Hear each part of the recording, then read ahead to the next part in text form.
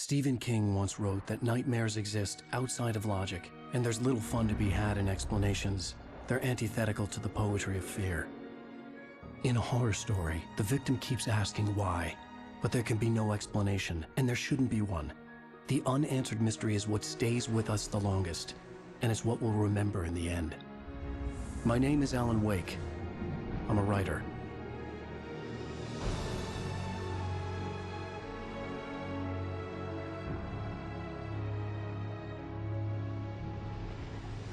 I've always had a vivid imagination, but this dream unsettled me.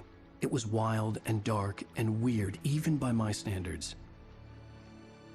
So yes, it began with a dream. Following a typical nightmare pattern, I was late, desperately trying to reach my destination, a lighthouse. For some urgent reason, I couldn't remember. I'd been driving too fast down a coastal road to get there.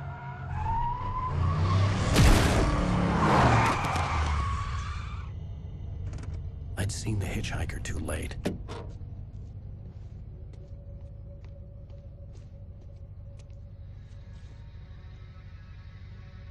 He was dead. I was convinced they'd put me in jail and I would never see Alice again.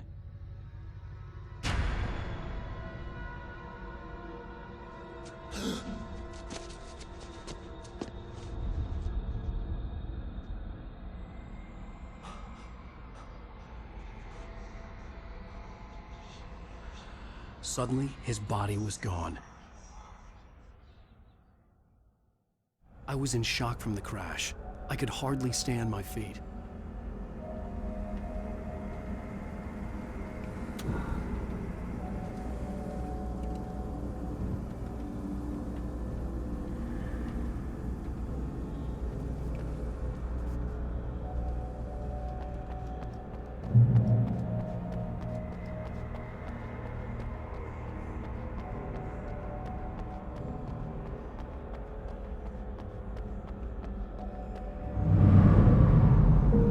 To go to the lighthouse. I knew there was something important waiting for me there.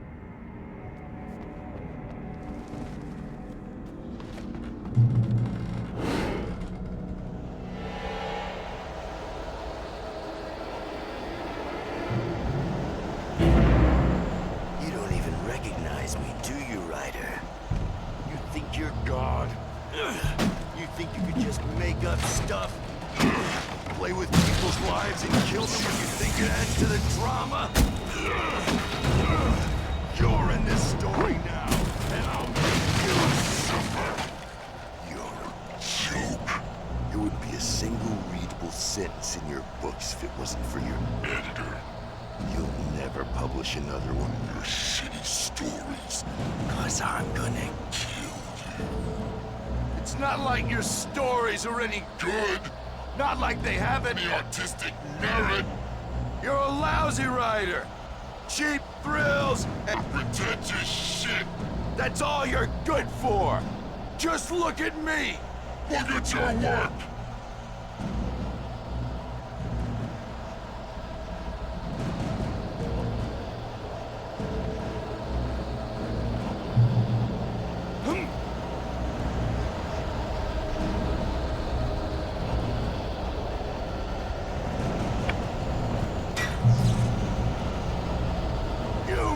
Your deadline!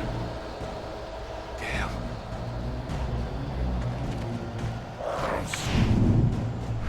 You can't stop me!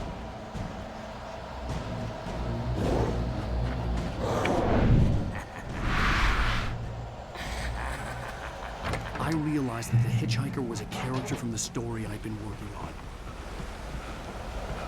How does it feel to die by the hands of your own creation?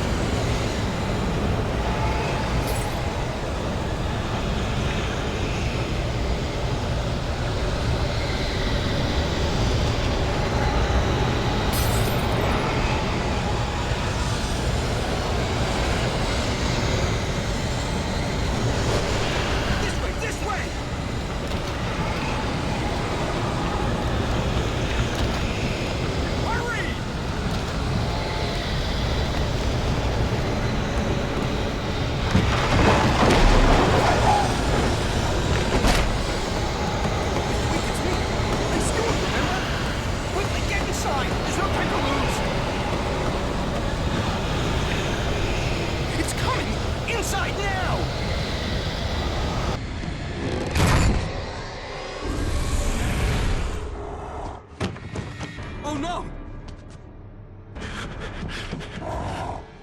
Stop! No! Damn it, die! No! No! No!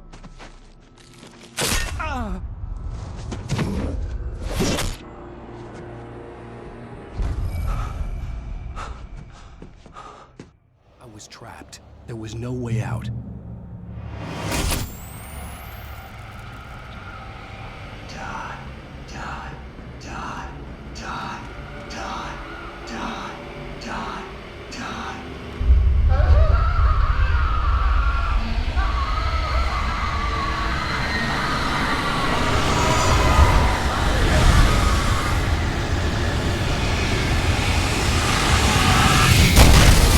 Cabin was a death trap. I had to get out.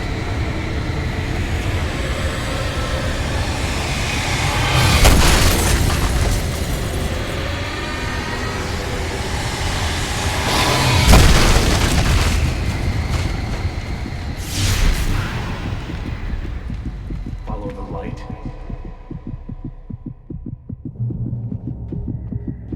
You are hurt. You should go into the light. You are only safe there.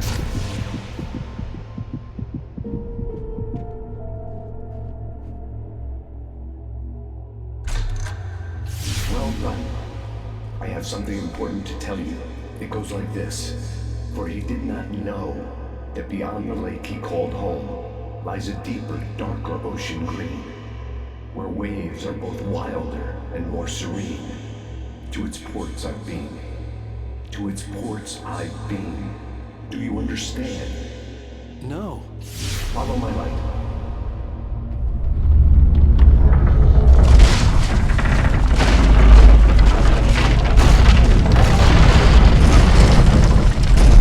I entered your dream to teach you. The darkness is dangerous. It's sleeping now. When it feels you coming, it will wake up. There's no time. I can only show you the most important thing. The hitchhiker has been taken over by the dark presence. You can't hurt him now. The darkness protects him from all harm. Only light can drive the darkness away and make him vulnerable again. Here, take the light.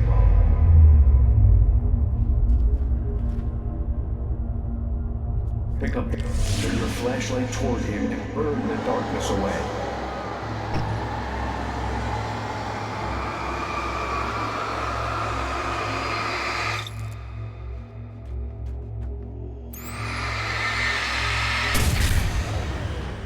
You did it. Now the darkness no longer protects him, but it's still inside, controlling him. He can't be saved. He's still a threat. He is still your enemy. Here, take the gun. Now you'll die.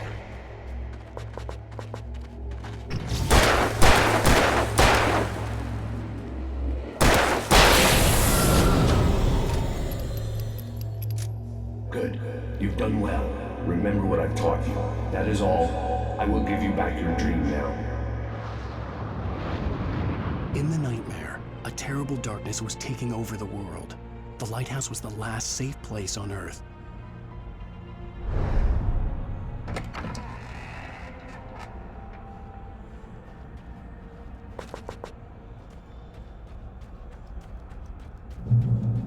You made me this way, and now I'm gonna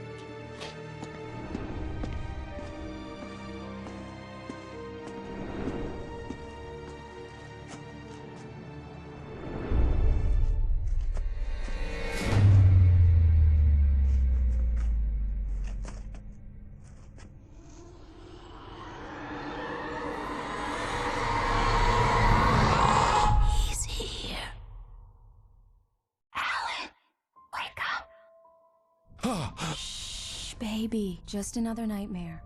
Everything's fine. You dozed off. Right. Anything more than dozed off would be news for everyone. Cheer up, handsome. We're here.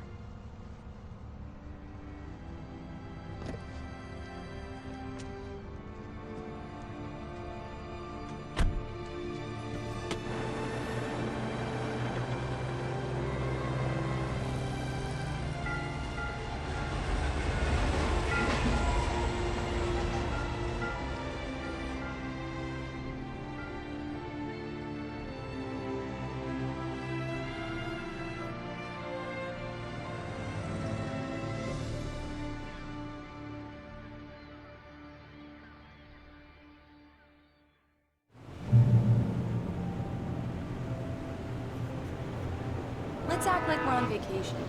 Go stand next to that old gentleman there. I want a shot of you with the town in the background. Sure. I'll even give you a title for the shot. A city boy, moments before he got eaten by a bear. Hi. Hello there. You picked a good time to visit our town. Deerfest is just 2 weeks away. Deerfest, huh? Did you hear that, honey?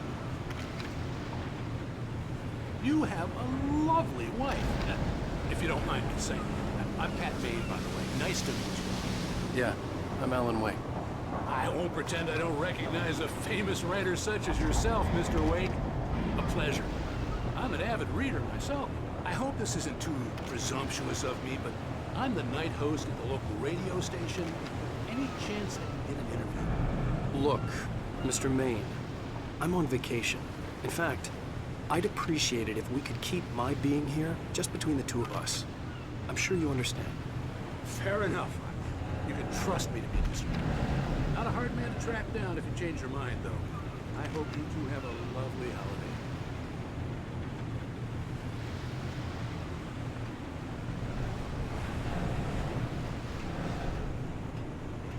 Very nice. I got a couple of really good ones. And I see you made a friend. That's cute. Right.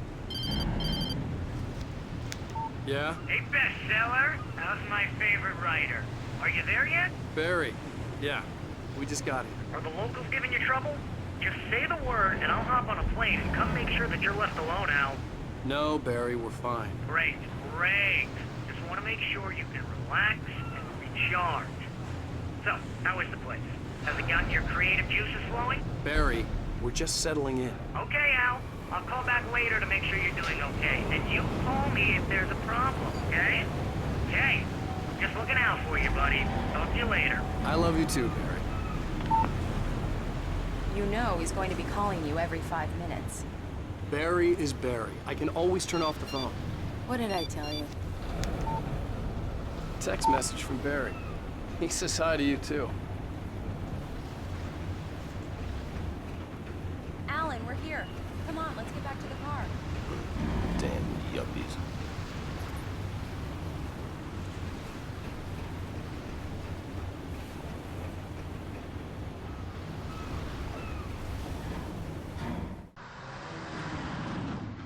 We need to stop at the local diner to get the cabin key from the landlord, a Mr. Carl Stuckey. He's waiting for us. I'll go fill her up while you get the key. I'll pick you up here in, say, 15 minutes? Sure. Alan, thank you for coming here with me. I love you too. Go on. I'll promise to behave.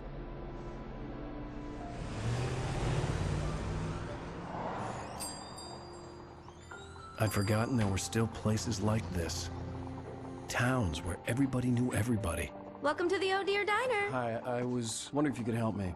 I'm looking for... Mr. Wake. Alan Wake. Oh, God! I am your biggest fan. I know people say that all the time, but I really am. I'm glad to hear that.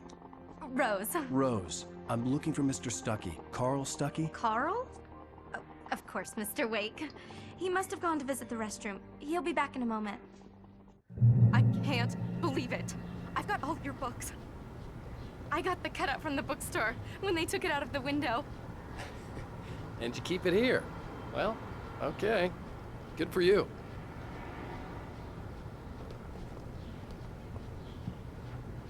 Try the coffee. Right. Just don't blame me So when much you for fall in quiet love, vacation. because it'll break your heart when you have to leave. Rusty here is no longer human. Nothing but black coffee under a thin layer of skin. Yeah, that makes two of us.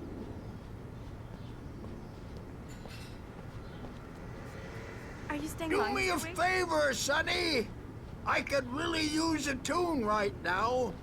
Coconut, number 6 in the jukebox. I'd do it myself, but both of my legs have gone to sleep. Bad circulation. Yeah. Are you serious? Coconut again? You disgust me. Call yourself a rocker. Unbelievable. Ha! It does that. Get stuck. Yeah, you need to give it a good solid whack. Now that's what I'm talking about, yes! This is it. I've died and gone to hell. Don't go in there, young man. You can hurt yourself in the dark. I think I can handle it, ma'am. I didn't want to wait. I wanted to find Stucky, to get the key and get out as soon as possible. The waitress was giving me a headache. Overeager fans always did.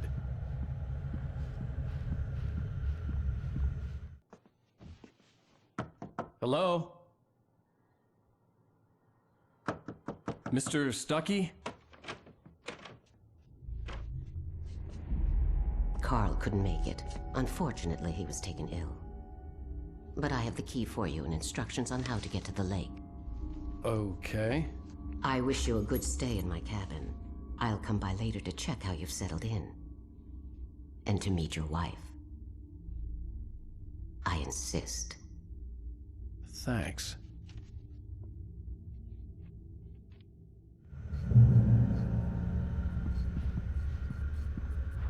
Cauldron Lake is a special place. Very inspiring.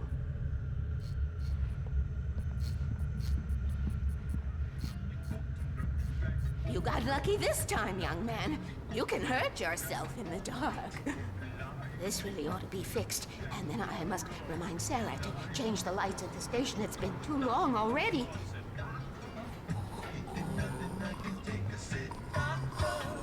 Even that sounds better than your singing. Are you all right?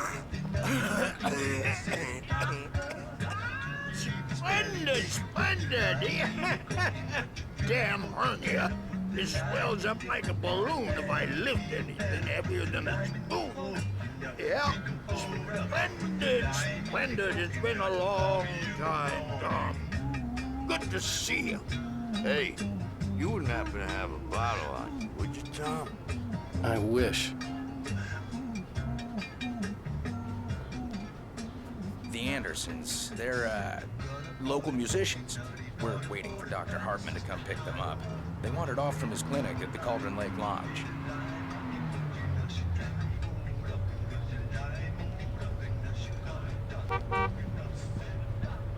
Bye, Mr. Wake. Mission accomplished. The key and the directions. My hero. I got some flashlights, just in case. Hey, wait! Mrs. Wake! Your keys!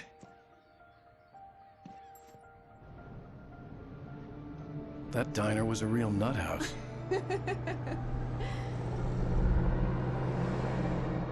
Can you believe this place? This would make a wonderful setting for a book. We're supposed to be on vacation, Alice. I'll figure it out when we get back home. Okay? Okay. We can talk about this later. Batman here on PBFF. I didn't want to talk about it. I wanted to bury my head in sand. Here's another one of my favorites to go with it. Once upon a time, I was a successful writer, but that was a long time ago. I hadn't been able to write a word in 2 years. Not since my last book.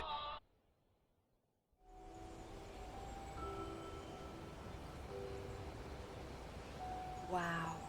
It's gorgeous, Alan. It's something, all right. Don't worry, honey. I'll get you inside safe and sound before it gets dark. And I've got the flashlight. I know. I'm okay. Alice had a phobia. The fear of darkness. I wanted to make sure we were inside with the lights on before sunset.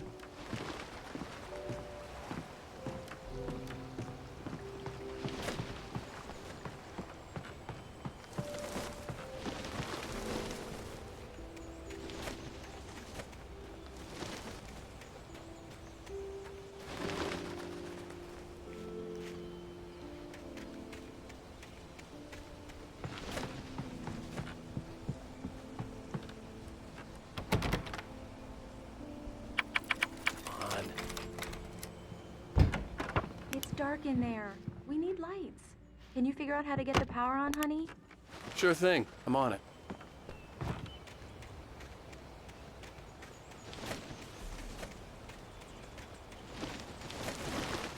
An old generator had been connected to the power cable.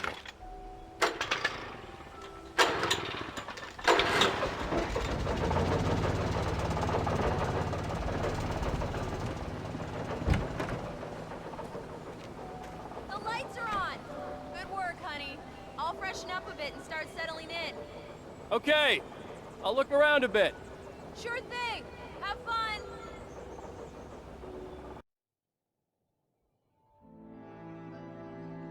It was a beautiful place. I told myself I could rest here, sleep here, and forget about my work.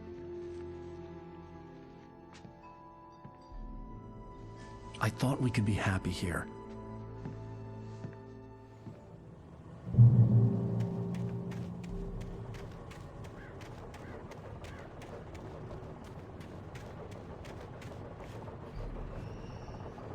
The island had once been the site for a love story. Maybe it would be that again.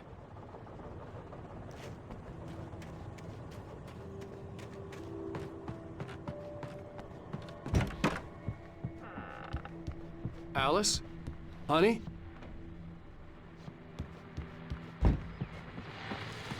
The old door had played a trick on me. Alice wouldn't have come out in the dark.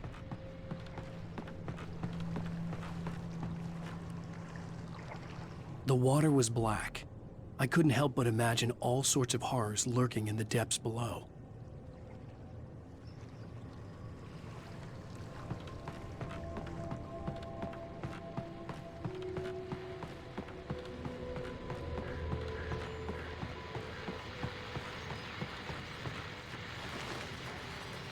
The Deer Fest guests have already started to arrive. Just ran into one on the ferry. A famous artist, no less. We'll see if we can rope him into an interview later on. Now, let's go to the phones. Caller, you're on KBF-FM. Hi, Pat. It's Rose. Alan, Hello, where are you? Rose. What's Come on your inside, mind? honey. I know who that famous artist was. It was Alan Wake, wasn't it? He's my favorite writer. Well, Rose, I just saw him at the diner. Oh, I am so excited he's here. I'm sure he's glad to be here, too. Well, folks, I guess the secret's out. This is Pat Maine on KBF-FM. And now, some music. Great. So much for keeping a low profile. Alan, I'm upstairs. I have a surprise for you. Well, hello there. I'm not the surprise. It's in the study. Go take a look. Okay. Surprise! Alice? What is this? I guess I have a small confession to make. I thought maybe you could write here that a change of scenery would get you past— Damn it, Alice! Everyone keeps— Hey, just hear me out! There's a local doctor, Dr. Hartman. I read a book of his. He has a private clinic here. He specializes in helping artists. Maybe— So now you want to get me committed? No! It's not like that. That's not— Alan? Alan? Just don't! I don't want to hear it! God damn it, Alice! God damn it! I knew she wouldn't follow me in the dark. I needed some time alone to think things through.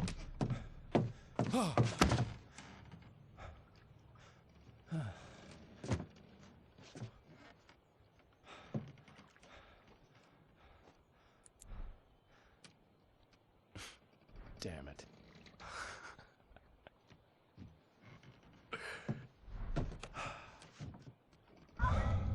Alice? Alice? Alice! The cabin had gone dark. All the lights were out. Alan! Where are you? Help! Alice! It's all right! I'm coming! No! What the hell? Alan! Help me! Alan! Alice? Alice?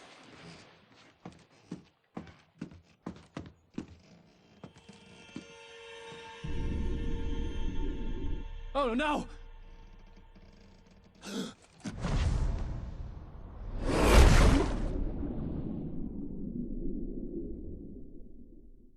Keep going. Wake up. Alice?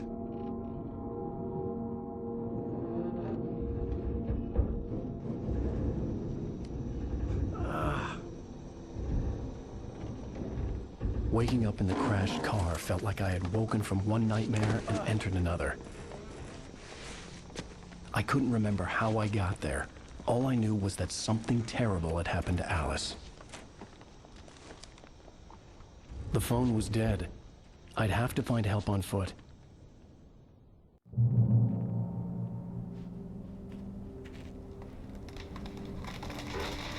Among Alice's things was a book, The Creator's Dilemma, by a Dr. Emil Hartman. Seeing the book brought back my fight with Alice. I didn't like it, and I didn't like the guy's smug face on the cover either.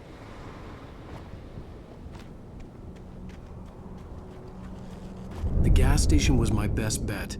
They'd have a phone I could use. It looked like a long hike through the forest to get there.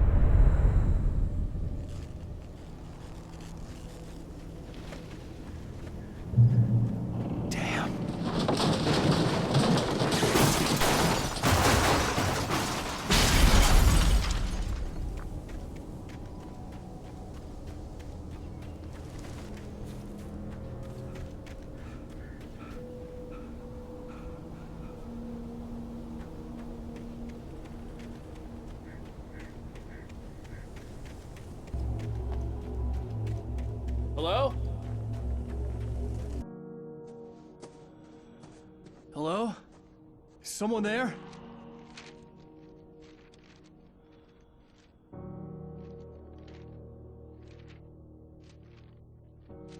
The loose sheets of paper were pages from a manuscript entitled Departure. That was the name I planned to use for the next novel I had never gotten started. I was named the author. I hadn't written it. I couldn't remember writing it. In the scene on the page, the hero was attacked by an axe murderer in the woods at night.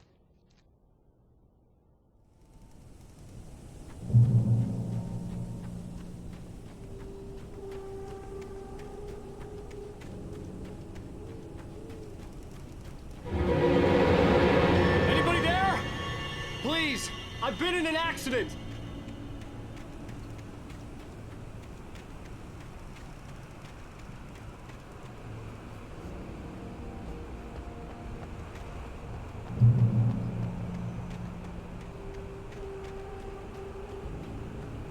The lights up ahead were a good sign. Maybe I wouldn't have to hike all the way down to the gas station to find a phone.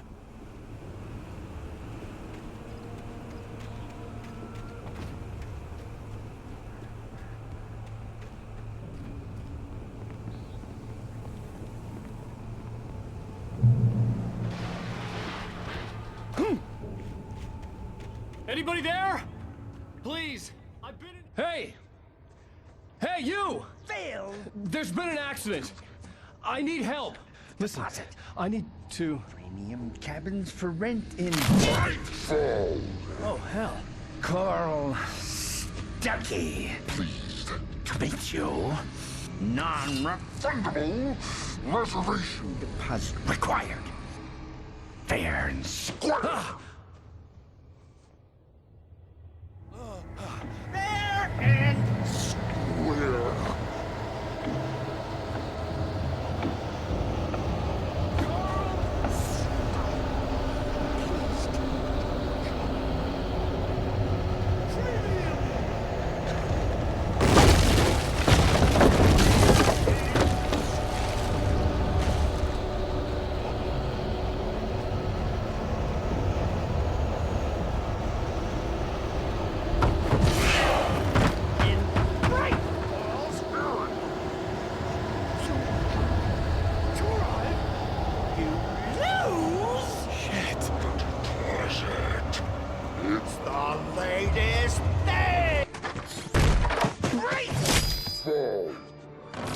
I had to figure a way out of this. Any second now, and Stuckey would be knocking on the door with his axe like Nicholson in The Shining.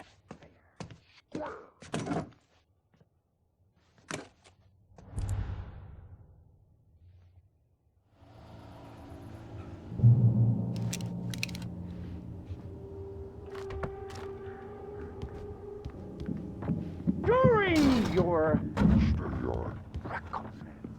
trying. It's the latest thing. Incontestably proven health benefits let you kill 2 birds with 1 stone. You can see the sights and keep those cholesterol levels down. Yes. Bright Falls Sheriff Station. How may I... Hello? Hello?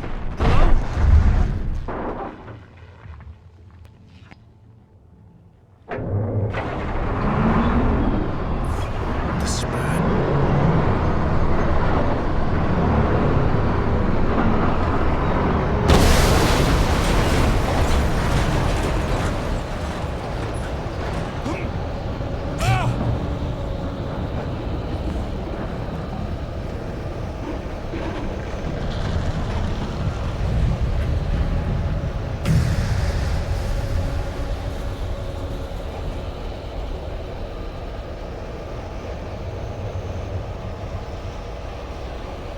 The bulldozer had gone over the cliff with the office. I hoped Stucky had suffered the same fate, but I wasn't planning on staying to find out.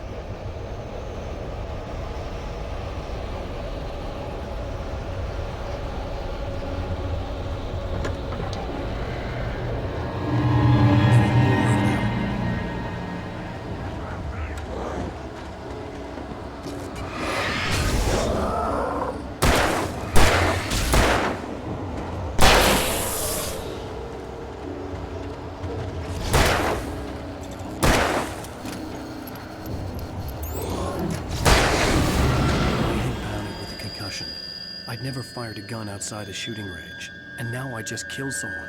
Or something. There were no bodies. They just disappeared.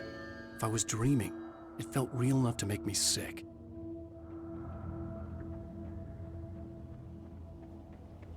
Eerie hand-painted graffiti was revealed by my flashlight. Someone had hidden a chest of supplies near it.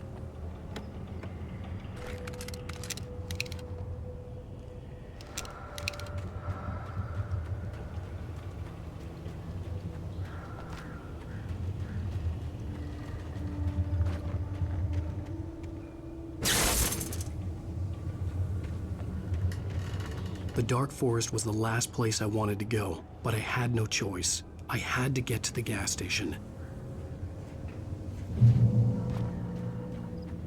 It's rabbit season.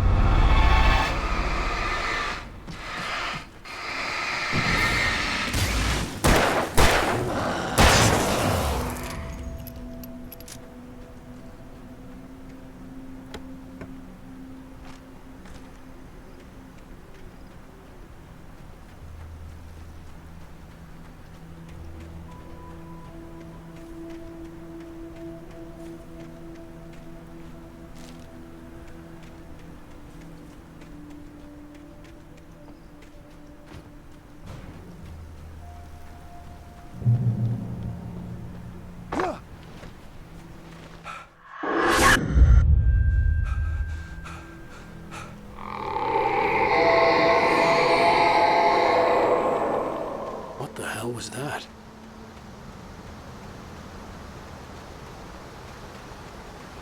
When I saw the river below, something uncoiled itself inside my head. I realized that I'd have to find a way across. I didn't even want to look at the water.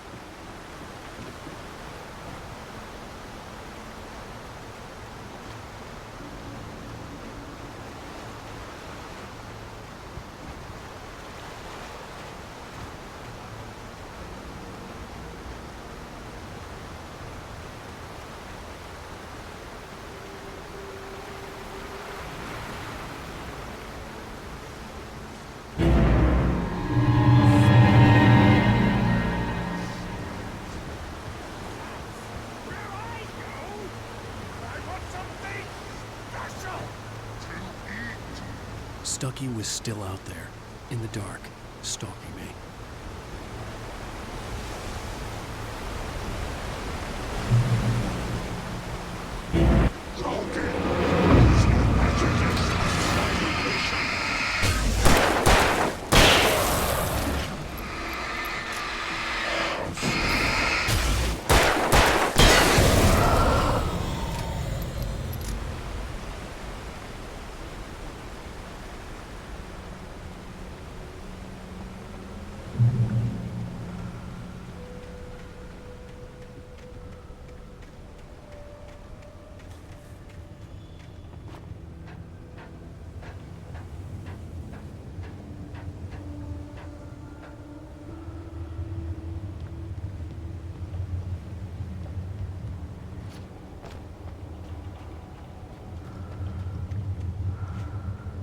Taken. They're taken.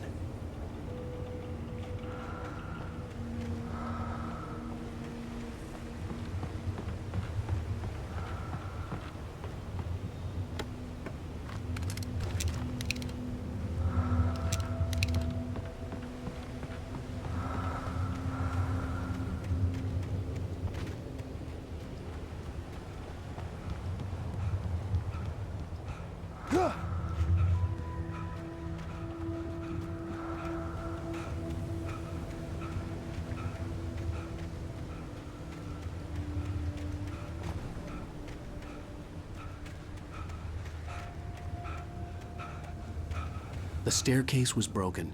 I had to make my way up some other way.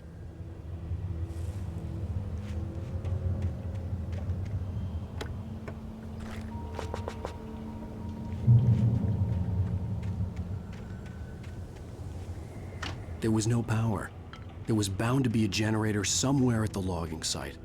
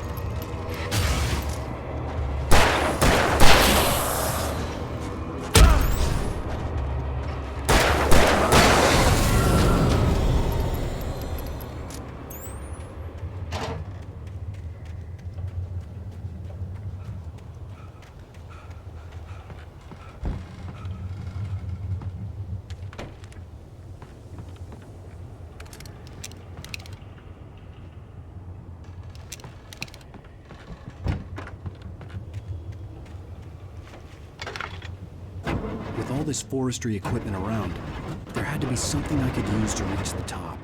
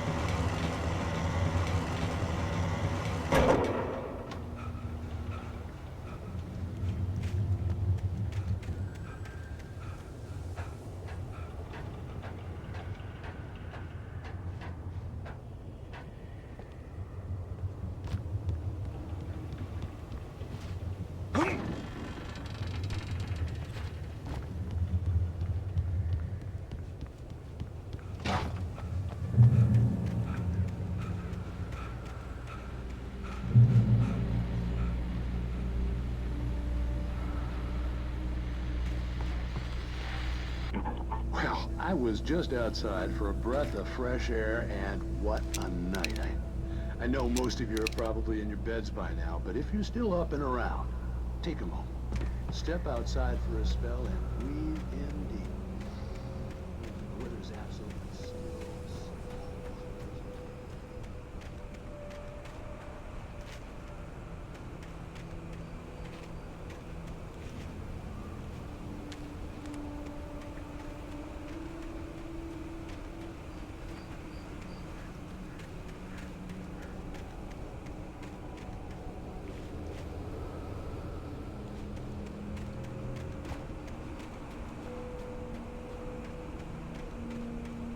The gas station was closer now, its light welcoming in the darkness.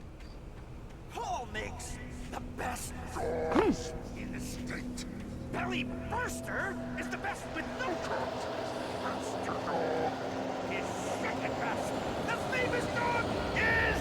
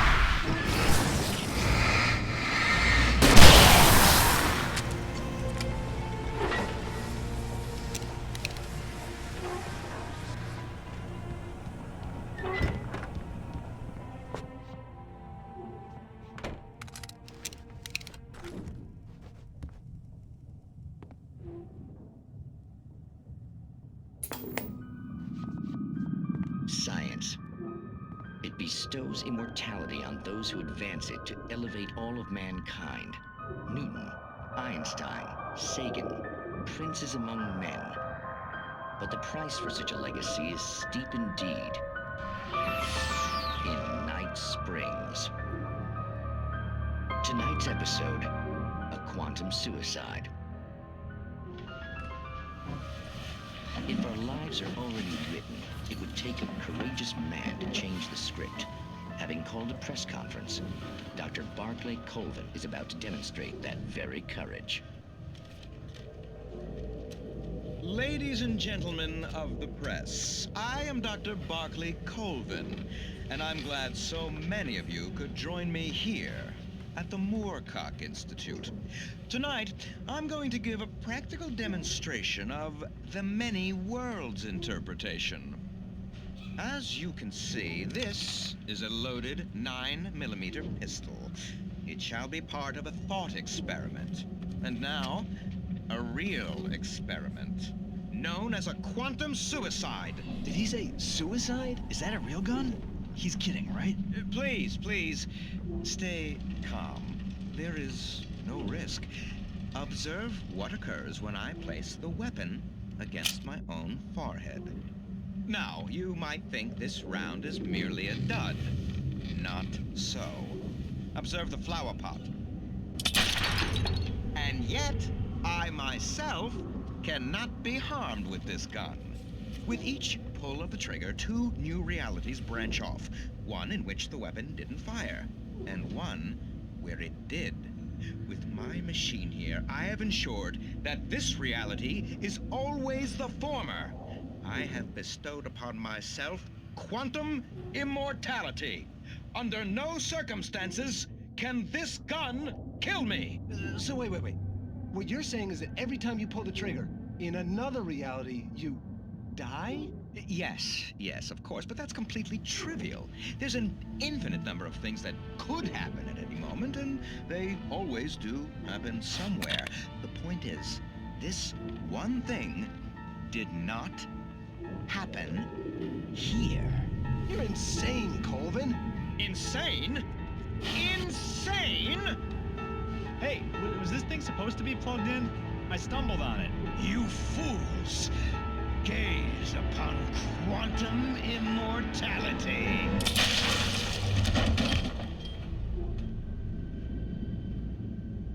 Poor Dr. Colvin, felled by his own hubris or the ignorance of the masses. Perhaps he should have left the crate unopened, the decaying atom unobserved. Curiosity often kills the cat.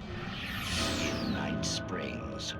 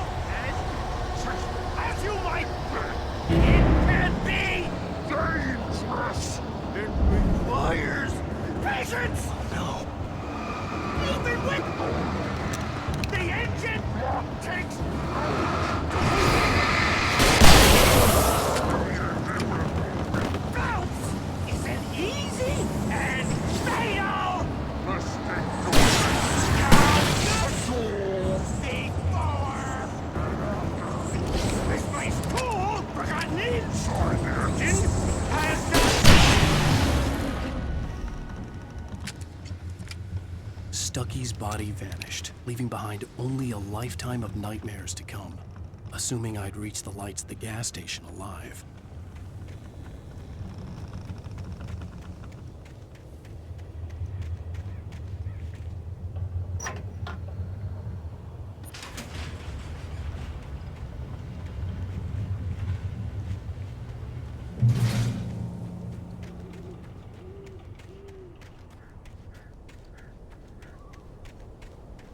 I recognized the parade float I had seen in Bright Falls when I first arrived with Alice.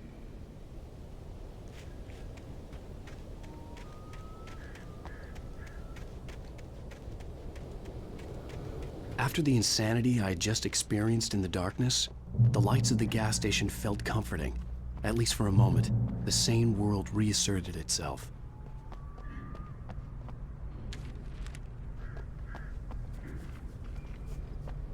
The Deer Fest had been 2 weeks away when we arrived.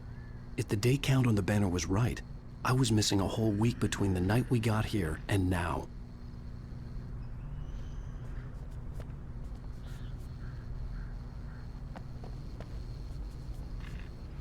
The garage was a mess. It looked like someone had trashed the place, or that there'd been some kind of fight. I'll write. I'll keep writing. Outside, there's only darkness. Outside the cabin, outside the story, there's only darkness. I can feel her presence in the dark. Just now, I could smell her perfume in the room. I'll reach her. I'll fix it up. I'll bring her back. The story will come true. If I stop, she's lost. I don't believe this. It'd been me on the TV, talking crazy. Was I losing my mind?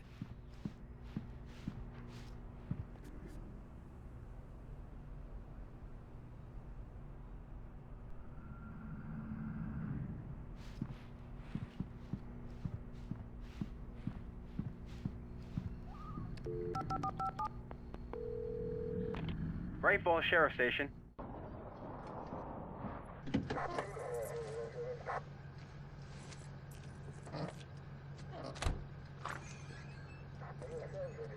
Oh, thank God, Sheriff. Sheriff Sarah Breaker.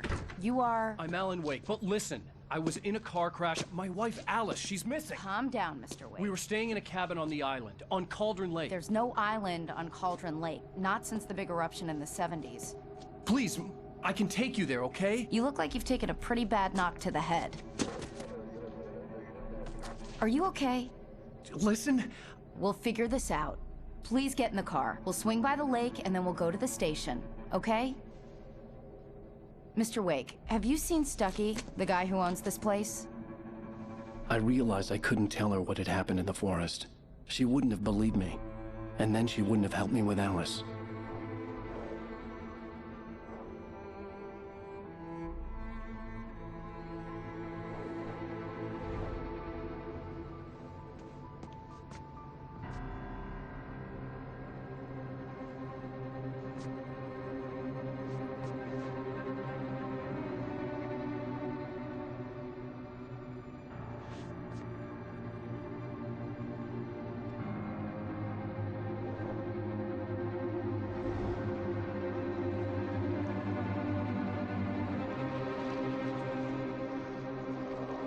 Previously on Alan Wake.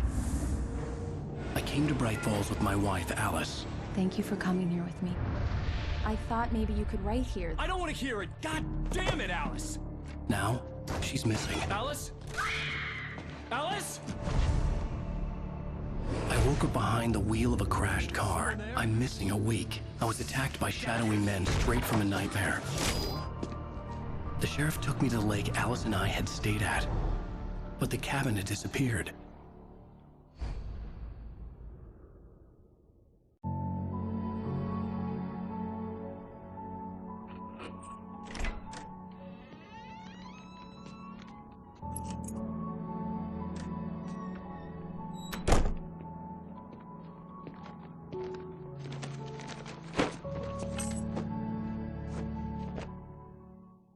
Honey, I'm home. Back here, sweetie. How was it? Worst weather I've ever seen. You should put some coffee on. It'll warm you up. Hey, handsome. This is gonna be a long night, but these shots are turning out great. I guess you're gonna need that coffee then. I'll go put it on.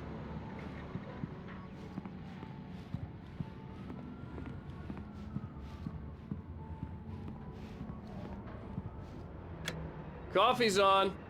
Great, thanks. I'll need it if I'm gonna finish this by tomorrow.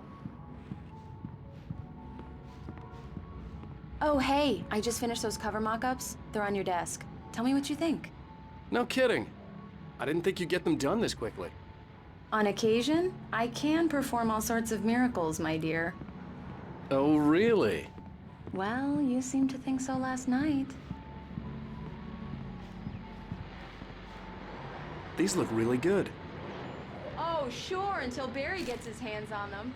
Which, by the way, will happen over my dead body. The last time was the last time. Oh, and speaking of Barry, he called. Alan! Alan, please check the fuse box. I'm right here. I'm on it, honey. Please hurry! Honey, it's a power outage. I've got the flashlight. Okay, hi. You okay? I'm sorry. It just really spooked me. Don't worry. We'll just break out the candles. I know it's stupid, but it's just... especially when I'm not prepared for it, you know? It gets to me. I love you. Tell me a story, writer. Okay. I used to have these nightmares when I was a kid. The dark really spooked me, too. When it got really bad, my mom gave me this old light switch. She called it the clicker. The clicker, huh? Yeah.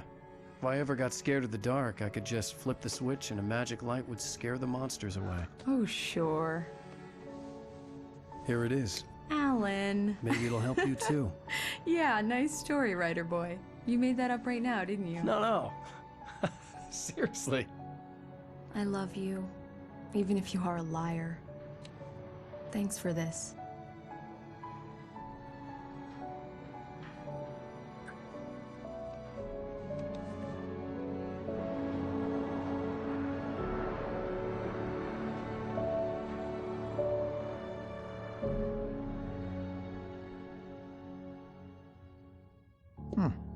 How do you feel, Mr. Wake? Any nausea, disorientation, anything like that? Mr. Wake, how are you feeling? I'm okay. My head's fine. I had to lie about my headache and memory loss. He'd send me to a hospital for tests. I couldn't leave without Alice. Very well. I don't think you have a concussion, but you've obviously been through quite a shock. You should take it easy for a couple of days. Thanks. Here.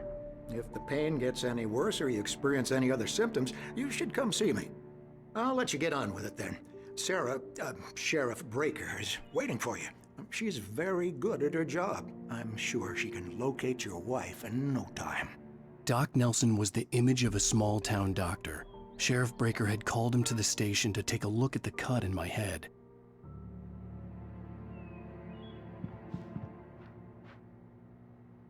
I'm sorry you had to cut your morning fishing short for this, Doc. Oh, she's a beauty, ain't she? Not the biggest I ever caught, if you can believe that coming from an old fisherman like me, but she's right up there. Now, she's a largemouth bass, which is what you're after if you prefer a lure. Now, if you want either trout or salmon, on the other hand, then it's fly fishing for you. You a fishing man, Mr. Wake? Oh, doesn't really matter, I suppose. But it can be very relaxing out there. You can't get me off the water this time of year. Closest thing to heaven. I'll take your word for it, Doc.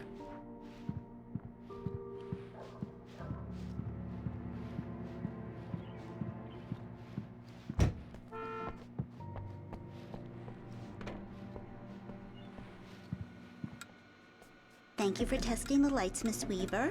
Everything seems to be fine.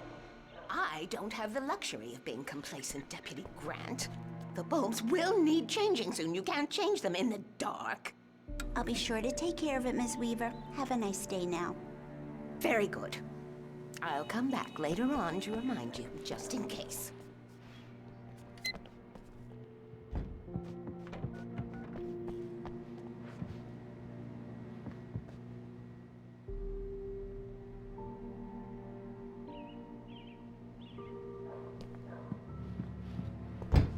Come in, Mr. Wake.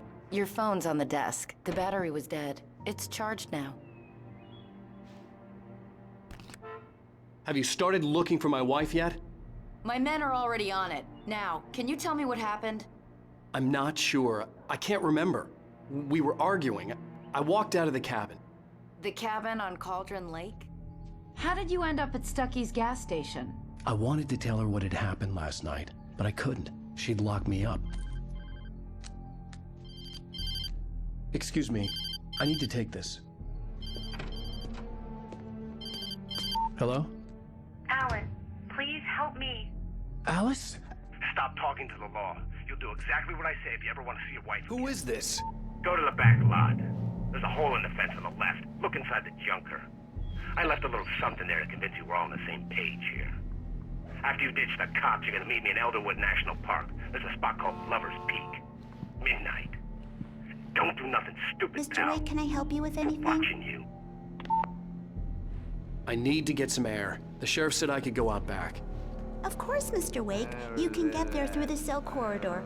Just don't mind Walter in there. He's one of our regulars. I thought he quit drinking for good. Oh, no such luck. He went on a bender and beat Danny pretty badly. He started shouting like that the moment he woke up. You can get to the back lot through that door and down the corridor, Mr. Wake. Hey, can you turn the lights on? The deputies, they don't understand. Yeah, it's Mulligan here. I'm at Stucky's gas station with Thornton. There's no sign of him. Over. Wait. Yeah, this is Thornton. Look, we've located the brake float. It's here. That's some good news, right? Stucky was supposed to be driving it at the rehearsal today. Over. Oh, give me that. Mulligan here. Looks like someone really trashed the garage. Over. Okay, roger that, guys. Keep looking for Stucky. Jane's out. Hey, you! Can you help me? Can you turn the lights on? The early morning light hurt my eyes and made my head ache. The man on the phone had said, go through the fence on the left. Well, folks, it's been another long night, and it's about time for me to sign off for a while. God knows I need my beauty sleep. Just one more item before I go. It's been a busy night for the Sheriff's Department. We've had a few broken windows, even a report of shots fired on Main Street. Deputies Mulligan and Thornton had to deal with two intoxicated young men who were celebrating the completion of their Deer Fest float. Now, folks, we get this every year. Let's save it for the party and leave the gun away for the shooting.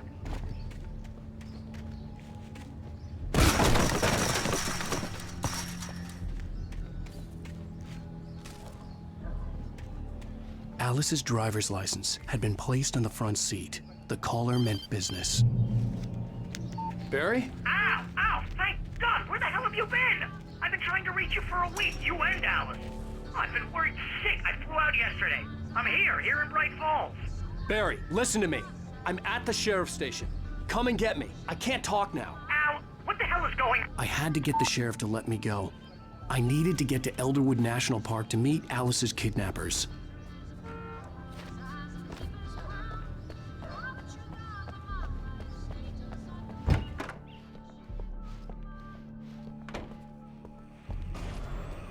A writer is a light that reveals the world of his story from darkness, shapes it from nothingness.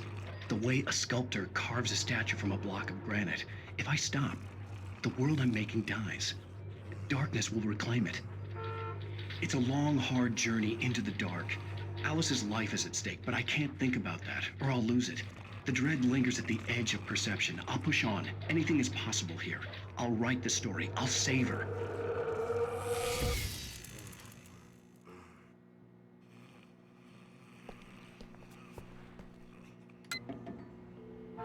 Marvelous, Sarah. I just wanted to settle all the damage the Anderson brothers might have inadvertently caused on their recent and regrettable little outing. They are not accountable for their actions, of course. I can assure you that my... Are you feeling any better, Mr. Wake? I'd like to leave. Am I free to go? Well, we still need to talk about... Am I under arrest? No, of course not. But I need to know where you'll be staying so I can get in touch with you. I'd avoid the motel. The Majestic is known for its roaches. The cabins at Elderwood are pretty nice, though. That sounds perfect. I'm Dr. Emil Hartman. I'd like to invite you to stay at Cauldron Lake Lodge. Did you talk to my wife? I had the pleasure of discussing your situation with her on several occasions. Did you set something up with her? I invited her here. My clinic is a place where... Oh, hey! Oh, my! Take it easy. Hey, nobody move! Get your hands off of my client! Who are you? I'm Barry Wheeler, his agent. If you have business with Mr. Wake, you talk to me. You yokels won't know what hit you once I sick my lawyers on your asses. No harm done, Sarah. I'm all right. I don't want to press charges. Mr. Wake, my offer still stands. Get me out of here. What the hell was that about, Al? We don't need a replay of that thing with the paparazzi. I thought they were gonna lock you up. I had to talk to someone. I told Barry everything. He thought I was certifiable, but when he heard about the manuscript, I had him. The fact that I'd written something, even if I couldn't remember it, was enough for him. He smelled money. And he believed that Alice had been kidnapped. Anything beyond that was another story. I had a midnight appointment with the kidnapper in a place called Lover's Peak, somewhere in Elderwood National Park. The plan was to rent a cabin. I don't like it, Al. I don't like any of it. It's not good. In fact, it's the absolute opposite of good. Mr. Wake! Barry, you found him. Hi, Rose. Oh, wow. I was just thinking about you, too. Great. I was just bringing Rusty some coffee. He's on the balcony, looking after Max. Poor thing. I really need to go. Great to see you again, Mr. Wake. Later! Who's Max?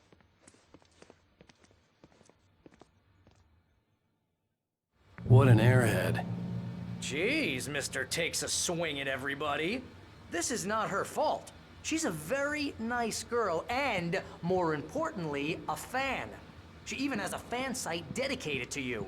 And she was very helpful when I was looking for you. Seriously, Al, what you were saying in the car? Just listen to yourself.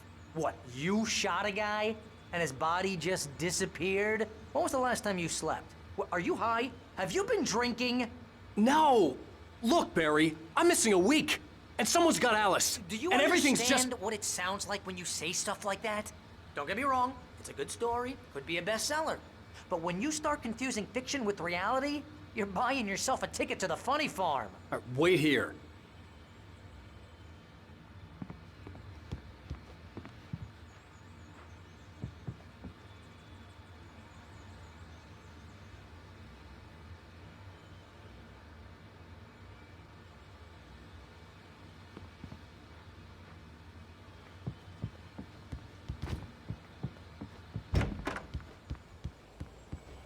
Easy there, boy.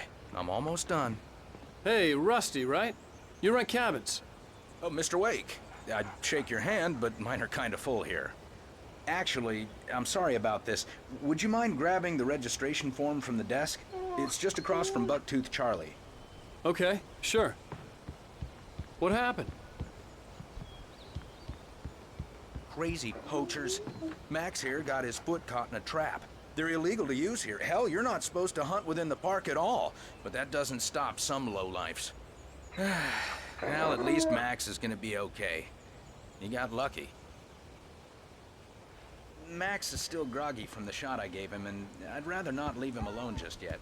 The form's on the desk across Seriously, from the Al, medicine you skeleton. can't just go and meet a kidnapper. Those situations always end up in disaster. You gotta talk to the cops. She's my wife, and it's my call. Can we talk about this later? No. This whole thing... Listen, you hit your head. I mean, geez, Al, come on. You gotta understand how crazy all this sounds. If you're trying to pull a joke on me, freak me out, it's working. Ha ha, let's have a laugh on Barry. Well, you had me going there real funny, Al. You can quit it now.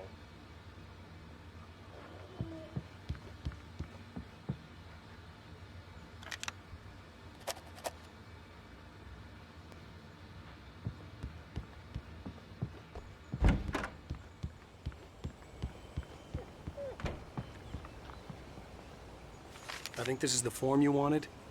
And here are the keys. Okay, you're all set, Mr. Wake. Glad to have you staying here. Thanks. Can you tell me how to get to Lover's Peak? Oh, sure. It's at the end of the nature trail. Just follow the paths, you'll get to it eventually. It's an easy walk. Nice spot, too. If you have any trouble finding it, just keep your eyes on the radio mast. It's right below that.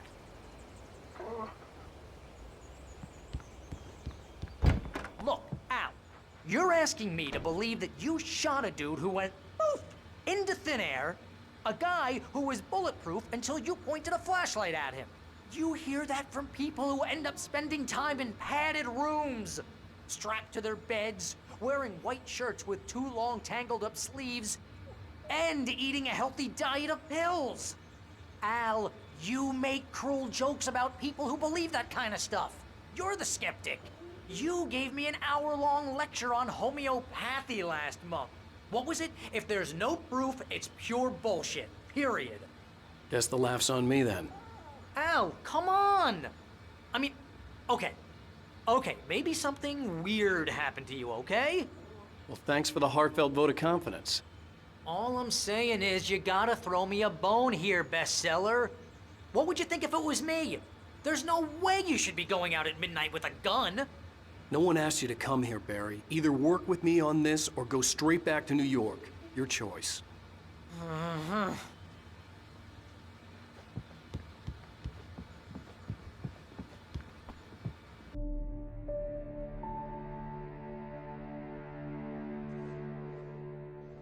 That's just crazy talk, Al. Al? We should go to the sheriff or call the FBI. Damn it, Barry, they'll kill her! This is not a goddamn debate, Barry. I'm going to Lover's Peak. He said to come alone. Okay then. I understand. You're my best friend, and I'm worried that you're not right in the head. Tell me what to do to help, and I'll do it. You stay here, and if I'm not back by morning, call the cavalry.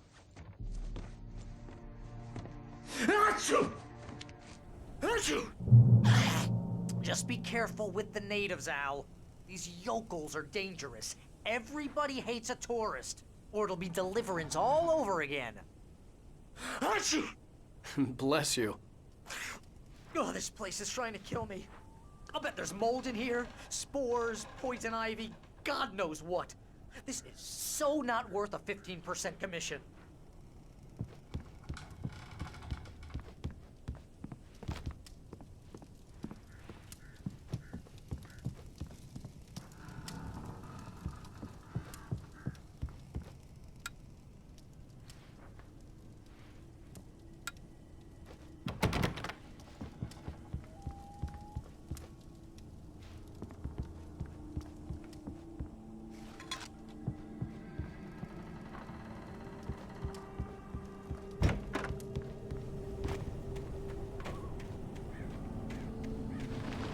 I'll wait here, Al. I'll hold down the fort.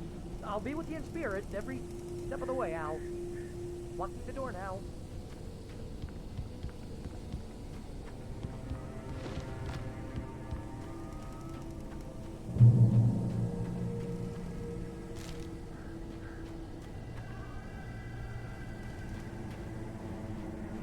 Barry had the keys to the car he rented.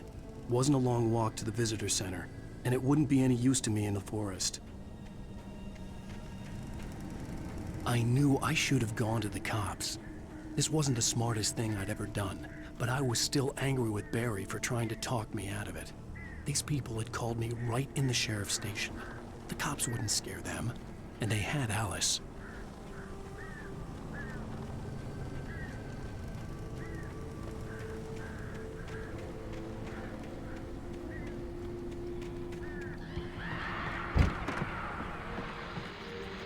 Welcome back to the show, folks. As promised, our very own Dr. Nelson has just parked his rear end in the studio. Doc, what's your Deerfest plan like? My plan? You make it sound a lot more organized than I ever seem to manage.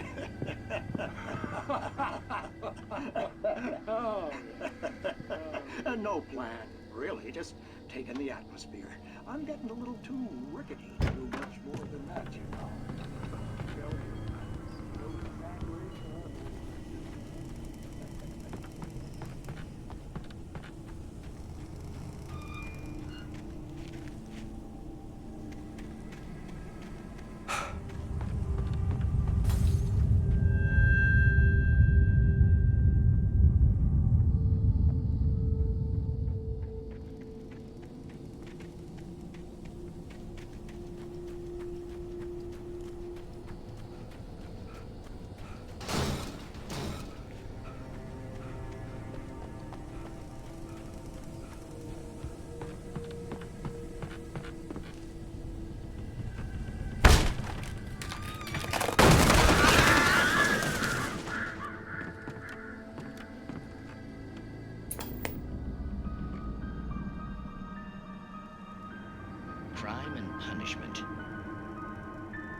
cancer and cure of civilization.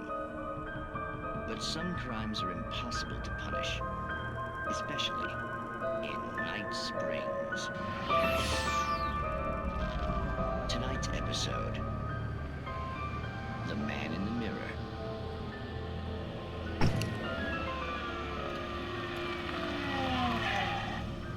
He's inside, Agent. He's a weird one. So, you're confessing to killing that guy, huh? Why? Had it coming? Yeah, but why would you do that? I mean, you're a nice guy. Normal. Took a kid to a soccer game. So how come at the game, you pick a guy and, quoting from the arresting officer's report here, assault the victim's head area repeatedly with the weapon of choice being a pair of bare fists? Wow, that sentence really flows, huh? Maybe you're not the literary type. Okay, so you mess him up. But why? Who was that guy? We couldn't ID him. Why would a guy like you do him like that? I didn't like his face? Well, you must have hated it, because you really went to town there. I mean, there's no way to tell what he looked like. No ID on him either. That must be difficult. But then we ran the fingerprints. Got a match. Your prints. Identical. Huh, how about that? Your son said you were wearing a white shirt when you took him to the game. The white shirt is on the dead guy. It's plenty red now. You won't get away with this. Do you really think that's in any way relevant to me? I had plenty of time to talk to my boy before the cops arrived, you know? He won't stop screaming, am I right? You think he's ever gonna be okay? I left my mark. Believe me. You bastard. What? You gonna shoot me? What's the point? I'm going to prison. You got me. I don't understand any of this. And you never will. Don't worry. Maybe you'll see me again, Agent. Maybe in the mirror.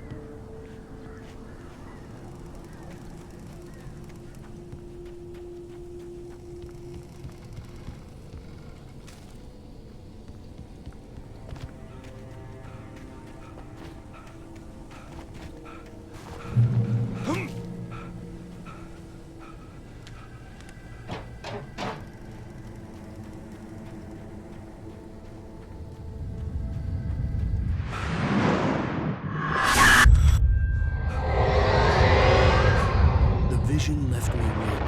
This was no hedge.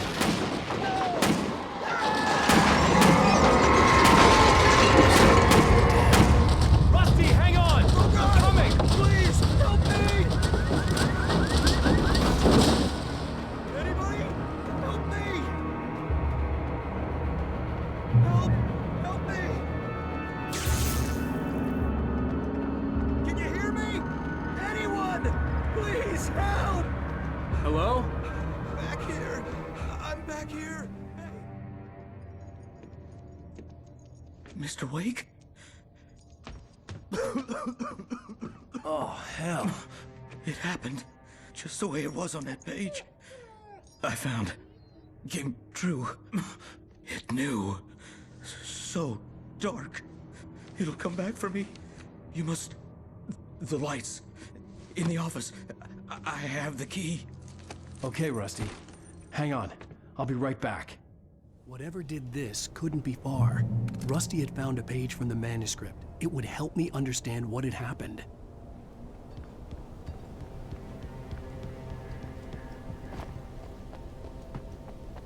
The only way to make sure that Rusty was safe was to get the power running and the lights back on.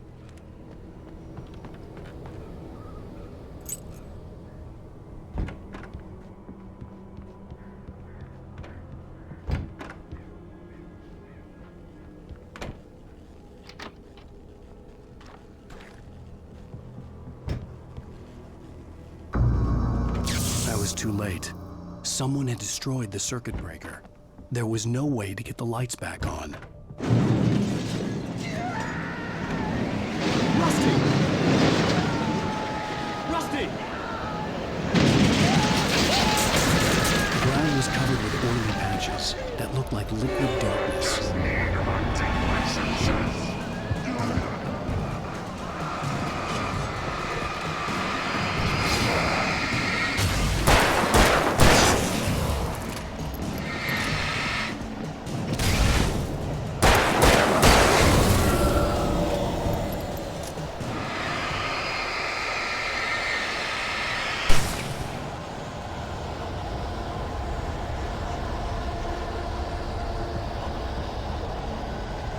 Something had torn a mammoth-sized hole in the wall. Please don't feed the animals.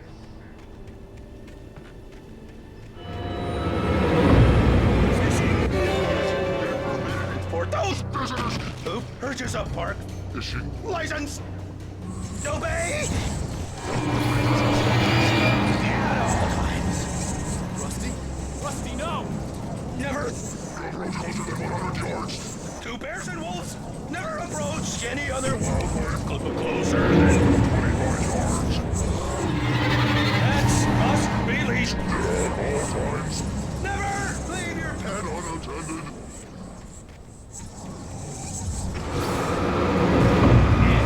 It is against the law to remove any natural objects or historical artifacts from the park. Gross.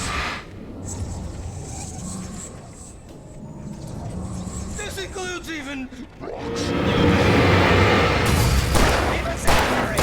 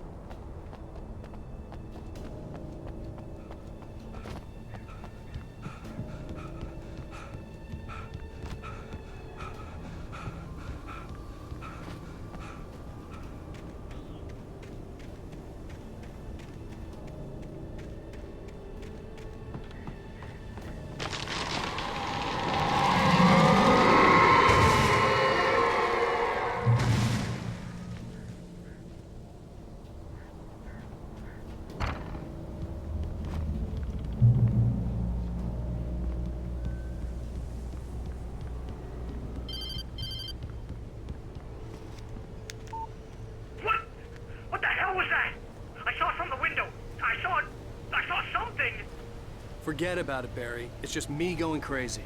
Oh, jeez. Oh, jeez. You're not crazy. I wish you were crazy, but you're not crazy. Ow, be careful. Stay in the cabin. Don't open the door for anyone. I mean it.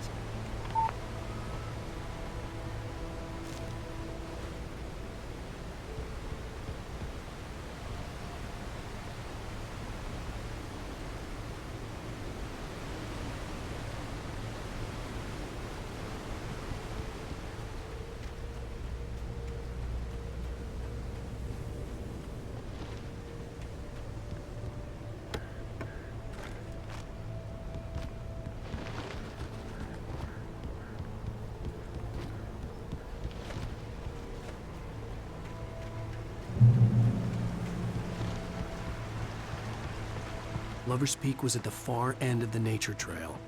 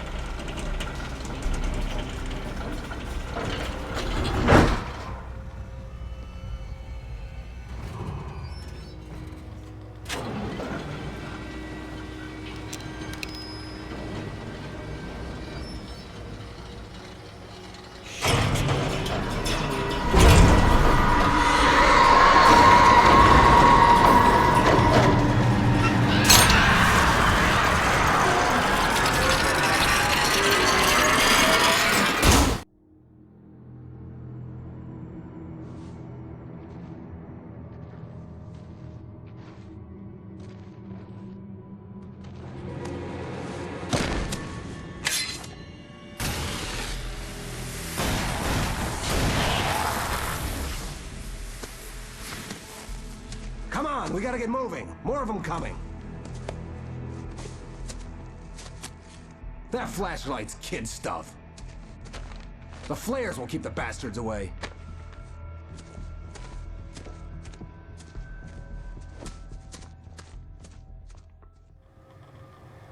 You can see them too?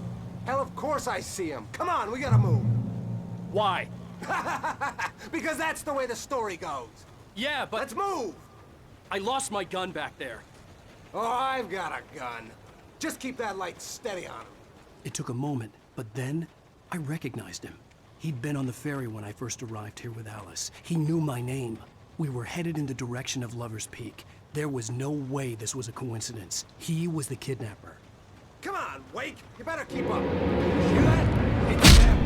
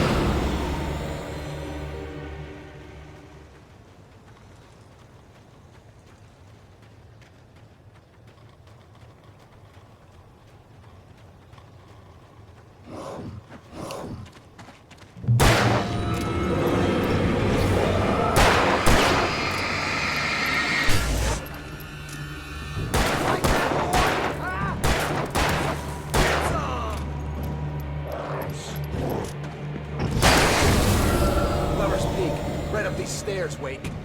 Use the flares from the emergency box to hold them off while I get these boards off. Give me the gun. Yeah, no can do, Wake. Are you kidding? Give me the gun! No time for back talk. Damn it.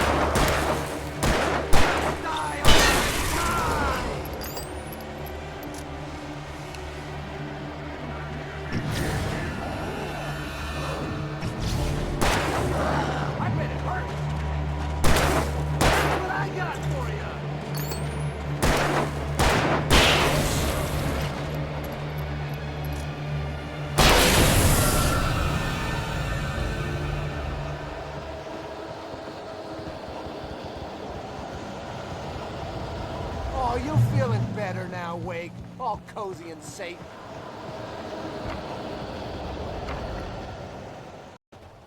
Better get ready. They'll be on us soon.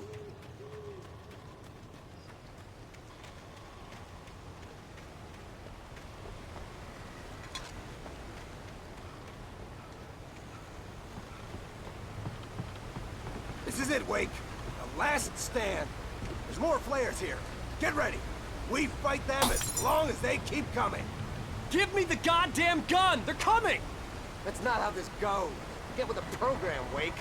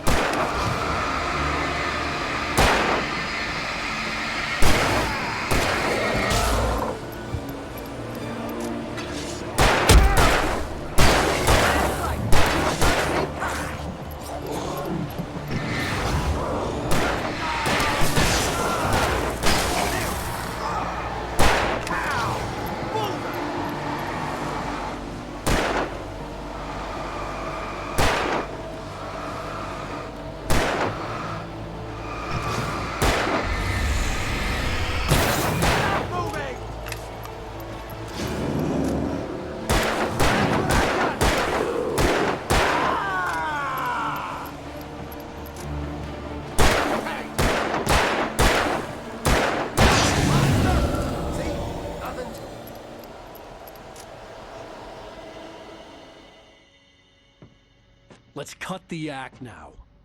Where's my wife? I knew you were gonna say that. I read it all before. You're a hell of a writer. Congratulations. You're gonna bring about something glorious and terrible once we get you some proper editorial control. What the hell are you talking about? Where's Alice? I want the entire manuscript, or she's gonna suffer bad. You touch her now.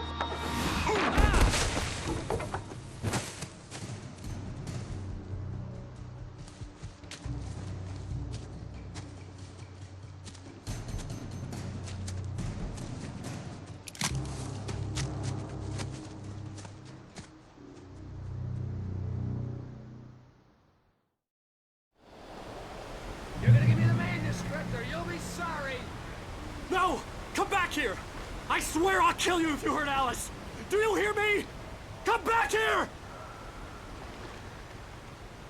He had Alice, and he wanted the manuscript because he thought it held some magical power. But I had no manuscript to give him. I had to get back to Barry and figure out my next move.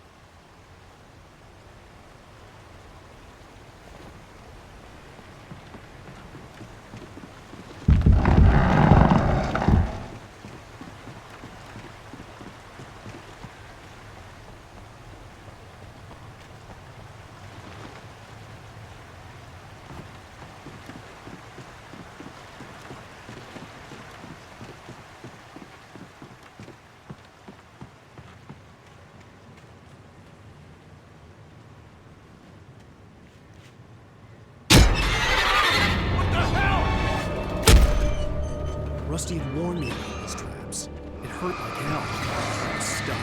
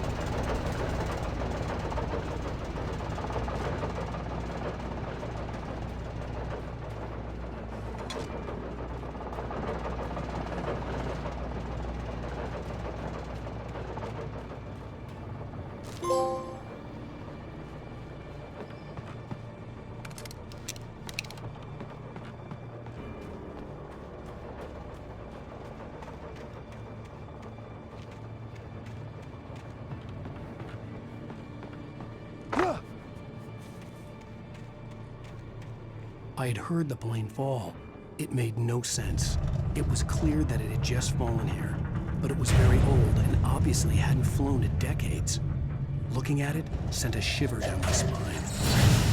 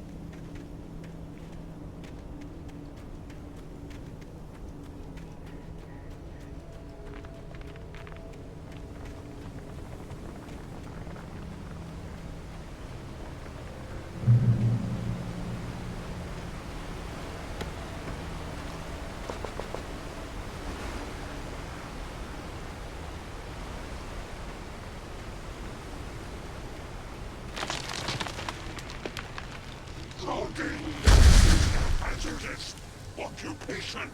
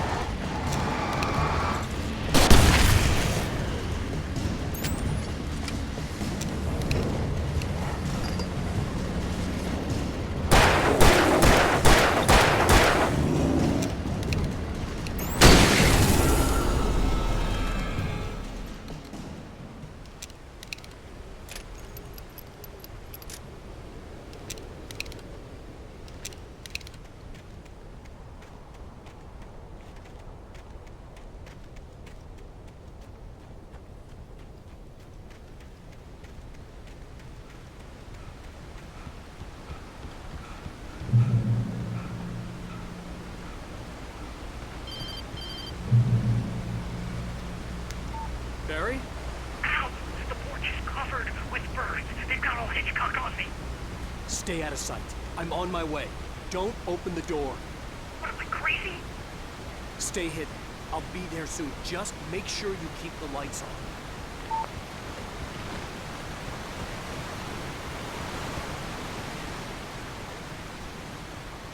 I still had to reach Barry at the cabin, but at least I was out of the woods.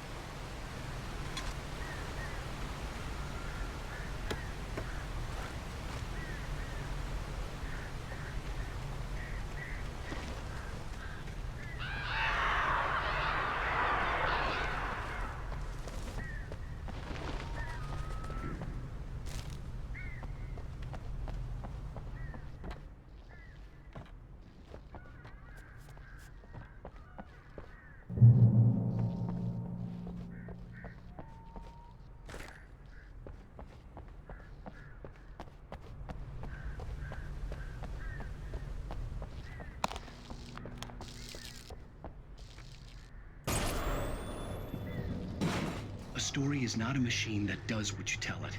A story is a beast with a life of its own. You can create it, shape it, but as the story grows, it starts wanting things of its own. Change one thing and you set off a chain reaction of events that spreads through the whole thing. The characters have to be true to themselves. The events need to follow a logic that fits the story. A single flaw and the magic is gone. The story dies. Alice dies.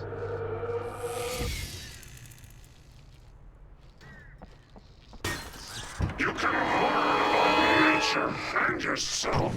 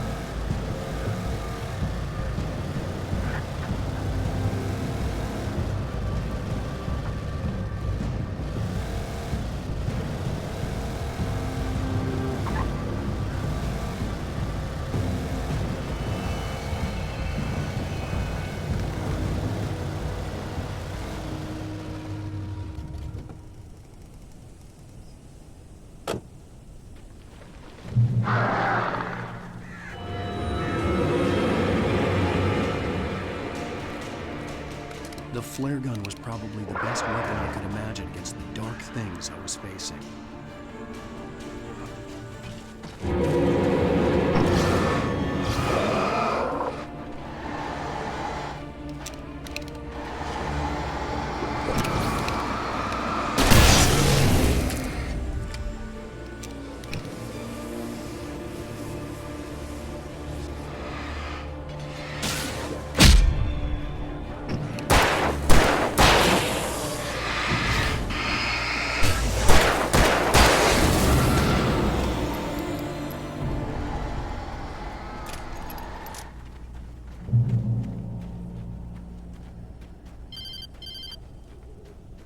It was the kidnapper. You son of a bitch! Where's my wife? Enough horseplay, Wake. You deliver the manuscript, and you can have your woman back. Simple as that. I don't... Listen. I'm gonna need time to finish it. I still need to write the ending. I need a week. It's not done? I need a week. 2 days. The old Bright Falls coal mine is nearby. You can find it easy, city boy. The main building, there at noon. You bring the manuscript, you'll get your wife. If not, well, get me? Yes, I get you.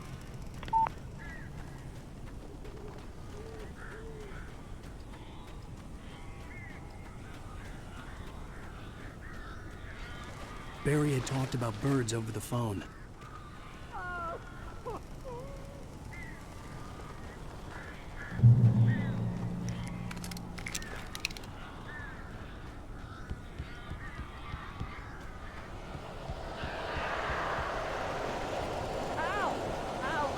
So glad you're here.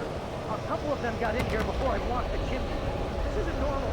These birds are weird.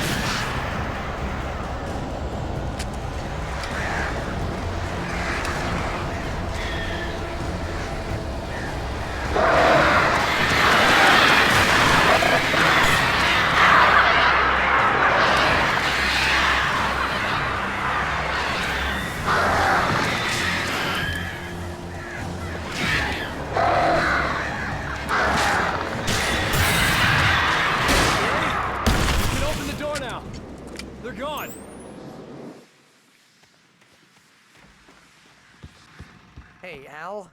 I'm sorry for thinking you were having a psychotic episode, man.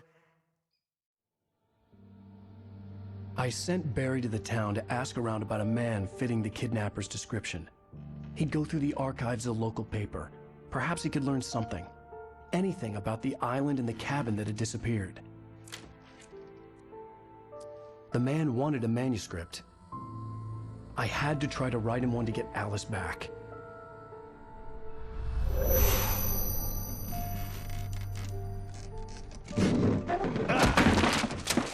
For me, the supernatural had always been nothing but a metaphor for the human psyche, a tool to use in writing fiction. Now, it was happening for real, and I couldn't put a single word on paper.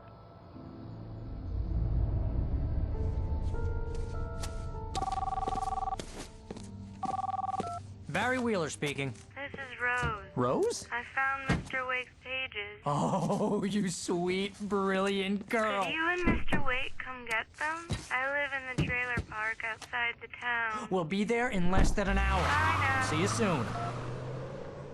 Have a great day. Hope you come back soon. Welcome to the old dear diner. Good girl.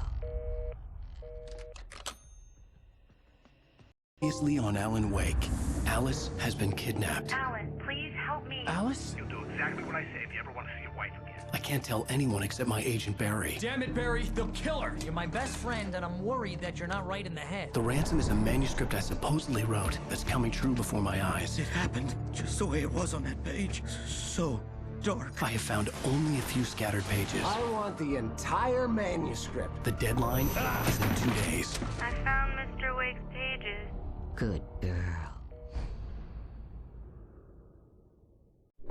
How the hell did she get her hands on the manuscript anyway? I don't know. She's resourceful. I told you were too hard on her. Listen, I found out all sorts of interesting stuff while I was digging around. Yeah. Mr. Wake, it's Sheriff Breaker. We have an FBI agent here, Agent Nightingale. FBI? He's anxious to see you. You'd better come to the station. Okay, I'll be right over, Sheriff. Let's make this quick, huh? Help you folks? Name's Randolph. I'm the manager. We're looking for Rose. Works as a waitress down at the diner. Rose, sure. Nice girl. Who wants to know? I'm Alan Wake. The writer, huh? I heard on the radio you were visiting. Well, I'll show you her trailer. That Rose, she's a nice girl. Always pays her rent on time. As I was saying, Al, I found all sorts of weird stuff from the local newspaper's archives.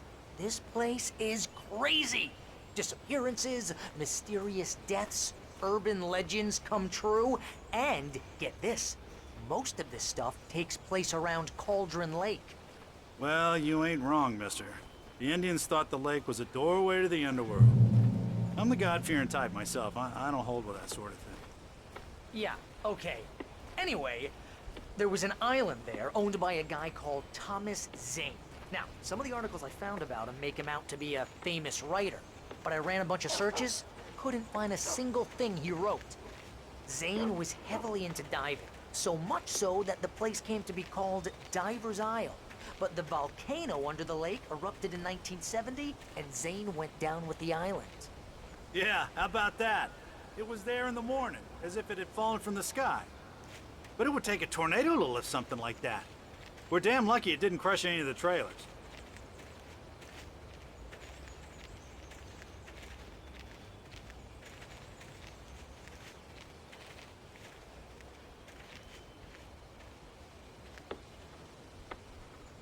It gets better.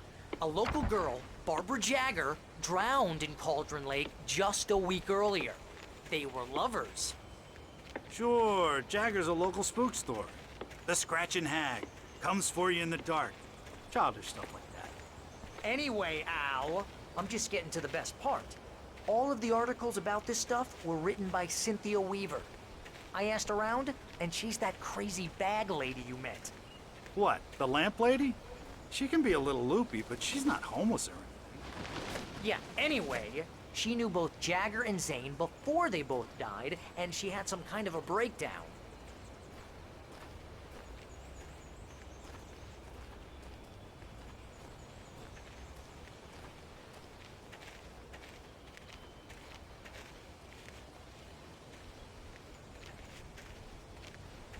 Well, mister, this here's Rose's trailer. You mind me asking what you want with her? We're just here to talk to her, pal.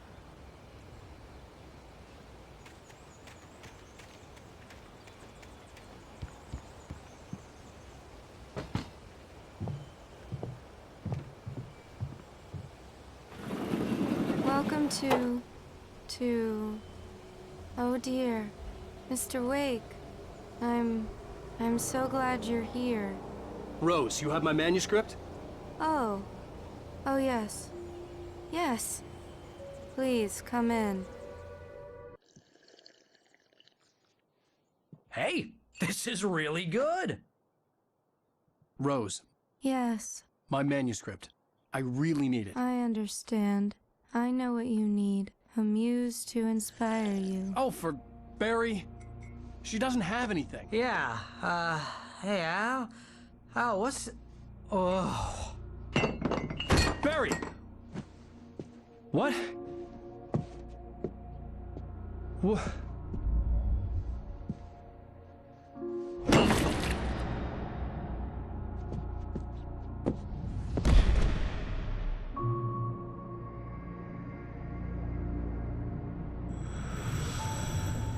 coming for you, hiding in my barber's skin. I'm too weak to stop it. You must turn the lights on. I promised I'd come visit you and your lovely wife. You must finish what you started. I insist. You must turn the lights on. Turn the light on. Back to work, boy.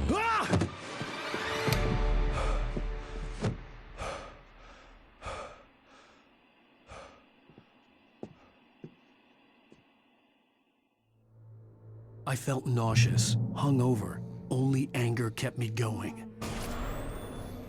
I can't tell reality from dream anymore, but it seems I have an imaginary editor to help me. She's an old woman in a funeral dress. I call her Barbara Jagger. She's very strict. I'm writing faster and faster. My manuscript is being heavily revised. The edits are getting very aggressive, and each day there's less of me and more of her. I hate it, but I know she's right. She promises me I can save Alice this way. She knows more of this than I do. About the complex incantation I'm attempting. About this place. She's worked with another writer under similar circumstances, Thomas Zane. The genre of the story seems to be shifting. It's turning into a horror story.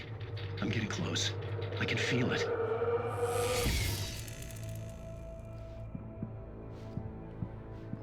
Rose took a day from me. I had less than 12 hours left to meet the kidnapper. All I could do was get Barry into the car, work something out once I got on the road.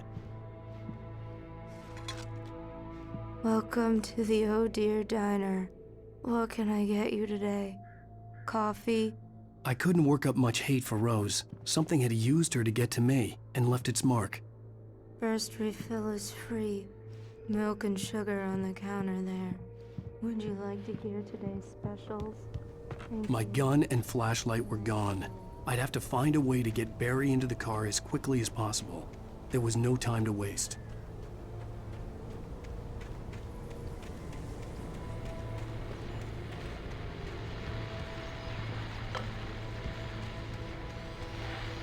I just stepped outside to catch a breath of fresh air. Let me tell you, the weather's getting heavy. Nights like this make me especially glad I'm here talking to you and not home in bed. Once the weather takes a turn like this, I can't sleep at all. Tangled bed sheets and dark.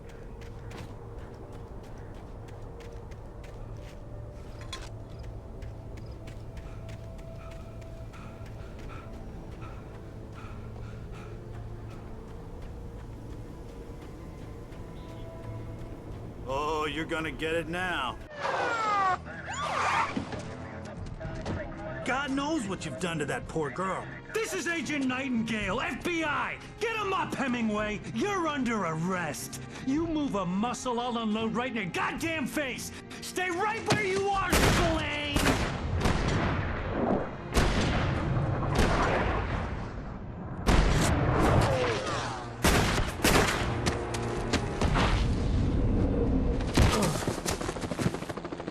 What are?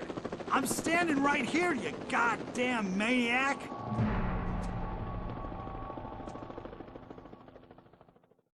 I hated to leave Barry behind, but there was no way I'd miss my appointment with the kidnapper.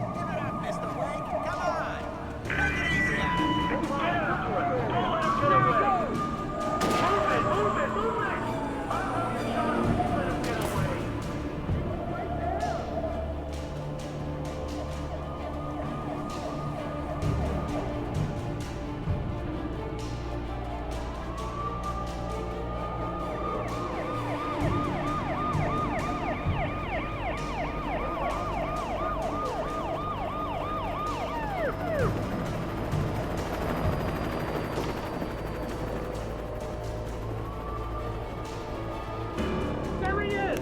We have the suspect in sight! Okay, men, keep your eyes peeled. He's gonna try to make it through here. Oh, damn.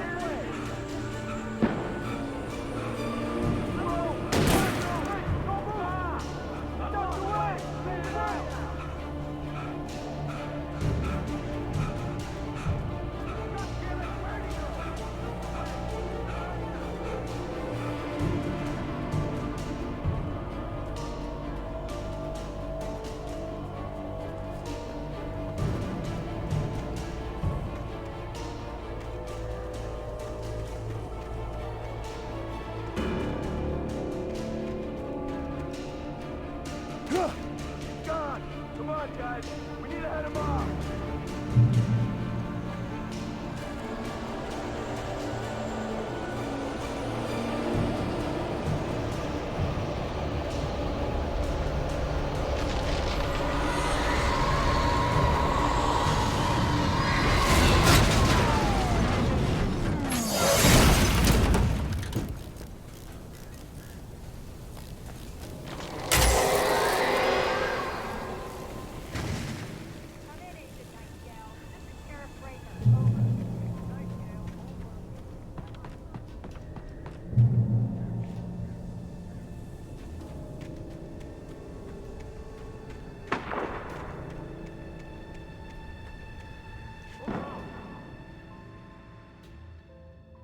Search the area!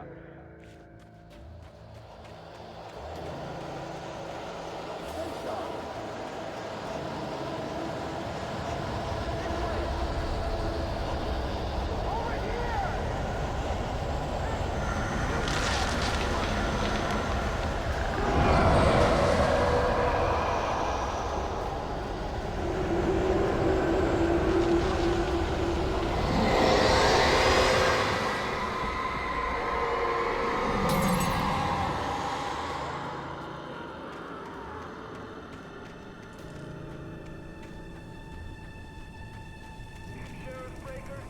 This horror was everywhere I went, circling me. The cops didn't stand a chance. They were after a writer, not a monster.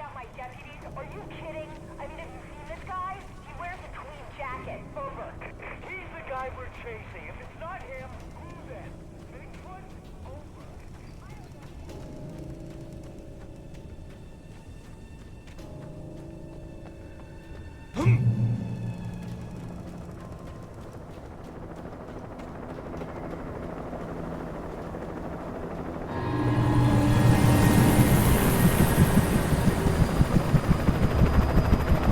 You on the ground.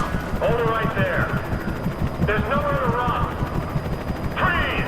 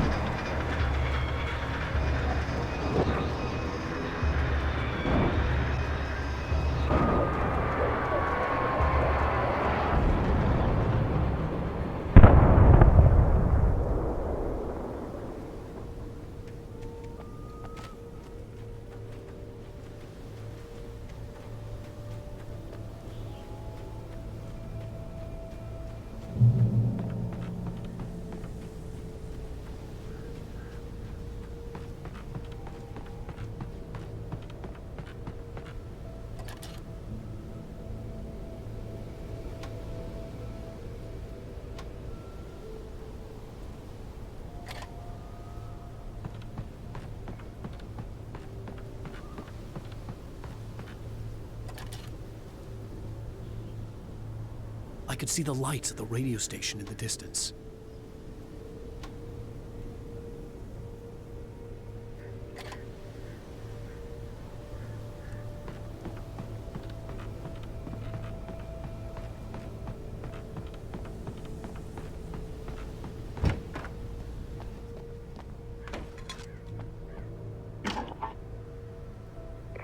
This is Jane. Mulligan, Thornton, come in. Over.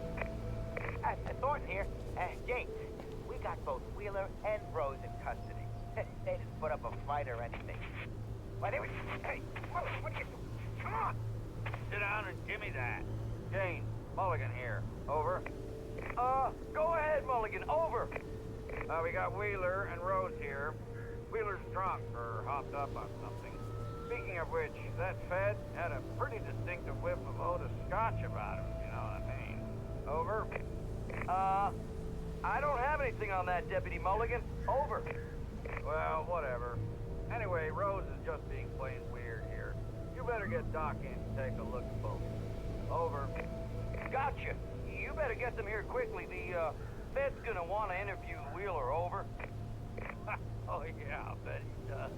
Looks like they have a lot in common. Mulligan out.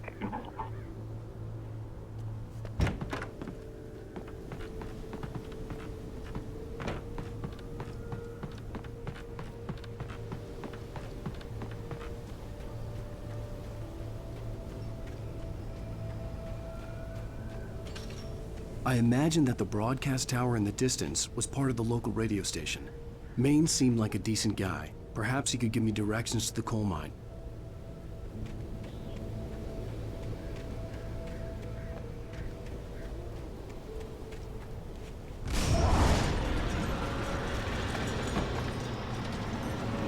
Unnatural shadows clung to the gate. The darkness that was after me was trying to stop me. I wouldn't get through without a light.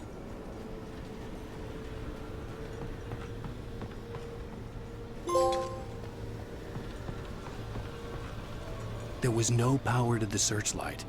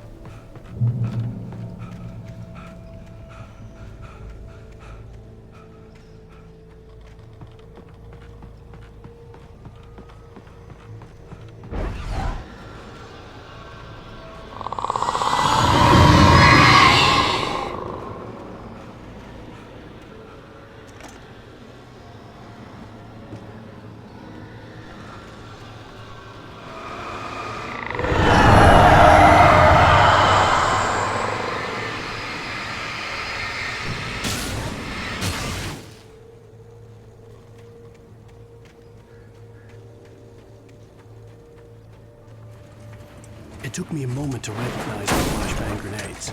They were an ideal weapon for my situation. Team 1, come in. Over. Team 1, this is Sheriff Breaker. Report. Over.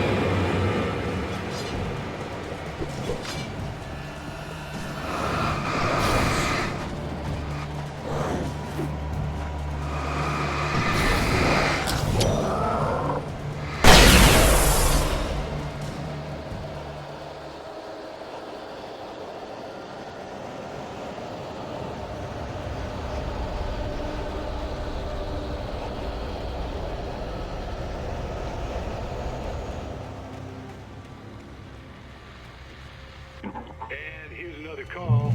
You're on KBFFM with Pat Maine. It's Milt Peabody, Pat. What's on your mind, Milt? Well, I live near the trailer park, Pat, and there's a big ruckus going on over there. Well, that's just up the road from me, too. What's going on, do you know? I don't know, but there's a bunch of police cars there, plus a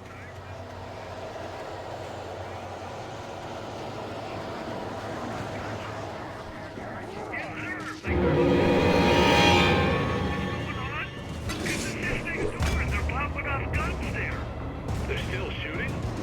No, it was maybe 10, 15 minutes ago. It sounds serious, Pat. I'm telling you, it don't sound like no party. Yeah, I'm certainly going to give the station a call.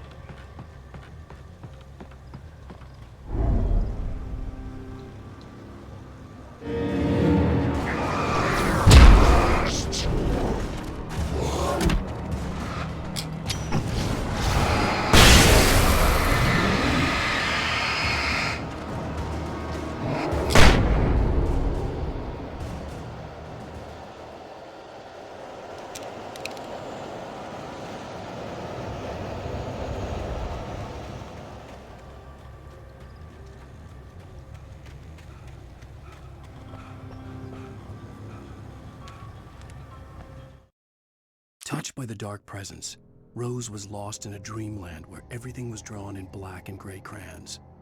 The old lady had promised her that all her wishes would come true. She would be Alan Wake's muse.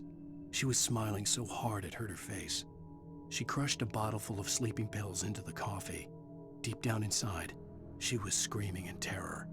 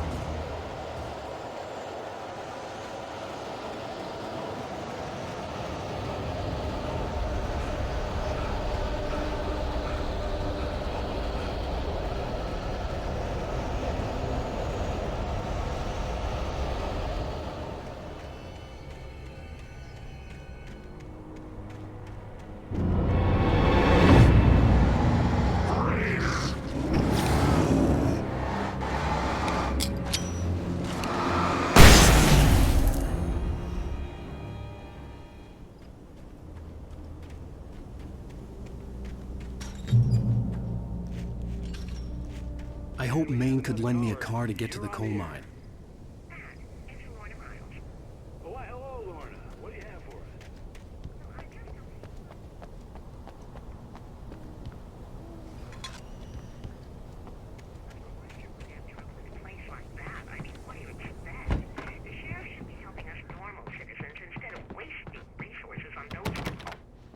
Well, let the try to sort themselves out. I'm sorry, but my granddaddy settled in Bright Falls in 1911. well, thank you very much for that compassionate viewpoint, Lorna. Oh, here's a little surprise. The famous writer Alan Wake just walked in. Folks, I'm going to see if I can talk him into an interview. Come on in, Mr. Wake. Oh, I'm so glad you could find the time to do this, Mr. Wake. Nowhere to run now, Dan Brown. You back away from me. Don't hurt it. Whoa, whoa, whoa. Everyone calm down. Put the gun down. We're all friends here, right? Cool your jets, Nightingale. We got him. Judas Priest! What the hell's the matter with you? There's a civilian in there.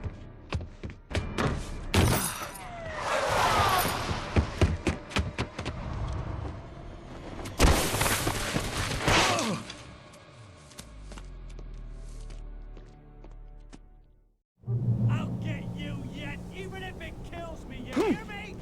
You hear me, H.P. Lovecraft? I had fallen off so many cliffs it was ridiculous. That's what you get for naming a book The Sudden Stop. It was probably good I hadn't had the chance to tell Maine where I was going. I'd have to lose the cops and find my own way to the mine. Nightingale stared through the broken studio window into the dark woods. He turned around, started to walk out, but Maine grabbed his arm. "Young man, you almost shot me. You don't shoot off rounds at people like that. What's the matter with you?" Nightingale shook his arm free, marched out. His cheeks burned with rage and humiliation.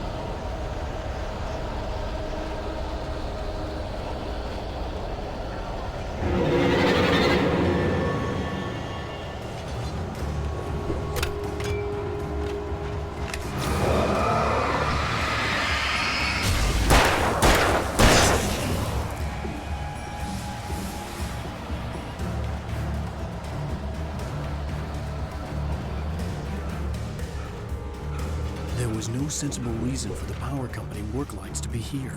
It was almost as if they'd been left for someone like me to use.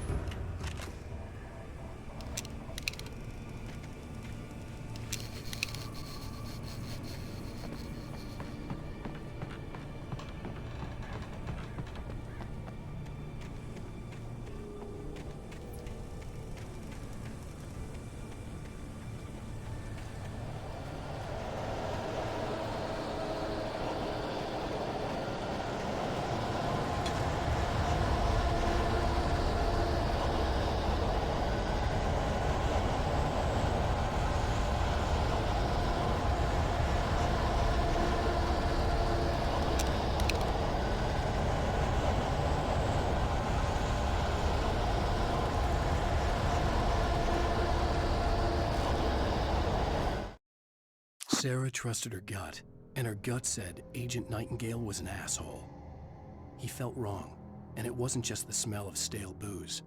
It was in the way he flashed his badge, pulled rank, the look in his eyes when he wanted answers. Where was Ellernwake? What was this about an accident? Where was his wife? And most importantly, why did she let Wake go? He wouldn't answer her questions. Federal business was all he'd say.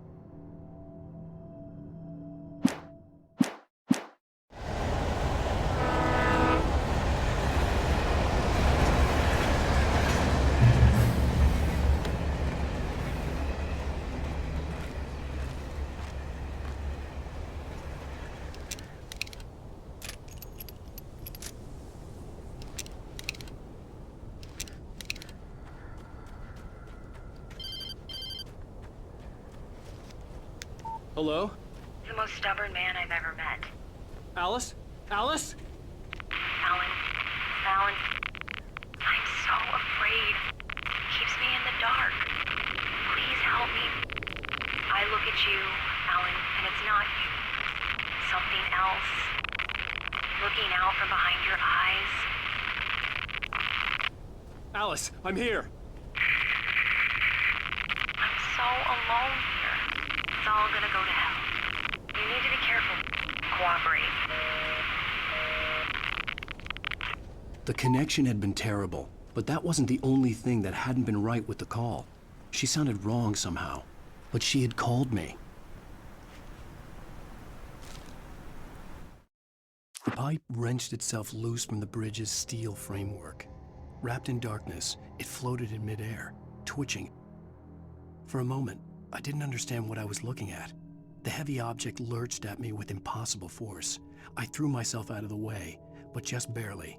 When I turned my flashlight on it, it shook in a dark rage before it flew at me again.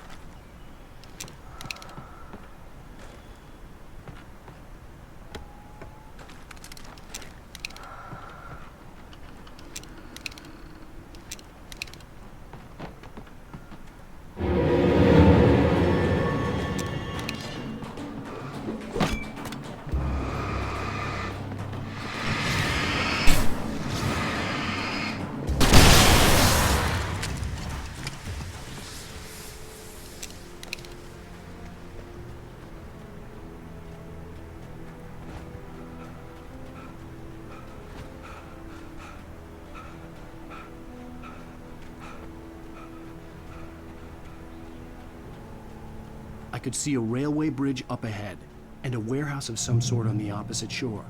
I hoped I could find a car from there.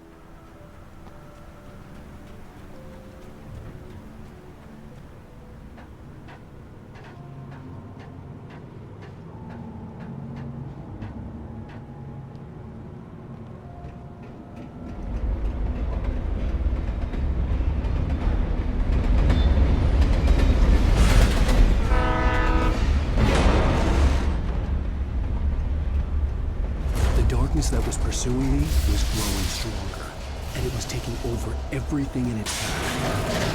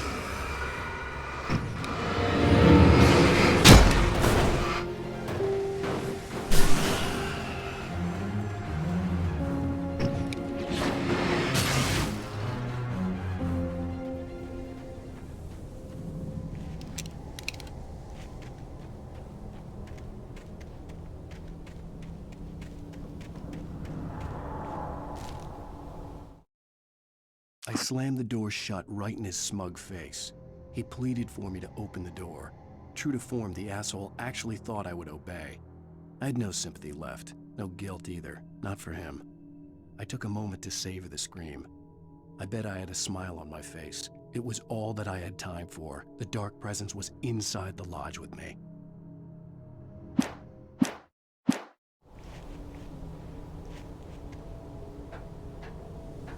As a teenager, just starting to get interested in writing, Stephen King had been a source of inspiration to me. I thought about all the inanimate objects that had come to life in his books. No one is safe in a good horror story. Certainly not the protagonist. That's what makes them fun. This was anything but. The darkness could possess anything, and it was getting closer.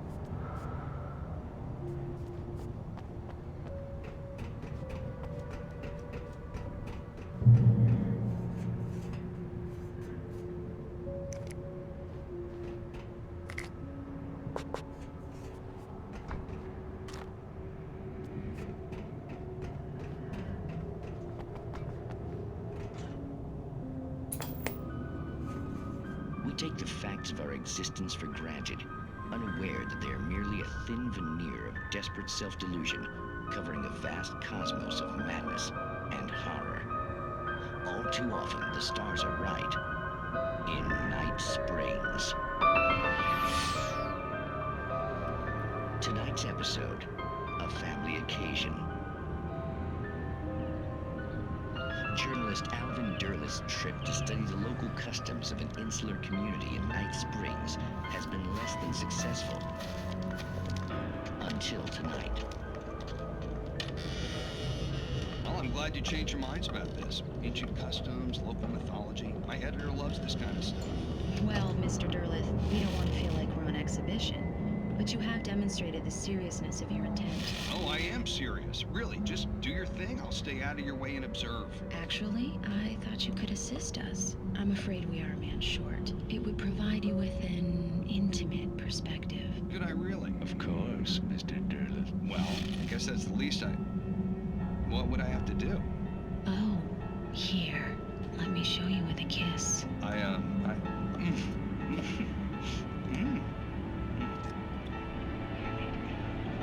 What did you...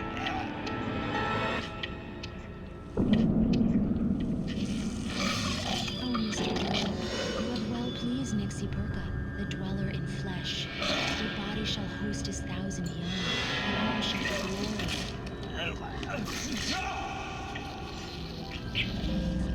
Shh, darling, be calm. Shh. Alvin Derleth learned a harsh lesson. If you go looking for mythology, it may come looking for you. And such quests always bear fruit.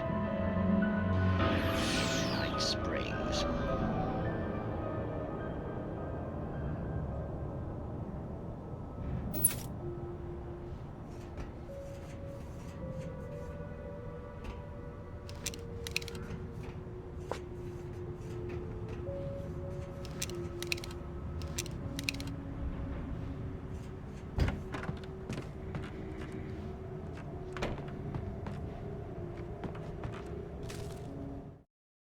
darkness surged towards me, sucking everything loose from the ground into its depths, tugging at my clothes. I saw the flare the kidnapper had dropped and threw myself towards it just as I felt my feet leave the ground. The darkness embraced me with the force of a tornado. Somehow I managed to light the flare. The darkness roared and cast me away. I fell toward the dark waters of the lake far below.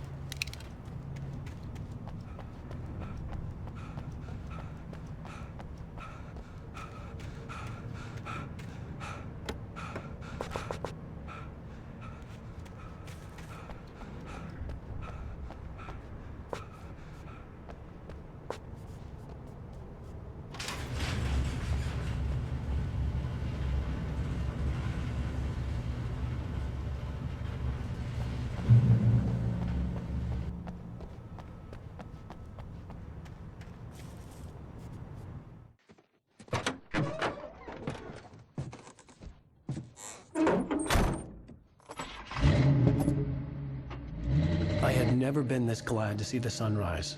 I had a couple of hours to get to the coal mine.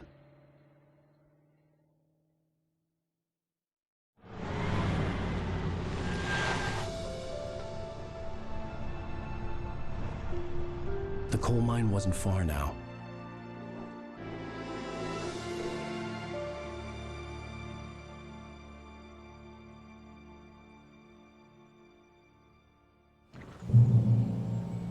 Today, I would meet the kidnapper, and he would give me Alice. I wouldn't give him any other choice. A drowning man will clutch at a straw.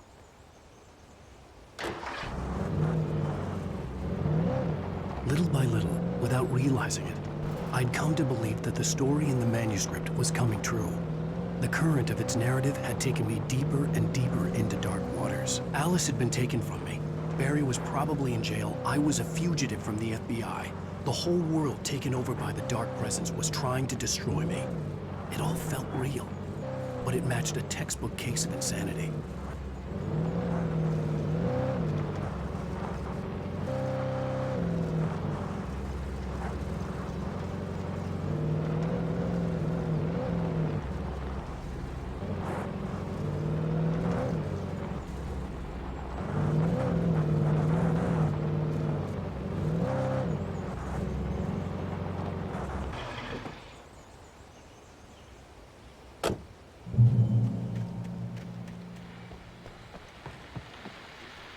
This is Pat Main, and you're listening to KBF-FM. Folks, I want to apologize for kind of abandoning you to that looping music track last night, but I was detained. You see, I encountered a big-shot G-man with an itchy trigger finger who could use a lesson in manners and a boot in the ass. Not necessarily in that order either. Now, folks, I know I'm not being very informative here, and I apologize for that. I really should just keep quiet, but I'm just so peeved right now, because some people just shouldn't be carrying badges. I'm just glad that our Sheriff Breaker was there to straighten things out. And if someone I met last night is listening, let me just say, I'm sorry if my mouth got you in trouble. I'm pretty sure you're not the bad guy here. Godspeed, son. I hope you know what you're doing. Now, on a lighter note, I'll be talking to Dr. Nelson all morning. But first, a little music.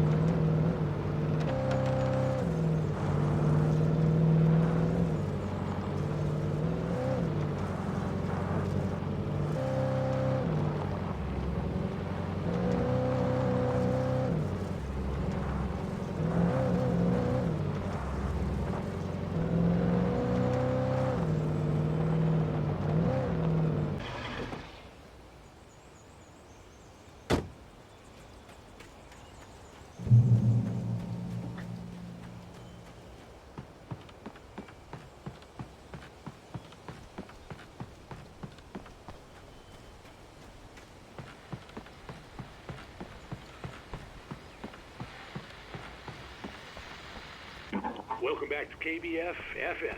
Hope you enjoyed that tune. Now, Doc, you were talking about life and finding that special someone, that soulmate. Well, you were talking about that. I was saying I don't buy it. Well, see, to me, that's strange, because I always pegged you as a hopeless romantic. You got me there, Pat. But I think love's where you look for it. And you need to do a lot of looking, sure. But the idea that there's that one special person out there for you, and if you miss that chance, it's gone forever and you're forever incomplete. I mean, isn't that depressing? Or heck, childish even? There's plenty of fish in the sea. And apparently a fisherman has a fishing analogy for everything, but what you're saying, isn't that a little harsh?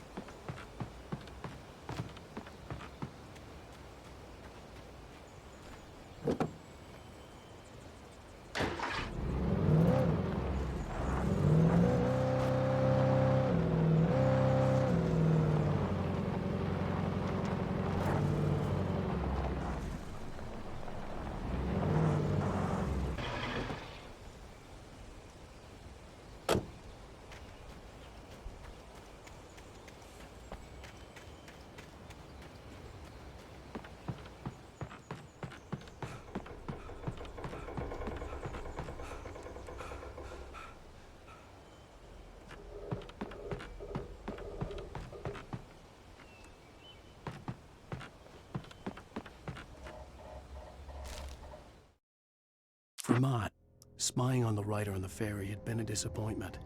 His boss had made Wake out to be something special, but Mott hadn't been impressed. He'd gotten a good long look at the wife, though, and he liked what he saw. Mott had fantasized about goading Wake into a fight, but it hadn't happened. Still, he'd get his chance to see if the writer had anything in him. He'd been promised as much.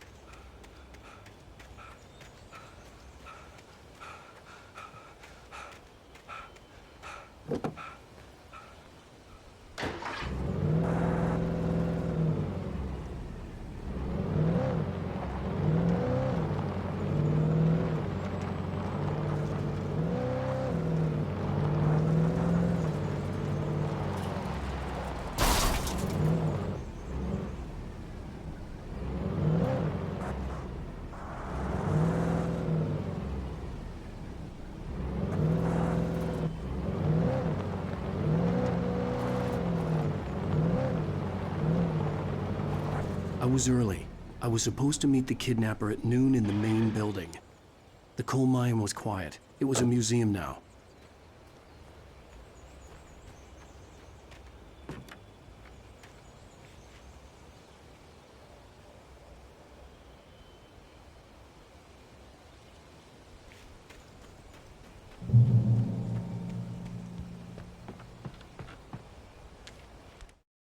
With Nightingale gone and the night wind blowing in through the broken studio window, Maine stared at Sarah.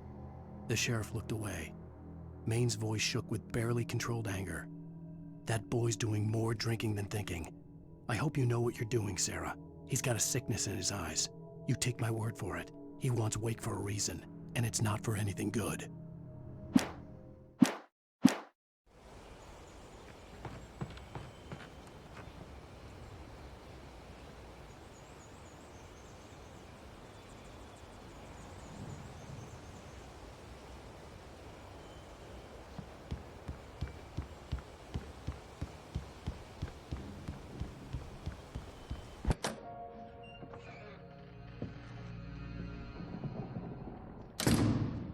I didn't want to go outside. Cops had to be looking for me. The noon sun turned the place into a sauna. The day dragged on. Different scenarios ran through my mind. Ways of how I'd torture the kidnapper to get Alice back. Or the different horrible things he could have done to her. I imagined her dead. I had no way of knowing she was still alive. It was killing me. I was running on blind hope. It was all a waste of time.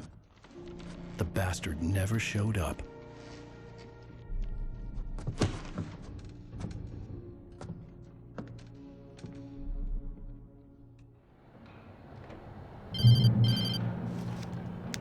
Wake! Where the hell are you? Change of plans. You know where Mirror Peak is? It's a big mountain north of where you are. You follow the path from the mine, you can't miss it. There's a lookout point there. I'll be waiting. I'm through being jerked around by you. You want to see your wife alive? Because if you do, you better watch what you say to me. Do we understand each other? I want to talk to Alice.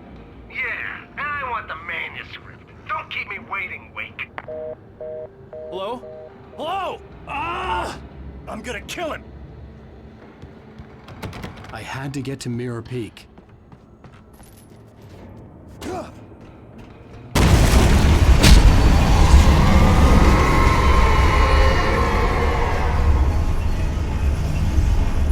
It was close.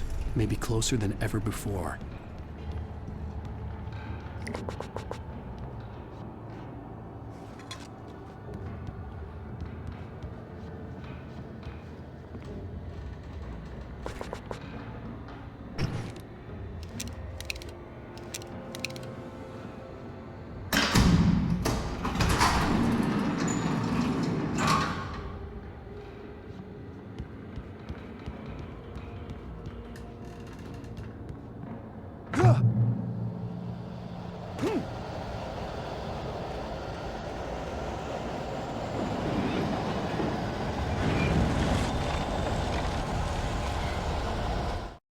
When Thomas Zane fell for Barbara Jagger, it happened fast. She was young, vibrant, and beautiful, full of life. He had never been a very happy man, and without any seeming effort, she had changed all that. Zane felt good for the first time in his life. Everything she did was another piece of a jigsaw puzzle he hadn't even known he'd been missing. And best of all, she made the words flow, strong and sharp. She was his muse.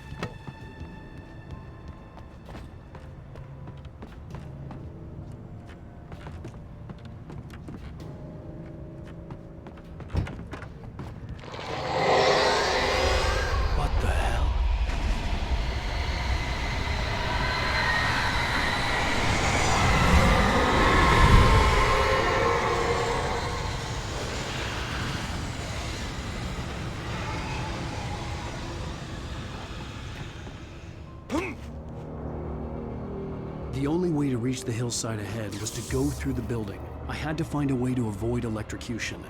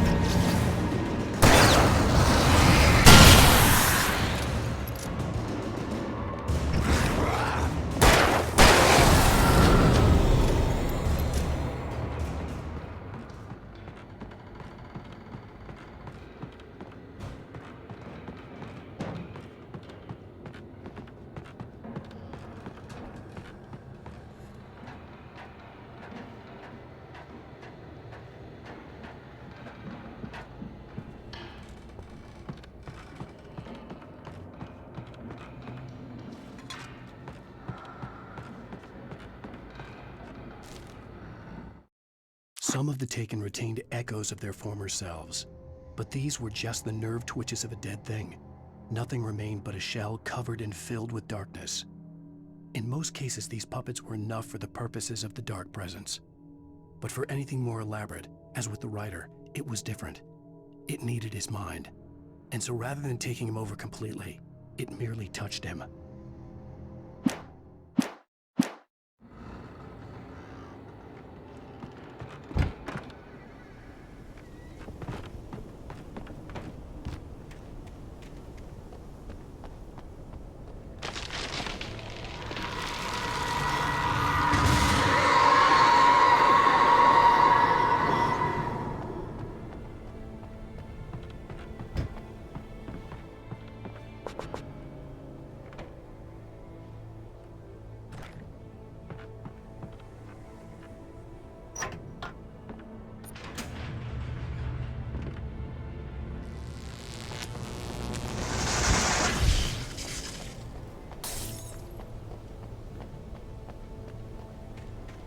There was no way the flashbang grenades were standard power company equipment.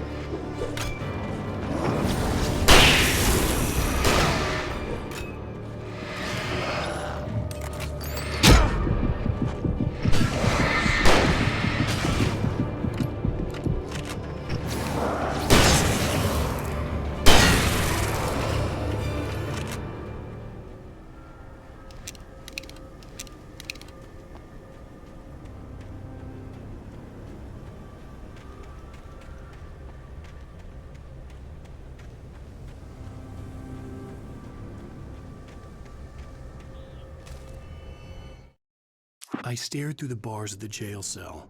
Barry stood behind me, swaying on his feet, looking as ill as I felt. Agent Nightingale stood on the other side of the bars with Sheriff Breaker. Nightingale had a stack of manuscript pages in his hand. He seemed unhinged as he gloated. "Well, I've got you now, Raymond Chandler. It's all here. All the evidence, including conspiracy to murder a federal agent."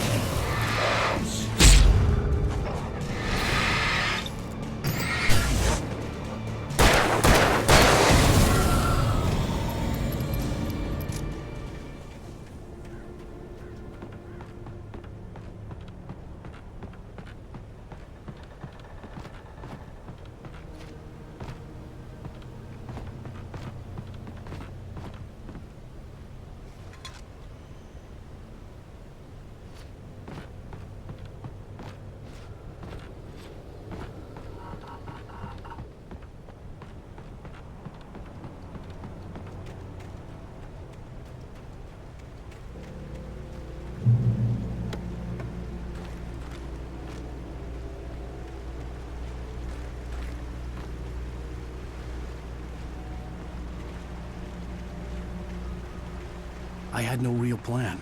I was going to give the kidnapper all the manuscript pages I had for Alice. If that wasn't enough, I'd hold him at gunpoint and make him talk.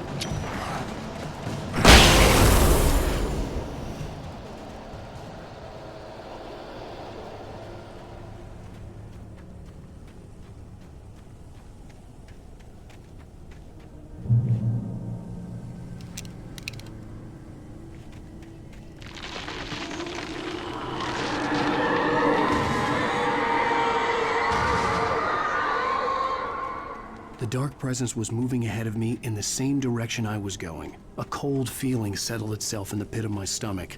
Was it going for Alice?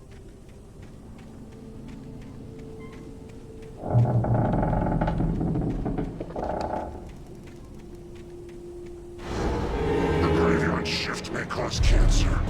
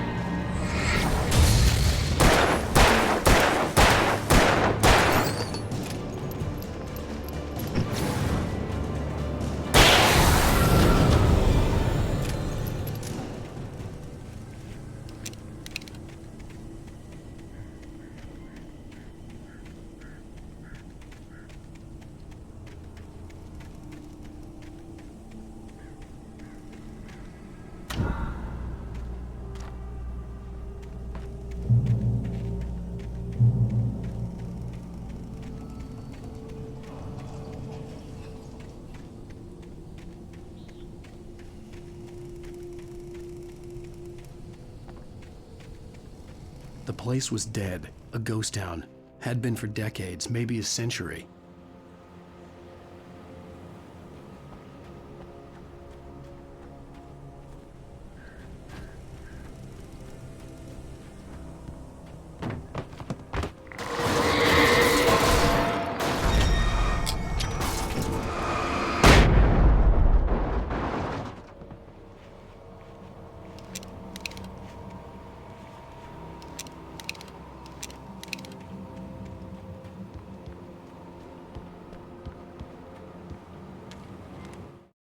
things were never as simple in real life as in fiction.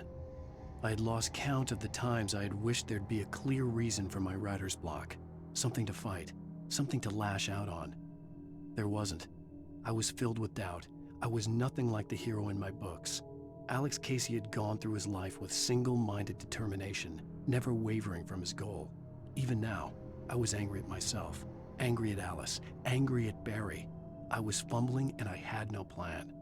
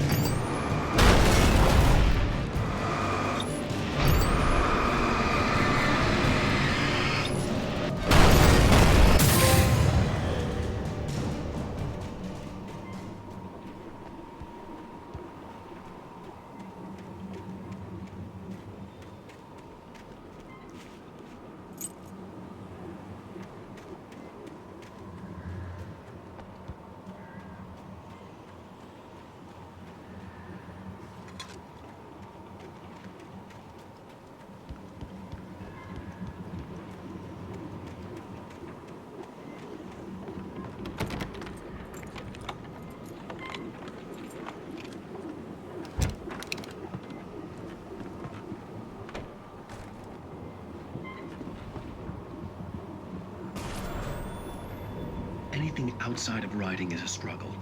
I feel ill. I managed to make my way downstairs. There's a shoebox filled with books and papers by Thomas Zane. It's very hard to focus, but I managed to read some of it. He's a poet, and a good one.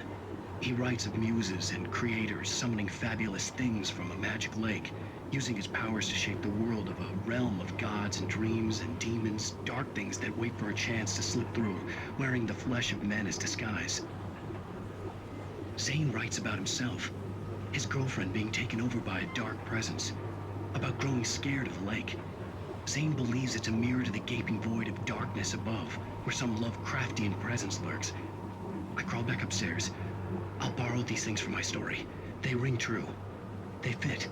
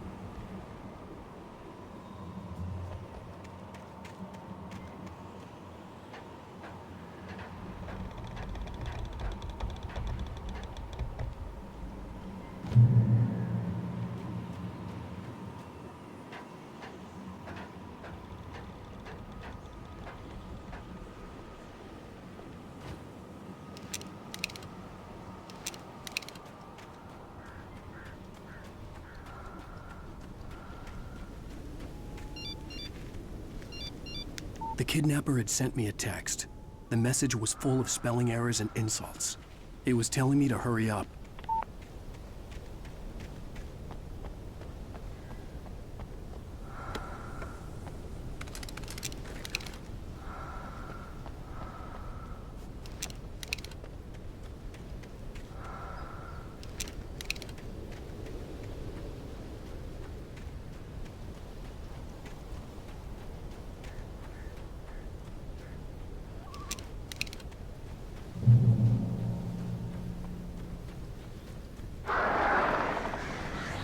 Birds.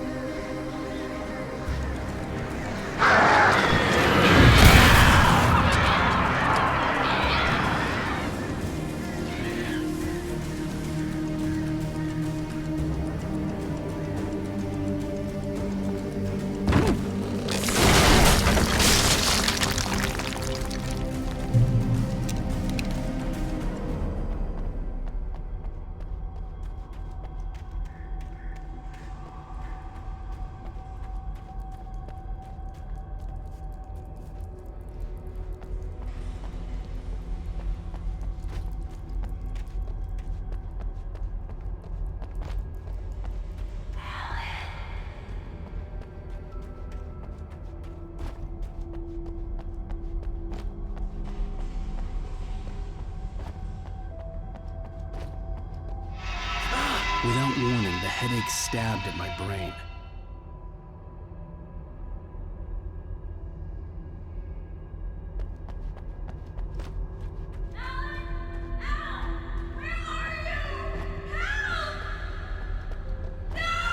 Alice?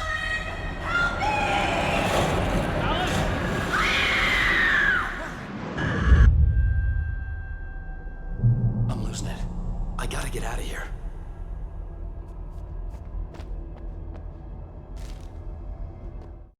The hunters were big, thick-set men, confident and at home in the woods. They were feeling good, running on beer, ghost stories, and camaraderie late into the night.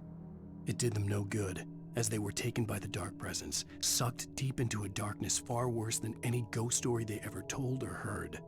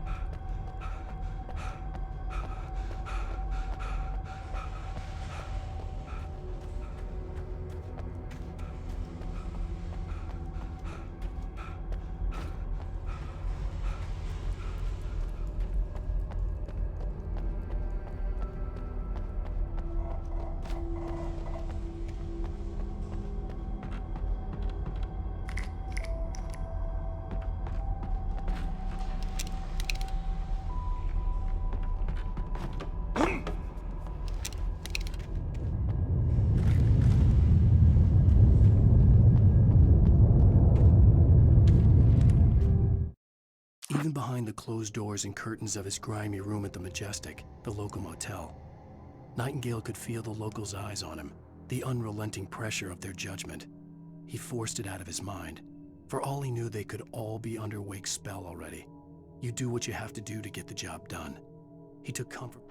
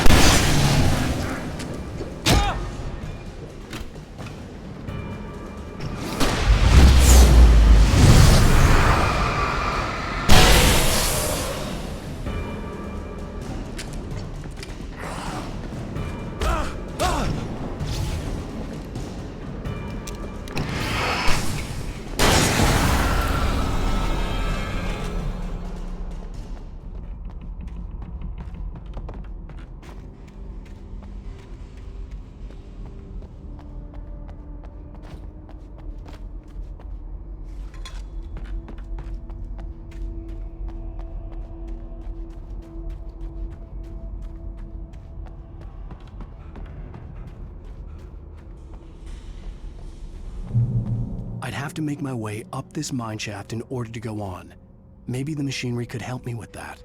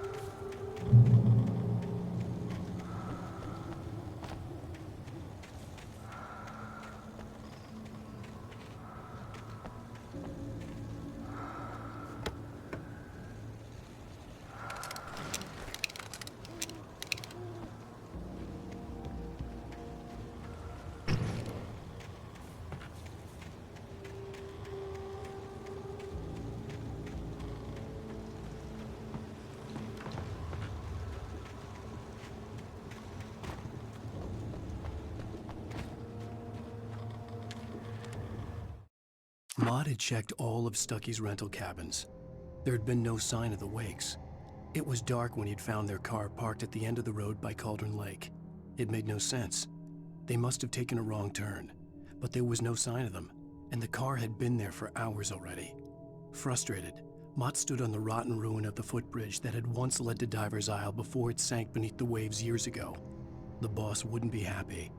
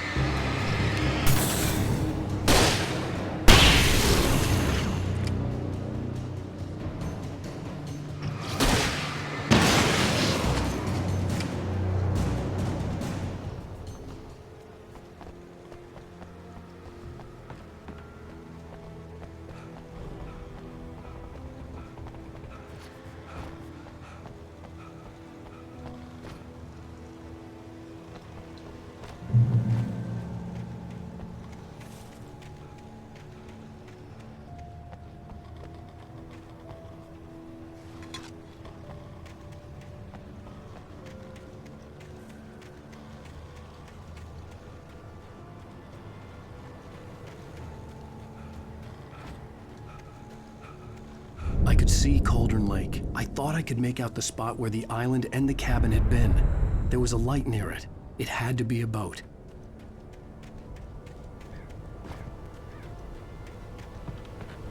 I was close now. I had to get there fast. I dreaded what I would find. Wait! Are you? Wait! Hey, I'm here! I'm coming! No! Get away! Sorry. Please, lady. The boss didn't know who he was messing with. I didn't know. I swear I didn't know. We don't have...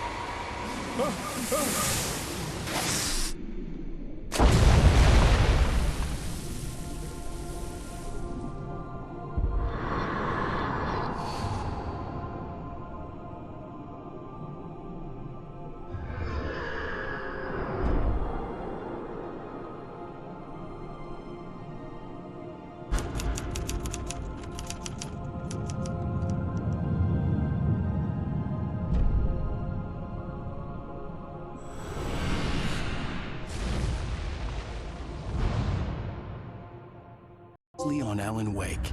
I'm hunted by the law. Sheriff, Wake's running. I'm giving chase. Are you seriously telling me that writer just took out my deputies? A thriller I supposedly wrote is coming true. The genre of the story seems to be shifting. It's turning into a horror story. I was told that Alice had been kidnapped, but that was a lie.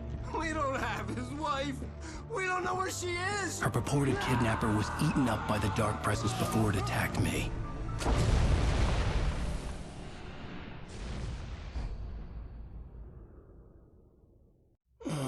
Alan, shh, baby. It was just a nightmare. Alice. There you go, Alan. Hartman, I fell. I had to give you a sedative. Don't fight it.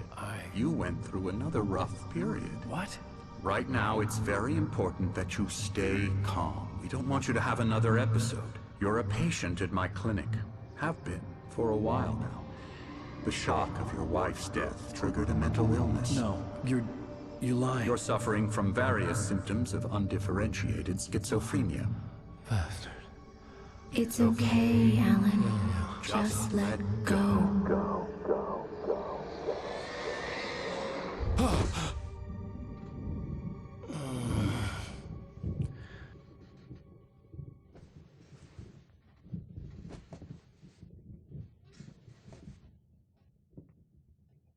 I felt groggy.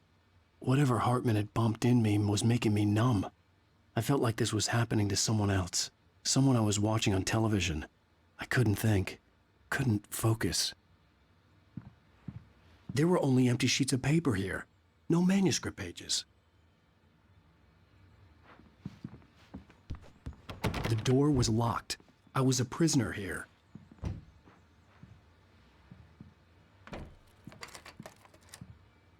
Good evening, Alan. Are we feeling better now? Feeling calm? Yeah. I see you brought your pet gorilla with you. So sure, I'm calm. I get the message. Loud and clear. Why, right. That's the spirit. You're being very brave, Alan.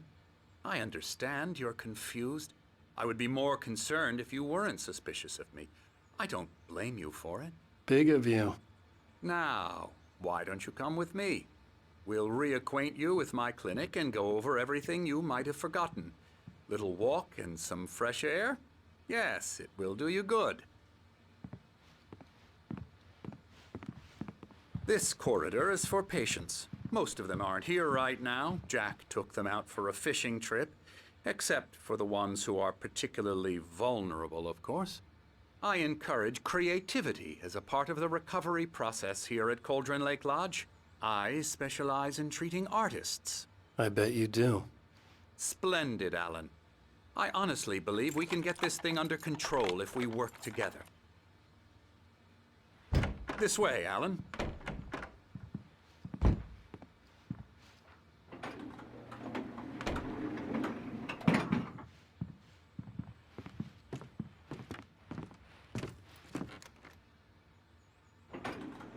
Now, Alan, from past experience with you, I know I need to get right into the heart of the matter as quickly as I can after an episode. So I'm just going to say this. Alice is dead. No. You're in a very vulnerable state until you understand and accept this. Alice drowned, and you couldn't face that. You're suffering from hallucinations, paranoid delusions, unusual thinking, an obsession about light and darkness, a feeling that everything revolves around you, your thoughts and dreams. Your mind has constructed an elaborate fantasy scenario in which your writings are affecting reality. She has been kidnapped and supernatural forces of darkness are trying to stop you. We go this way, Alan.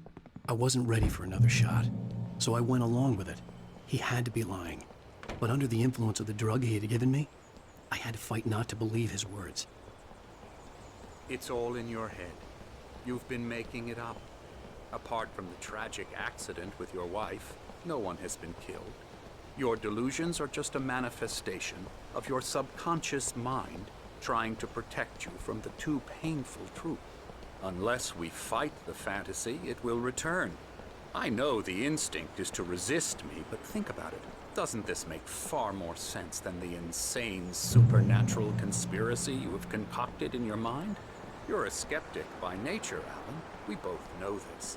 Everything can be explained logically.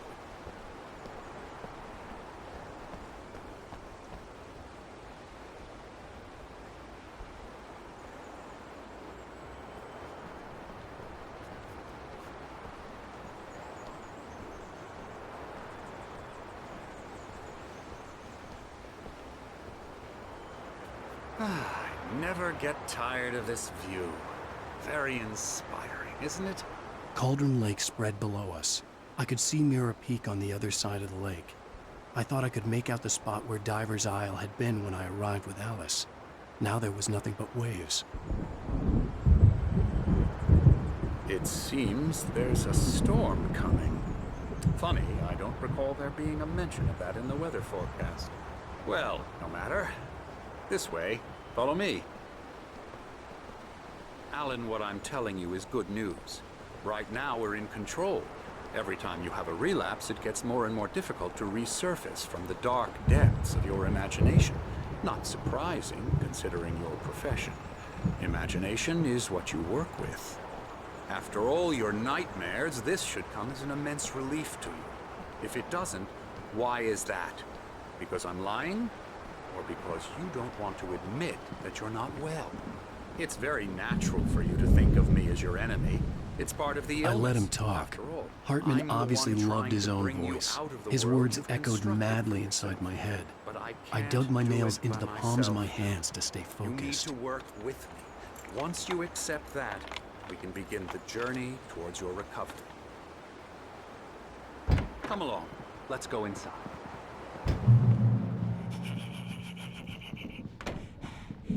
Here's the entrance to the office wing. That's for staff only. You were impressed by my trophies when you first arrived here. I do love to hunt. The great outdoors, man versus nature. It's wonderful stuff.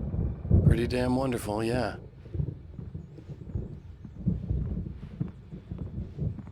Scary, scary, scary.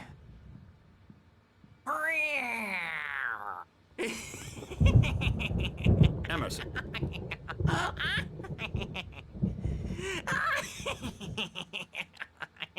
I'm a real bad dream, mister. You should be afraid of me. Don't want to run into me in the night, that's for sure. Please, Emerson. Mr. Wake is confused enough as it is.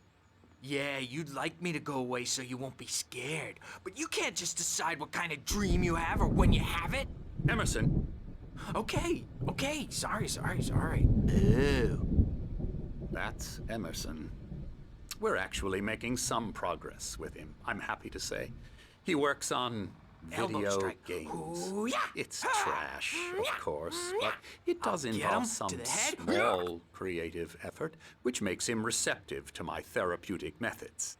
No kidding.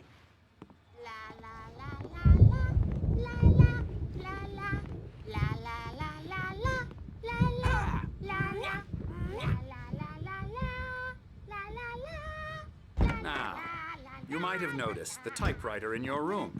You've been writing as a part of the therapy. As soon as you feel up to it, you should continue.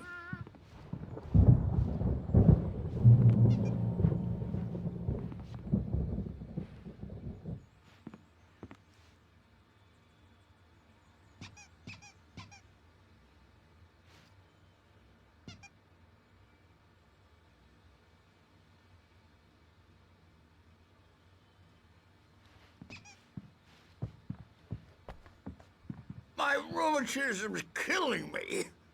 There's a storm coming. Oh, what a storm. I hope it wipes this place off the face of the earth. And these two are the Anderson brothers, Odin and Tor. They had how should I put this? A heavy metal band in the 70s and 80s called Old Gods of Asgard. They even adopted new first names to complete the image of Viking gods. After the band broke up, they lived on a farm nearby. They are, well, in advanced stages of dementia. They're well cared for, TLC and all that. There's nothing more that can be done. I'm afraid that the rock and roll lifestyle has left its mark. Oh, that won't do. I'm so sorry to cut this short for now, Alan. The power has been acting up. I'd better go check on it. We'll continue this soon. Meanwhile, when you feel up to it, return to your room and try to write. It really is for the best. Don't you think? I'd like to bash his head in with a hammer. Oh, he'd love to fish out our secrets, but he has no clue. He's not crazy enough. Not crazy like us, Sonny. Yeah! Being crazy's a requirement, Sonny. Who else could understand the world when it's like this? It takes crazy to know crazy. That's the sanest thing I've heard in a while. Zane! You're all right, Tom. Hey, we like him, don't we, bro? He's got to go to the farm. The Anderson farm. Valhalla! We wrote it all down, lest we forget. A crash course. All you need to know to get your head right. You need to find the message. Here, Sonny, here's something for you. Gave me a rash, but I kept it safe from these bastards. My head was clearing up, or according to Hartman, I was sinking back into the fantasy. I was convinced he was lying to me about everything. Crazy or not, the Andersons made more sense. Zane could feel the poems, taking form, shaping things. As he experimented, he imagined he could almost feel the power surging through the keys of the typewriter. It exhilarated him. But there was fear, too. If not for his young assistant Emil, he would have given it up. But Emil convinced him otherwise.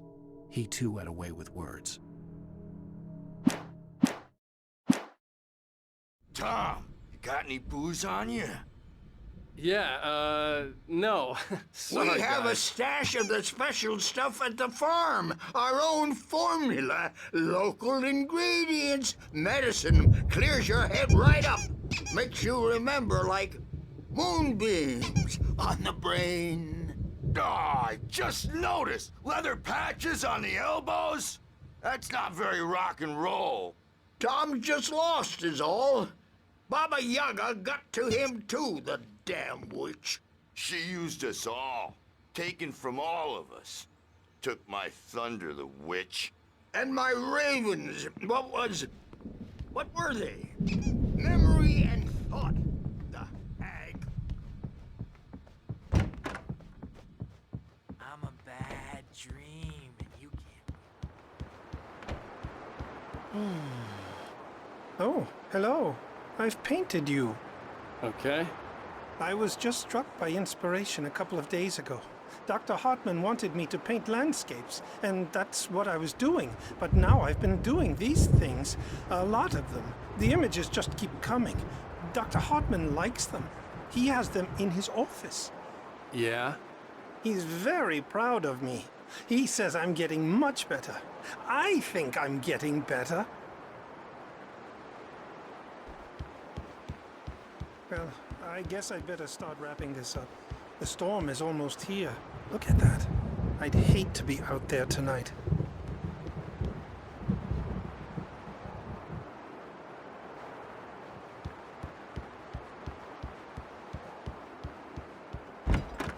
And express their feelings so they won't shut up and run. Yeah, good thing he's not overreacting or anything. Well, he's the boss. I may need a hand here later on, Birch. The storm's bound to make you-know-who jumpy. You know how they get.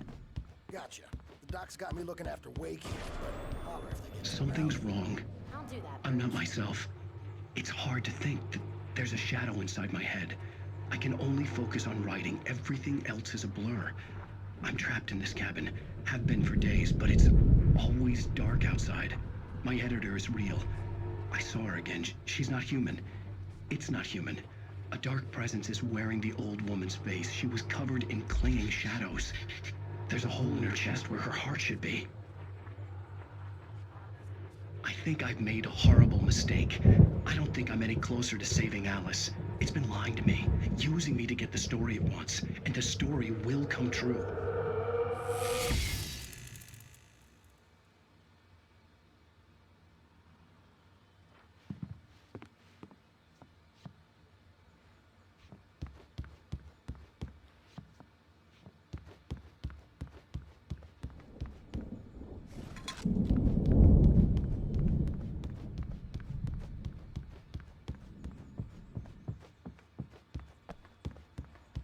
Hartman had mentioned that the power had been acting up. Maybe that was the reason for the generator and the work light on the balcony. The generator hadn't been activated, and there was no key. Hey, Wake, why don't you humor Dr. Hartman and give the writing a shot, huh? The typewriter's in your room. Hartman wanted me to write.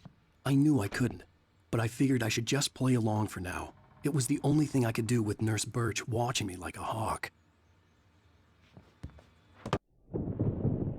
The white glare of the blank page in front of me hurt my eyes. My hands began to shake uncontrollably. Everybody, calm down. Put that down. Bert, I need help. Hey, Wake, you stay here. I'm gonna go see what's up. You just keep doing what you're doing. Be cool, okay?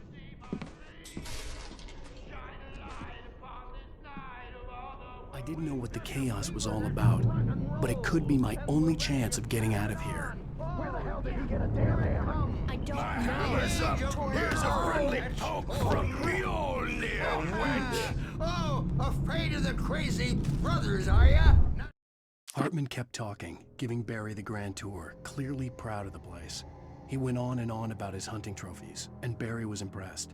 But he was here on business.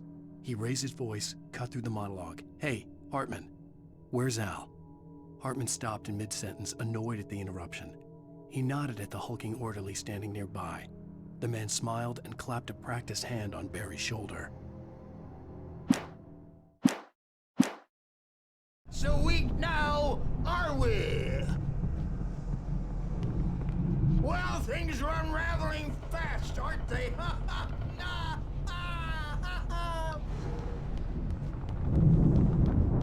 It's my store. I'm taking it. Sinclair looked bad.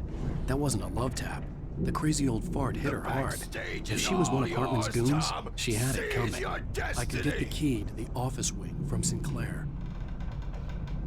I had to get to Hartman's office. He had taken all my manuscript pages.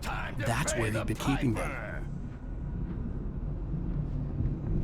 Maybe you could come out and beat our wrinkled adult diapered asses for it, since you're so awkward.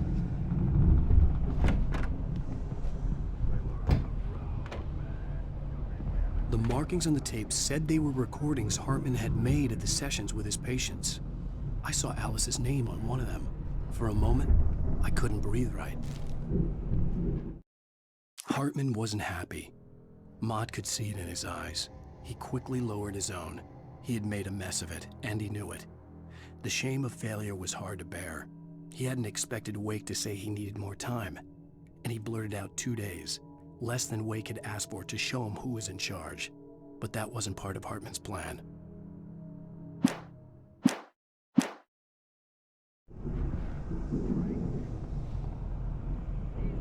Now, Mrs. Wake, can you tell me about Alan's problems?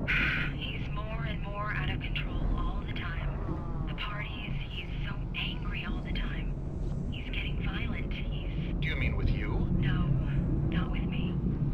No, never.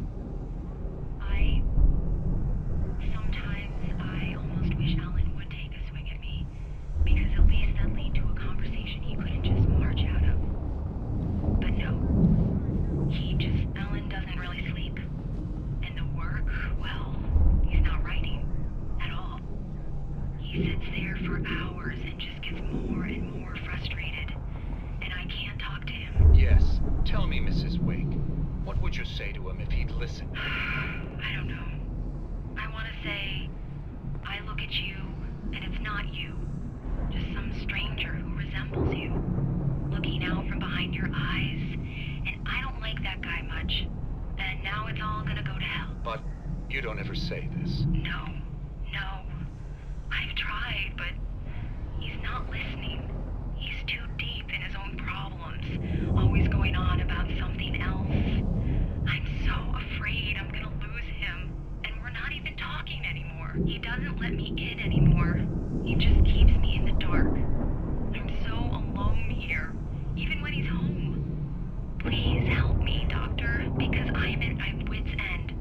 Well, if you can just get him here, I'll absolutely do my very best. Yeah, but Doctor, you need to be careful with him. He's not just going to listen to you and cooperate. He's the most stubborn man I've ever met. Well, I'll be sure to bear that in mind. Hearing her voice, what she was saying made me happy and sick and guilty all at once. Worst of all, I recognized the words. The phone call from her. It had been a cut-up of this. Just a recording. Rudolph Lane's case is interesting. He was completely blocked, and frankly, I was about to discard him as useless. However, once Wake arrived and started writing, something changed in Rudolph. He's producing extraordinary work, increasingly dark pieces. Unfortunately, he doesn't respond to direction at all, and it's my belief that he's not so much a creator as an illustrator, perhaps, a recorder of sorts. I hadn't considered the existence of such a role before, let alone its implications, but the paintings he has produced are informative. At least he's easily controlled and useful. I wish I could say the same about Wake. It's frustrating that the best subjects are always so damn difficult to deal with. I'm buying that. I was tailing Wheeler, and this is the only place he could have gone. That means Wake is probably there too! Agent Nightingale, this is private property, and I will not allow you to disturb my patients. Yeah? I can get a warrant. How'd your fragile little patients like that?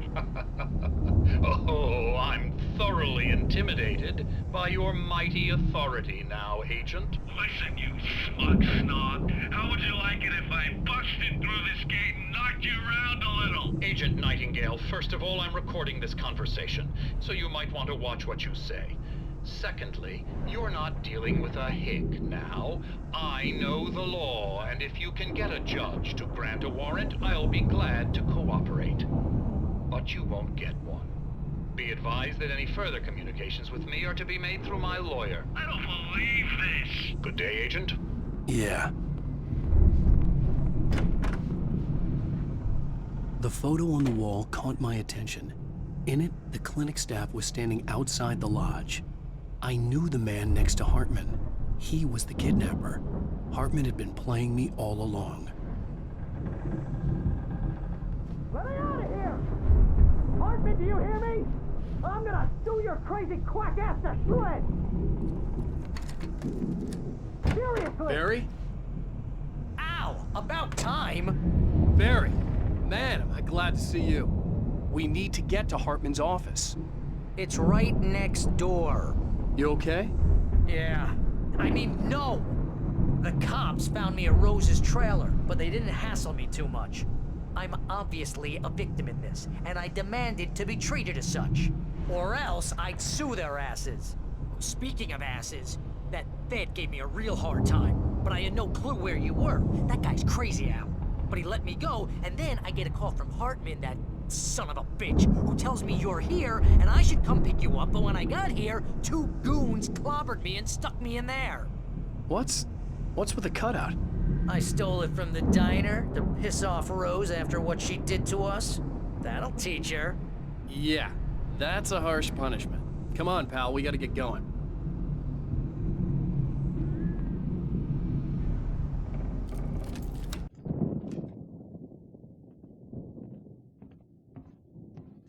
These were all the pages I had on me.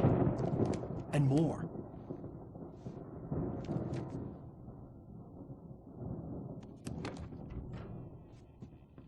Alan, please. You're sliding back into the... Tell me one more lie and I'll shoot you in the face. Ah, well, it was worth a shot. Really, Wake, come on. Let's work together on this. You have no idea... Hartman, shut up! Barry, get out of here. I'll catch up with you. Get a car. Oh, Al, let's just... Go! Wake, listen to me. This is a mistake. Don't you see? Together we can create something absolutely wonderful. With your ability and mine.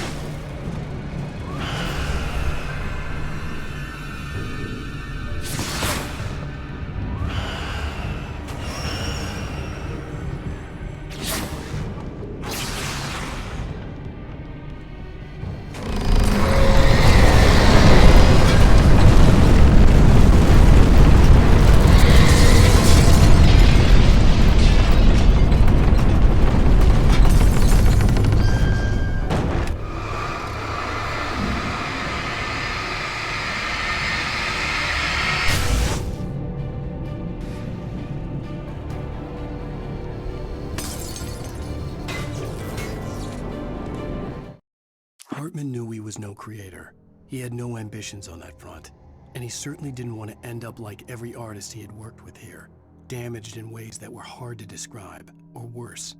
It was enough for Hartman to maintain creative control and provide direction, to be a producer. That was what most of these people were in need of anyway. Of course, suitable subjects were few and far in between.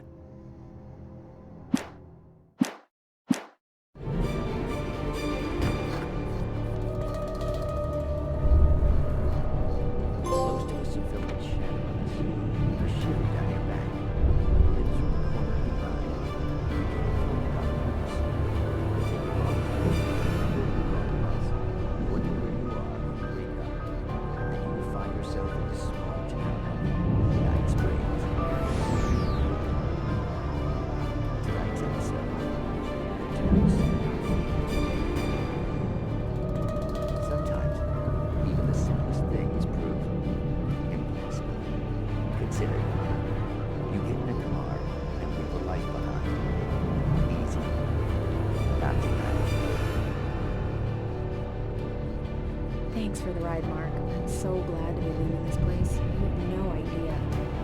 What, Night Springs? Come on, Linda. Relax. It's not that bad. Hey, what's that up ahead?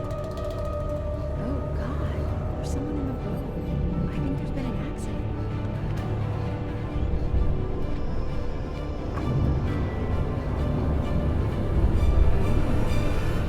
Oh no, Linda! Oh no! It was me on the road! Wait! Tell him to watch out for the truck! Watch out for the truck! My God, Mark?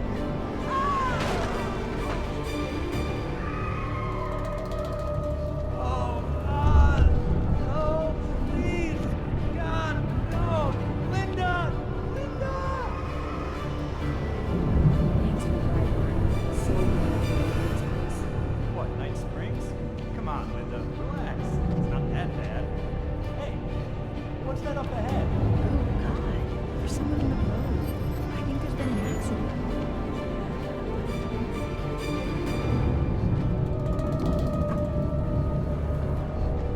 Are you alright? Oh no, Linda! Oh no! It was me on the road! Wait! Tell him to watch out for the trunk! Watch out for the trunk! My God, Mark? And there you have it. A vicious cycle, brutally punctuated by the blast of ear horn and screaming metal. Many roads are dangerous, but none more so than the one that leads away from Night Springs.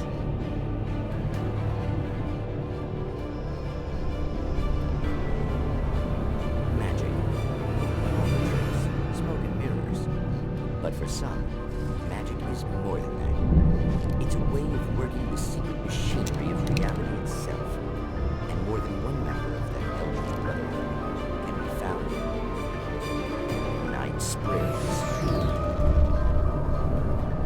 Tonight's episode, What's in a Name? We find an old man standing on an old, rusting, derelict bridge, leaning his bony frame against the cold steel. And though he looks idle, he is hard at work. His young apprentice attends to him, as good apprentices do. Yes, yes. Coming along nicely. Don't you think, boy? Yes, Magus. Sir, we've been getting some complaints. Are you defacing the bridge? No, I wouldn't do that. Sir, I can see the screwdriver in your hand and the scratches on the steel beams. You've been spotted doing this all over town. Yes, I have been very busy, but I'm no vandal, officer. Exactly. What are you up to, sir? He's writing his name on the town. The youngster is correct. I'm writing my name, my whole name, the entire and complete description of my soul on the town. I'm almost done. Yeah? Well, all I see is an old man tagged in public property. Oh, I should bow down to the wisdom of your years. Words have power, young man. Names and titles especially. Uh-huh. And, what's your name supposed to be? Tell him, boy. Tell him while I finish the carving. Officer, it's... Say my name, boy. Say it. It's Night Springs, officer. But isn't that... That's the name of the town, isn't it? Yes, it is from now on. Wait, where'd he go? Hey, where is he? Oh, officer. You know where he is and what he is, don't you? I think you should get in your car and drive away. And remember which town you're serving.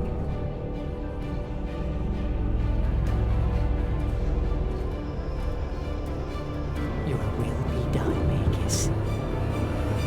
Ah, yes. There are too many little towns to count, all of them with some little magic of their own. But some towns have more personality than others, and none more so than Night Springs.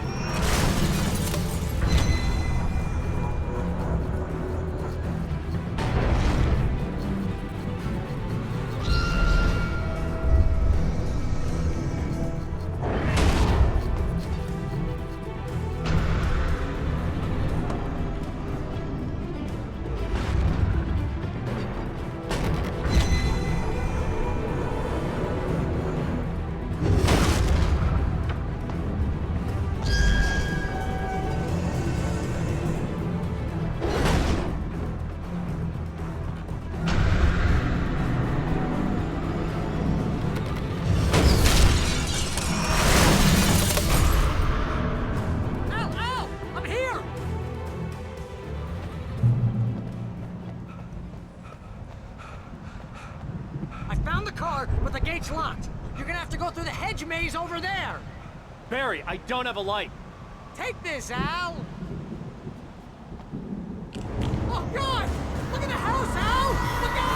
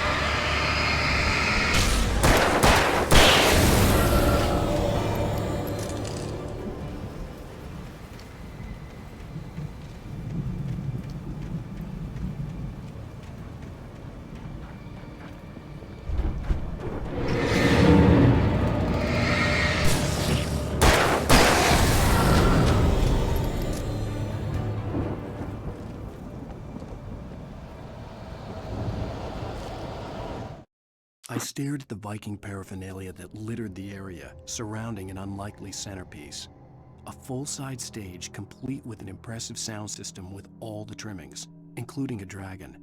It took a special kind of crazy to build something like this in a remote field. When the sky split open with a deafening boom and the music started blasting, it felt strangely appropriate.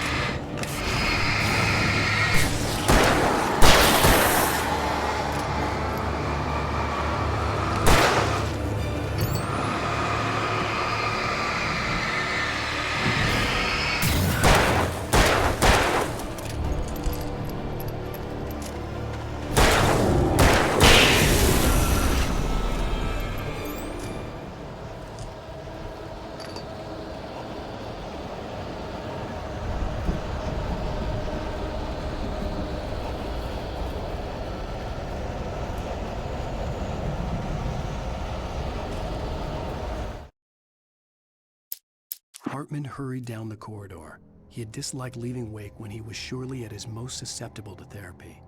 But this was not an ordinary storm.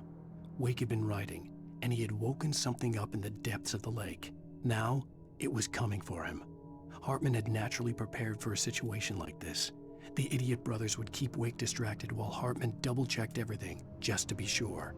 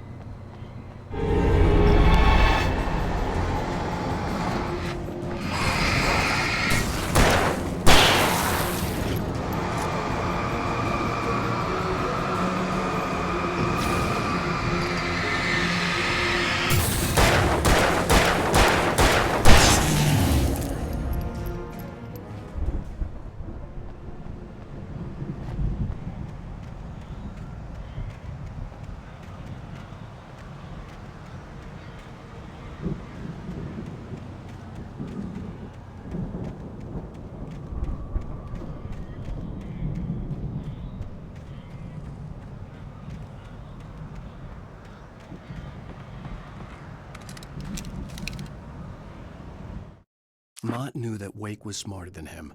Wake had more money, a beautiful wife, everything. And Hartman said Wake was important. That made him better than Mott. But Mott was calling the shots now. He'd expected Wake to whimper and grovel, but instead, he seemed willing to fight. Mott knew he'd gotten under Wake's skin, if only Mott actually had his wife. The thought made him shiver.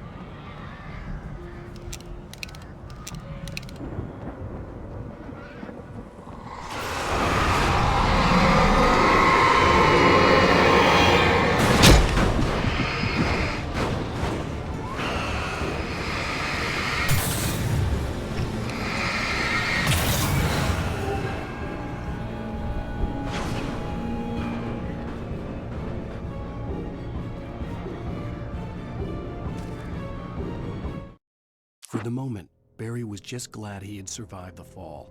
He had been separated from Al, and there was no easy way to climb back up. He told himself he'd be okay in the gloomy forest at night. He would just have to wait for a while for Al to find his way down. Barry turned when he heard the heavy footsteps and saw the movement. The man-shaped shadow lunged at him from the bushes, an axe held high. Barry screamed and threw up his hand. The world exploded.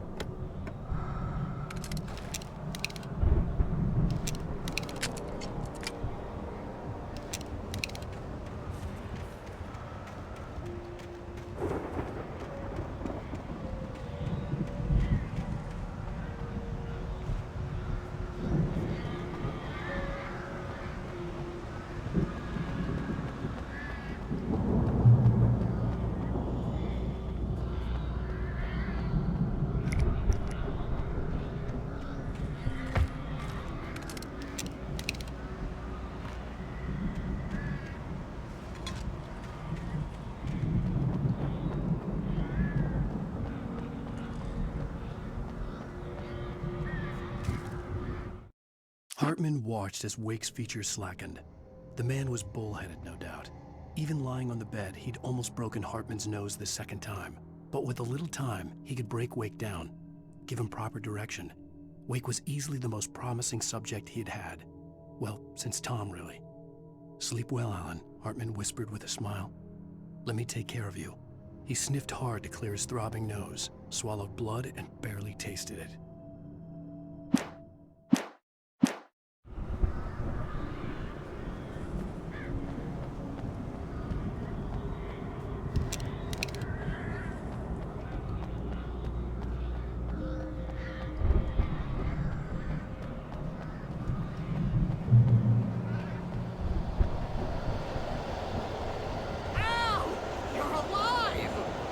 get out of here. Can you open this gate?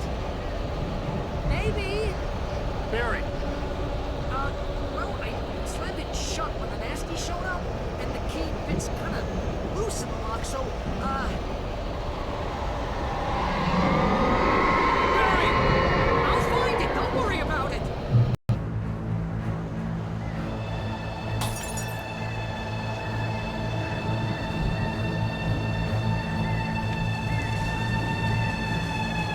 Hurry up, Barry! I'm on it! I'm on it!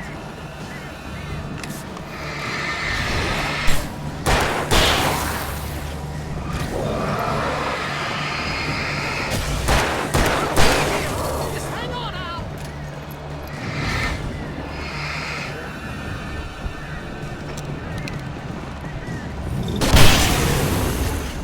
Oh, hey, found a corner!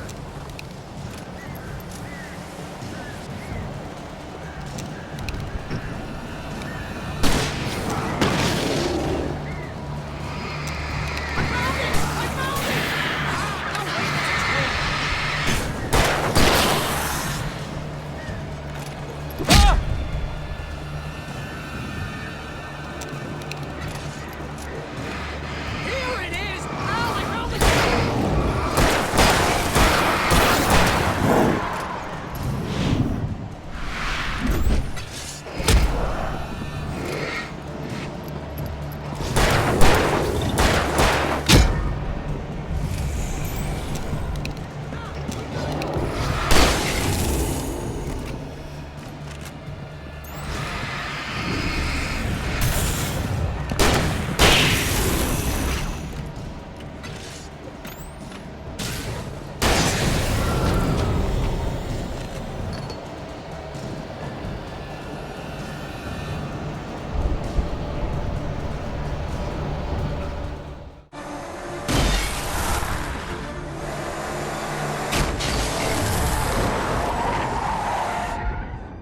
Al, please tell me we're headed for the nearest "You're now leaving Bright Falls. Come back soon" sign. We're going to the Anderson farm. I knew you were gonna say something like that. You know what? You owe me big time for this. When this is through, if we make it, I don't care what anybody says, I'm done with darkness. You're gonna buy me a tanning bed as a gift, and I'm gonna live in it.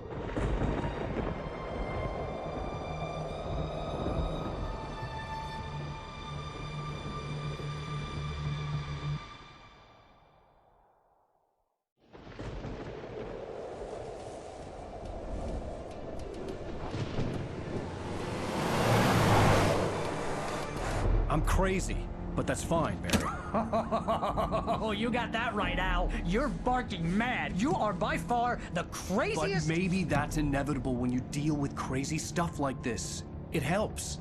This is happening, Barry. Alice, they never had Alice. She's trapped in the darkness at the bottom of the lake, but she's not dead. Al, how can you know that? I know, Barry. I can... Al, No, listen. I can bring her back. I can find her.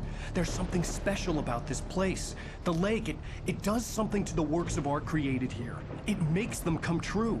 But there's a catch. The dark presence, whatever that thing is, twists it to its own ends. That's why all of this is happening. It's using my manuscript to take over everything. Al, I believe you. It happened to Thomas Zane before, it happened to the Andersons. I believe you. Crazy or not, you're not delusional. Weird shit's going down. That's a fact. I'm on board, man. I'm with you. The Andersons knew about it, but they were too far gone to tell me with all the drugs they were on. But they wrote it down. There's a message somewhere at their farm, Barry. We just need to find it. Look out!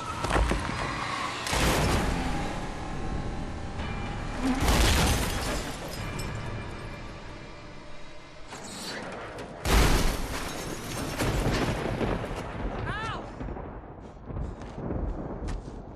God damn it, Al, talk to me!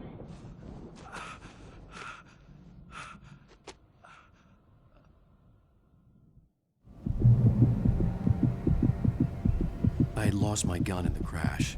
Barry was nowhere to be seen. Barry! Barry! Oh, man, you're okay! Jeez, it's good to hear your voice! I was trying to get out of the car, but the ground gave way. Man, what a drop! Don't worry, your cutout is fine. Forget that! Are you okay? I hit some bushes, didn't get a scratch. There's no way you can climb down, though. It's like a sheer wall. Al! There's something moving down here! Barry, it's a taken! Use a flare, Barry! Yeah! Barry, are you alright? I'm good, Al! I'm great! Guess you never messed with anyone from New York City before, huh?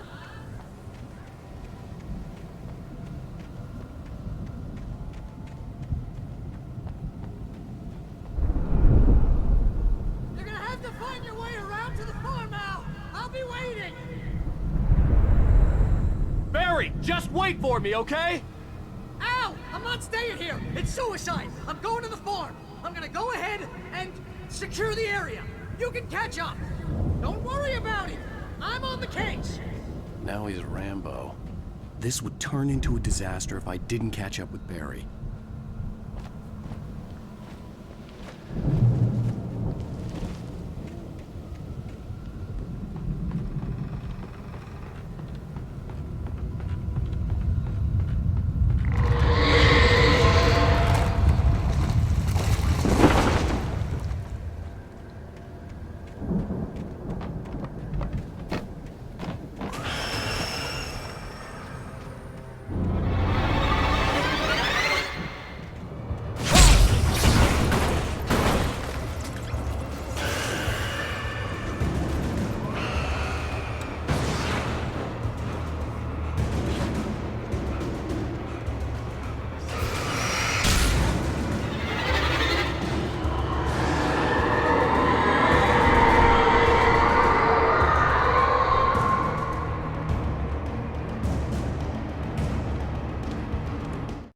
When he stopped the car at the Anderson farm, Walter felt relieved.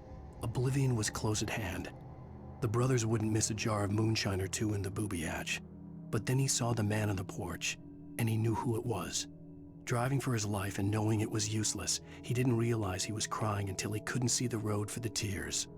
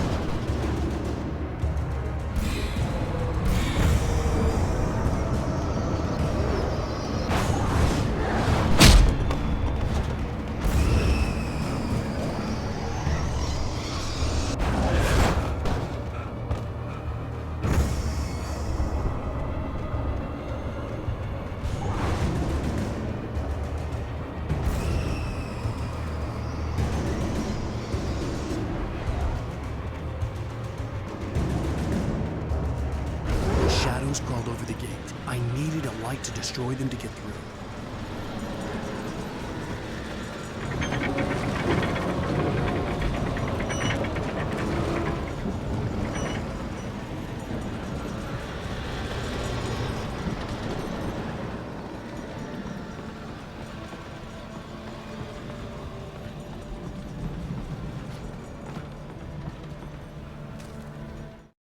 Agent Nightingale stared at the passed-out rider. The man was sleeping off one hell of a night. Nightingale felt a stab of envy at Wake's oblivion, but he had a job to do. He put the gun to Wake's head and almost became a murderer. His hand shook and his throat felt tight and dry. Biting his teeth, he tried again to pull the trigger. He lost the nerve. Wake stirred. Nightingale would have to settle for an arrest.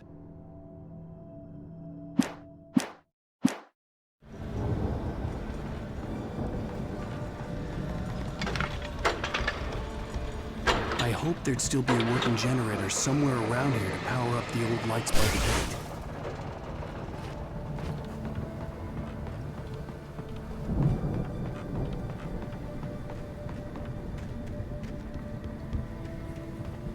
I could sense the movement in the woods ahead.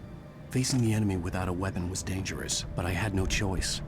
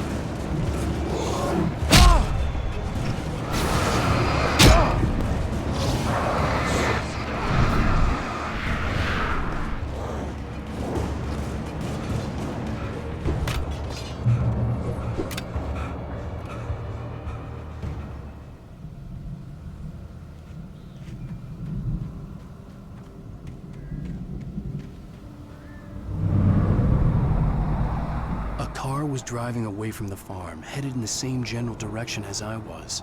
For all I knew, it was Barry, caught in the consequences of leaping before looking.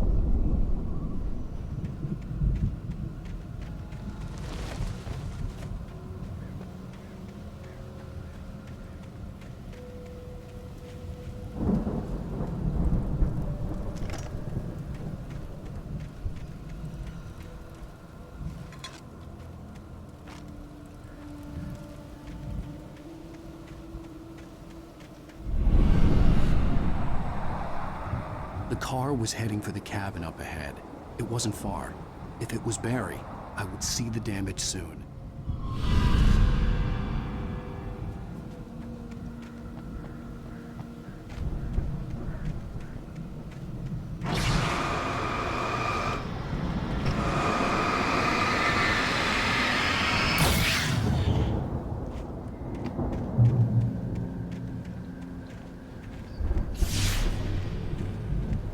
I'm trying to deliver each page to the right time and place. I'm trying to show you how the story goes. I had seen glimpses of the light before. I had seen it in my dream. It was a strange spaceman or a diver in a bulky suit. He was the one who'd been placing the pages on my path. The dark presence followed the choreography laid out to it in the manuscript, growing stronger and stronger, moving like a storm from one scene of destruction to the next. But it was still bound to follow the story and chained to the dark place it came from. When the story reached the end it longed for, it would finally be free.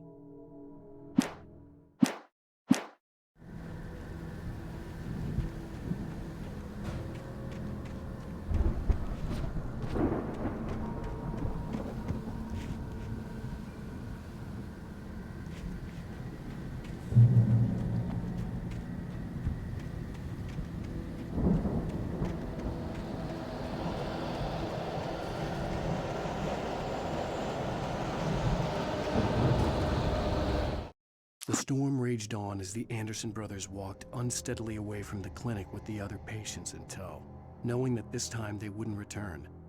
The darkness around them seethed with horrors, but Tor and Odin were unafraid.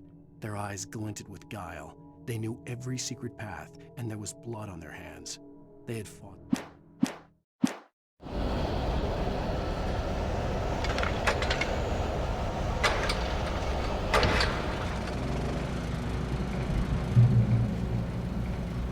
Someone had left a gun behind. Now I had a fighting chance of reaching the farm.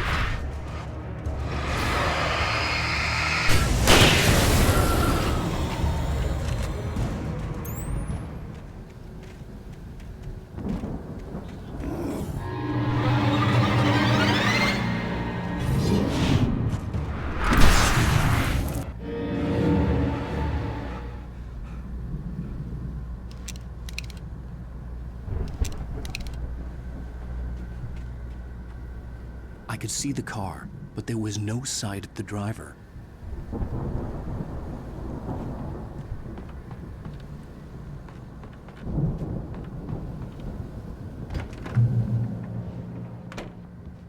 Hello? Anybody here? Barry! No! Danny, you're not! Please! The front door was locked. What are you? No! Don't! I'm sorry!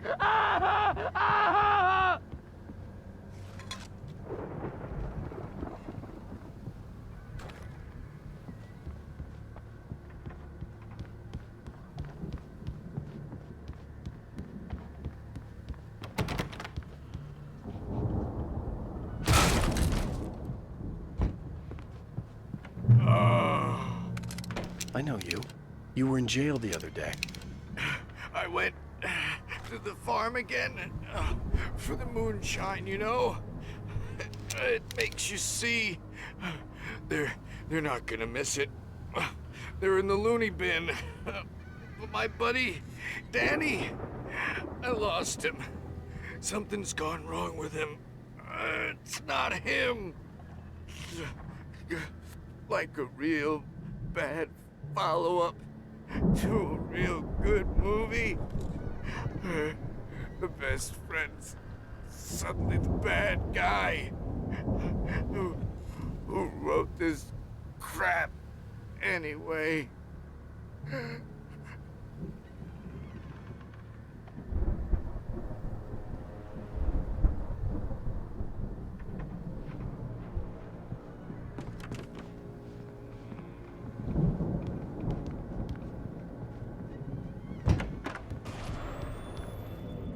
I've run through every possible course in my head.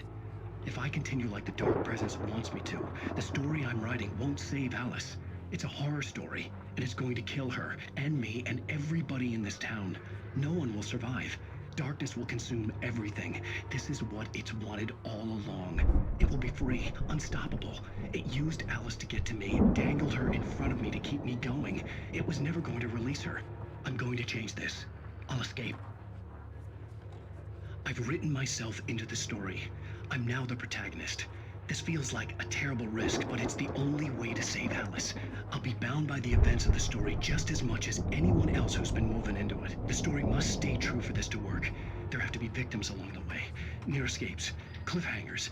In a horror story, it can't be certain that the hero will succeed or even survive. He almost has to die. I'll write my own escape into the story next. I need help. Zane's going to be the one who will help me. I'll make it happen.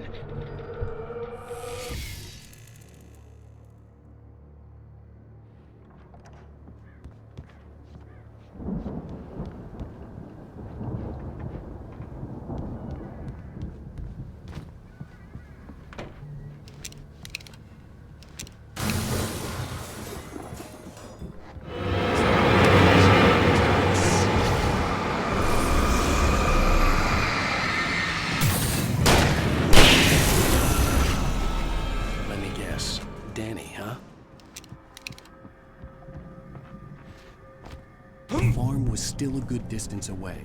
I'd need a car to get there fast. If Barry wasn't up here, he was probably in trouble down at the farm. For a moment, I felt bad for doubting him. After all, I'd made it this far myself. But Barry was Barry.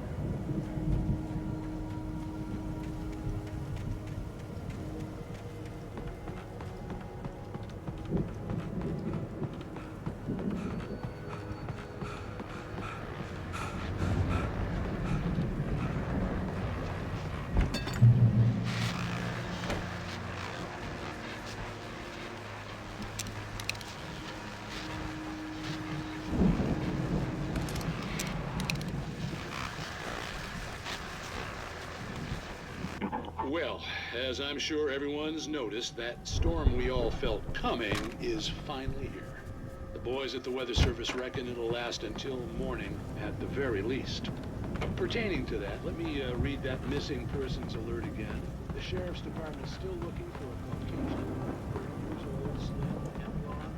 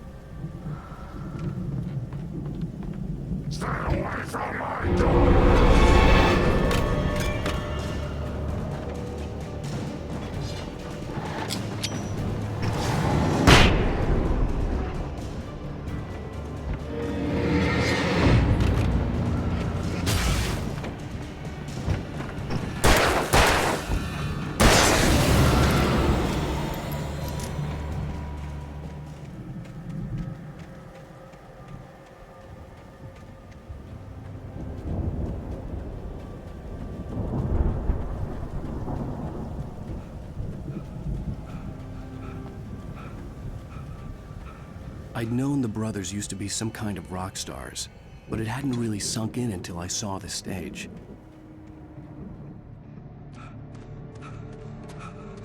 Ow! Run! Incoming! There's too many of them!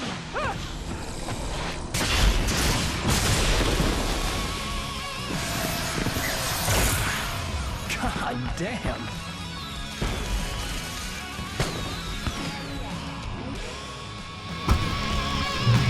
So glad you decided to go it alone, Mr. Johnson. Shut up and shoot! Ow! We have to fight them off! I can set off more of the fireworks from here and help you out! Hey, Al! Did you notice there's a lot of ammo and stuff around? This place is stopped! Al! Hold on! I'm trying to get the stage lights on!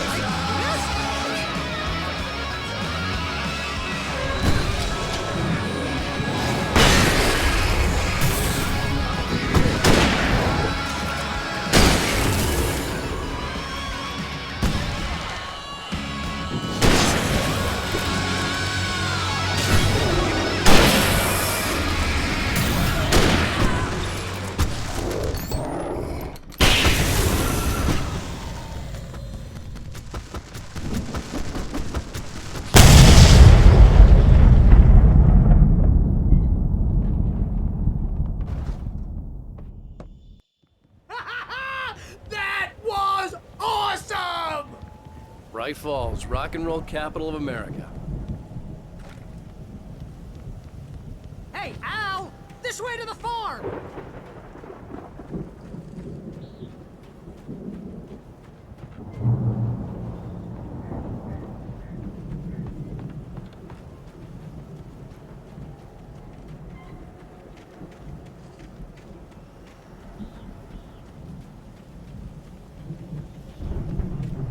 see, bestseller. No reason to worry. Your cutout's good as new, right where I left it.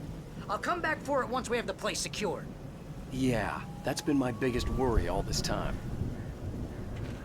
We need to get this thing moved out of the way. This is as far as I got before they ambushed me.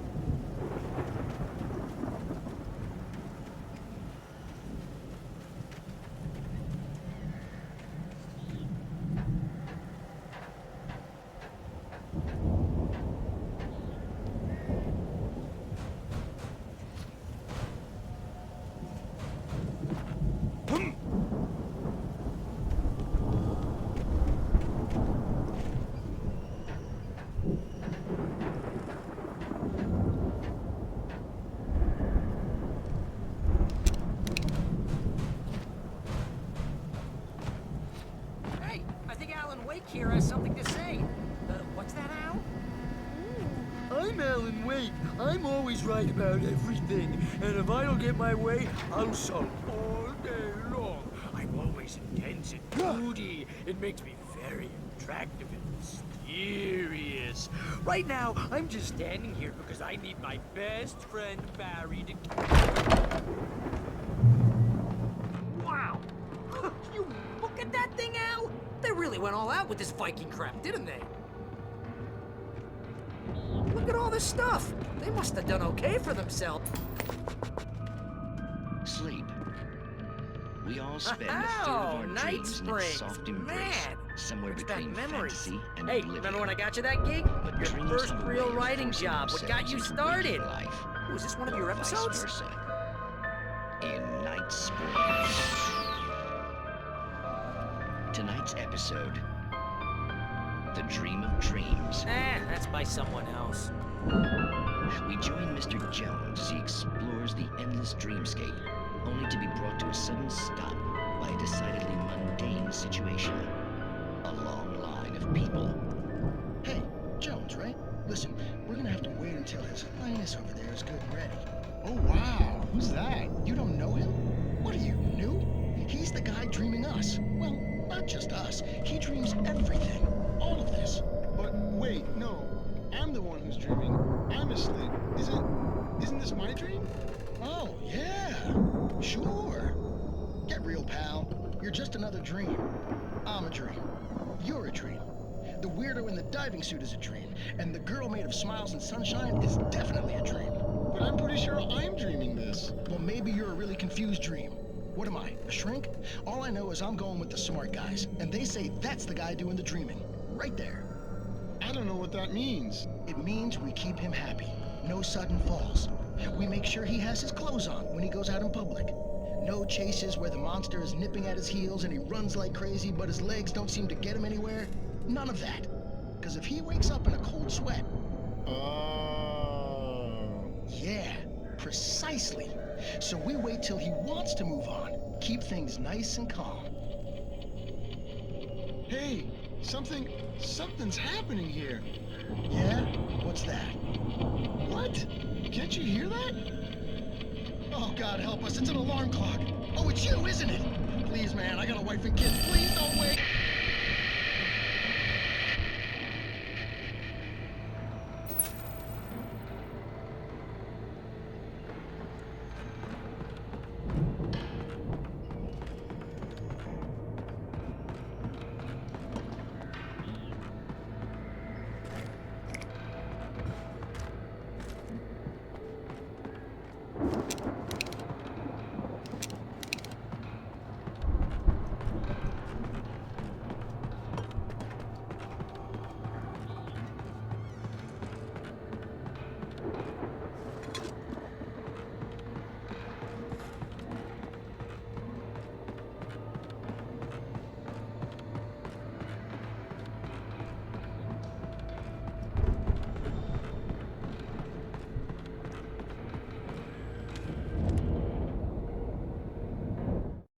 It's 1976. Madness reigns at the Anderson farm.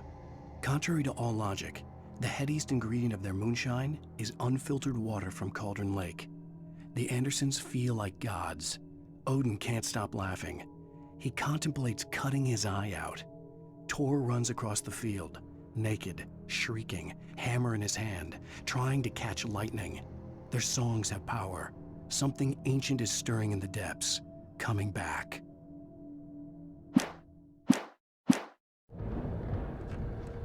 The Viking boat looked imposing, almost like a battering ram.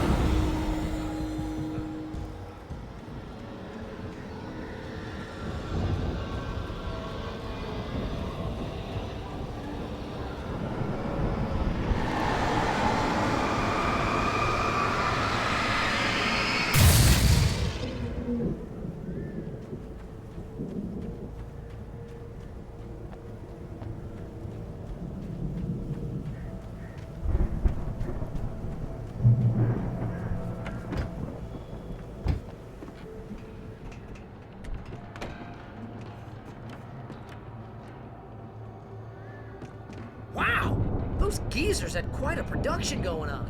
Oh, you know what, Al? If we make it through this alive, I'm gonna start representing them. Yep, sell this stuff online, maybe get a reality show going, release a new single. Good luck with that, pal. Hey, you find us a way out of here, okay? I'm gonna take a closer look at this stuff.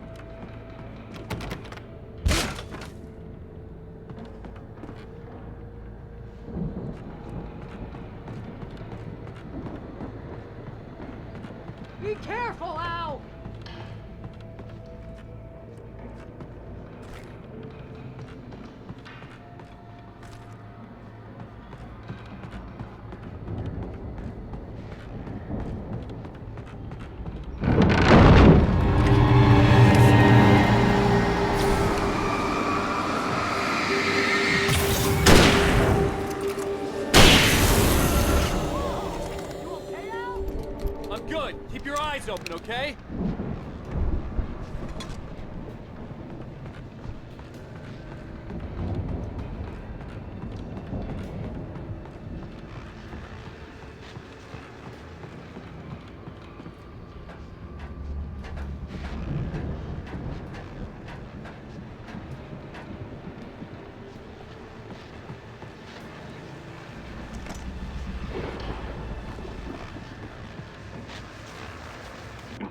As you regular listeners know, I tend to work through the night, but I'm not the only one. Deputies Mulligan and Thornton are taking a couple of moments off their busy schedule to join me here in the studio. Boys, how busy are you now? Deerfest is almost here, isn't it? I bet that keeps you in business. Pretty busy, yeah. Actually, Pat, we've been real busy with other stuff, which concerns an ongoing investigation. I can't talk about it. I wasn't gonna say anything. Just saying we got other irons to fry. And how would you compare your I could see the building that had to be the Andersons' home on the other side of the field. It wasn't far now. I wasn't worried about trusting the ramblings of two burned-out geriatric wrecks. They had the goods.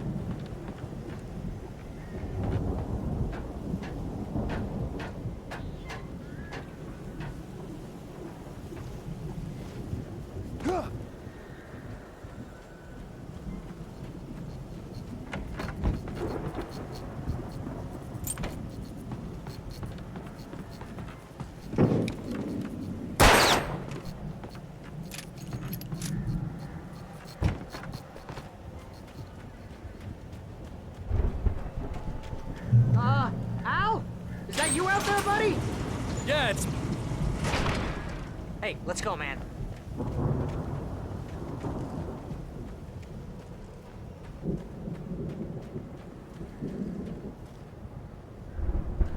I think we're gonna have to work together to open this gate, Al. It's quite heavy. Hey, I think that's the farm on the other side of the field. We're almost there. This farm is a crazy place for crazy people. We should feel right at home then.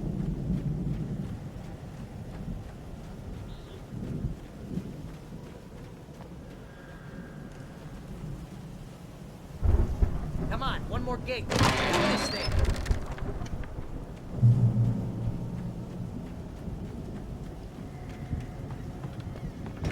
The lights are out. Guess we better check the fuse box.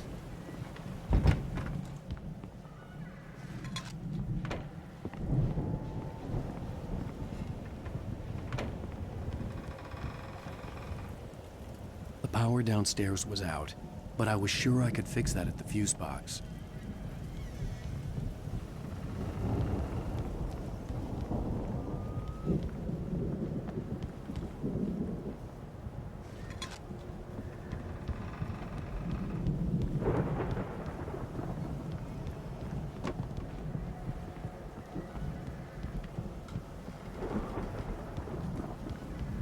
You know, this place looks kind of lived in. I thought the Andersons were in the booby hatch.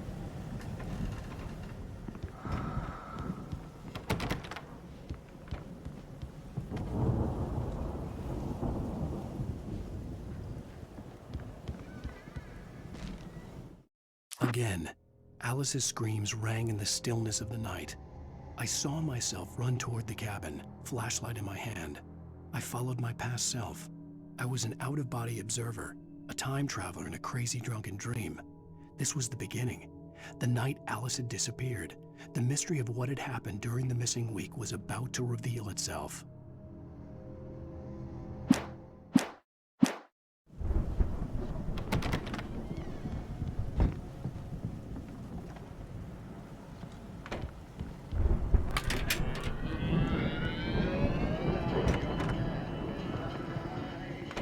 Can you hear that, Al? Music? Of course. We need to find where it's coming from. That's the message the Andersons talked about. That's the whole reason we're here. Lady of the Light? Oh, that's gotta be... What's-her-face? The crazy lamp lady from the town. Cynthia Weaver. Right! Must be.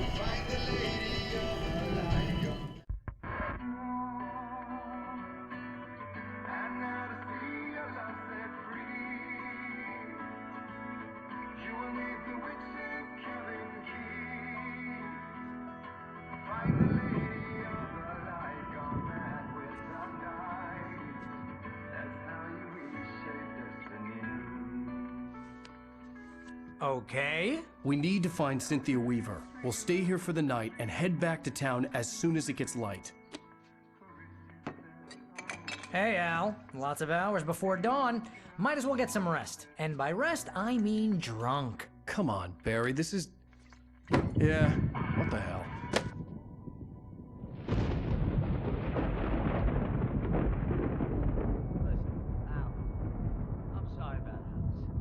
Seriously, because I know we don't get along, but we're gonna find her, right?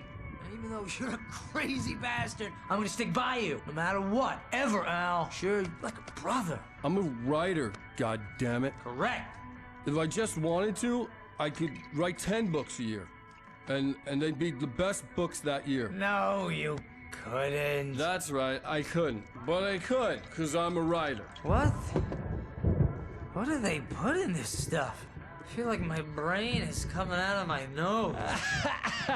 I'm gonna get the recipe off those coots and be a booze millionaire.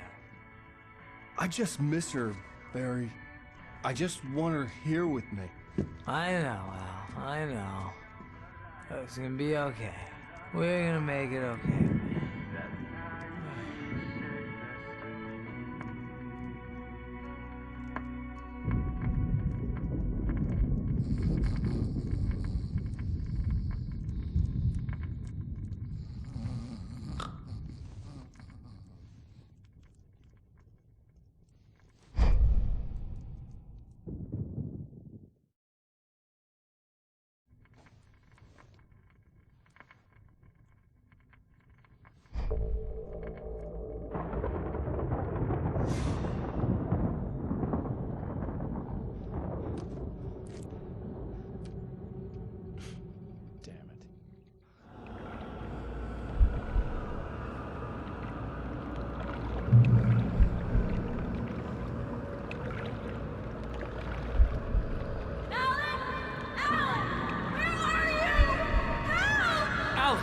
coming. It's all right. I'm coming. It was a crazy, drunken dream, and yet it was more than that. It was the truth, a suppressed memory unearthed by the Andersons' moonshine. I was there, an out-of-body observer. This was the night Alice and I had arrived at Bright Falls, the night Alice had disappeared. I had a chance to find out what had happened. I remembered being surprised to see the cabin dark. Alice would have never turned the lights off.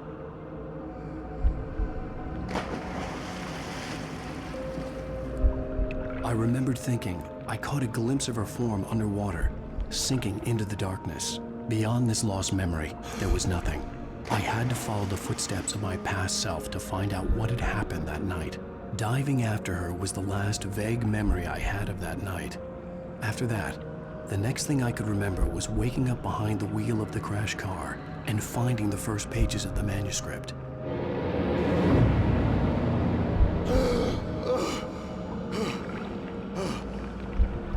I couldn't find her in all that blackness. I must have thought she drowned.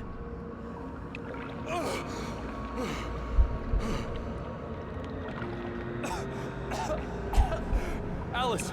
Jagger had Alice, and so she had me. Alice!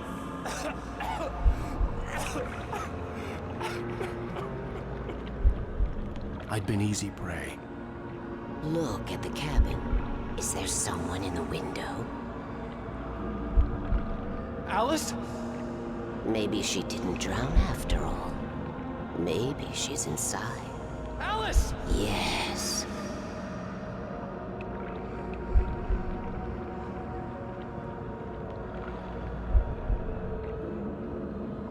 The dark presence had touched me. She had dug her nails into my brain and used me, made me her puppet.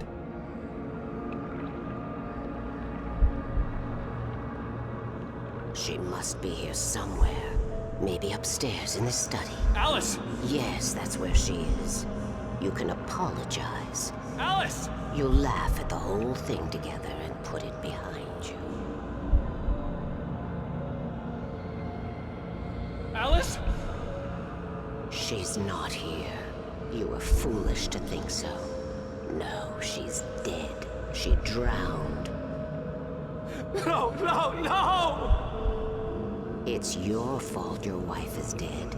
You are guilty. All she wanted was to help you right. You killed her.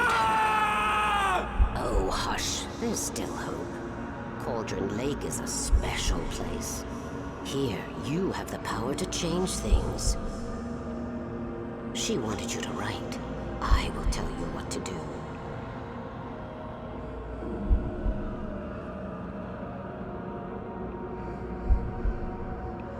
You can write her back. The story will come true, and all will be well again. She had Alice, and the manuscript was the ransom for her.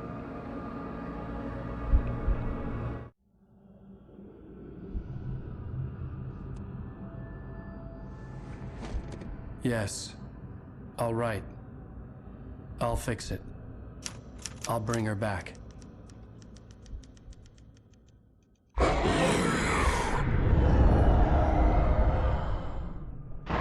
No. I wrote it. I remembered it all now. In the dark, I'd written for days, a week, almost a complete manuscript of a novel entitled Departure. Jagger had been my editor, whispering in my ear, making sure that the unfolding story would make her more and more powerful. I thought I was saving Alice.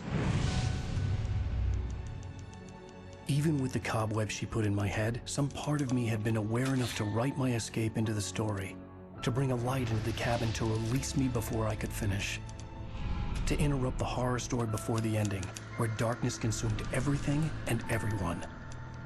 Zane was weak and far away, but I had written him into the story, and his light had been enough to set me free. It isn't here now. I'm here because it was written. I brought the light to set you free. You must hurry. It will know I'm here. It will be back soon. It stole the skin of my Barbara a long time ago. She looks so old.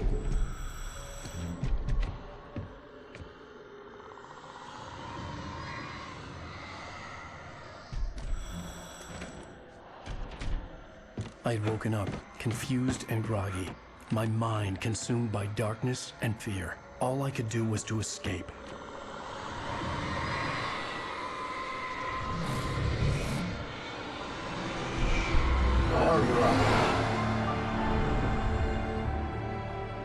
The week spent in the cabin had taken its toll.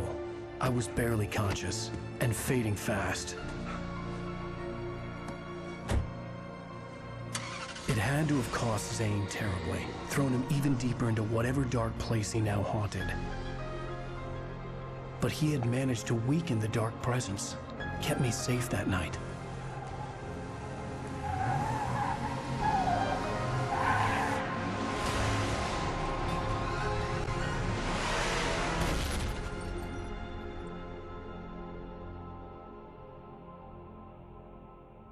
I wrote it. It's my fault. That's right, James Joyce. It's your fault, and you're gonna pay for it. Previously on 앨런웨이크. Under the influence of the dark presence, I wrote a horror story that is coming true. Jagger had been my editor, making sure that the unfolding story would make her more and more powerful. Some part of me had been aware enough to write my escape into the story. Together we can create something absolutely wonderful. The leg, it does something to the works of art created here. It makes them come true. My mom gave me this old light switch. The clicker. Alice is being kept in a dark prison. I need to find Cynthia Weaver to fix this. It's your fault, and you're gonna pay for it. Well, we're expecting a record crowd from the neighboring counties. Naturally, we hope to break the record set by last year's Moose Fest in our neighboring town, Watery. Ladies and gentlemen, some people have asked me, what's the big deal about Deer Fest? And I think that this sums it up. It's about friendship and community. We've got a great party coming up, but let's try to hold it in until tomorrow and get through the night in one piece, all right? I have it. Someone will come for it when the time is right. Thomas said so. He wrote it. The key is insurance. It's my job to keep it safe. Safe in the light. Always in the light.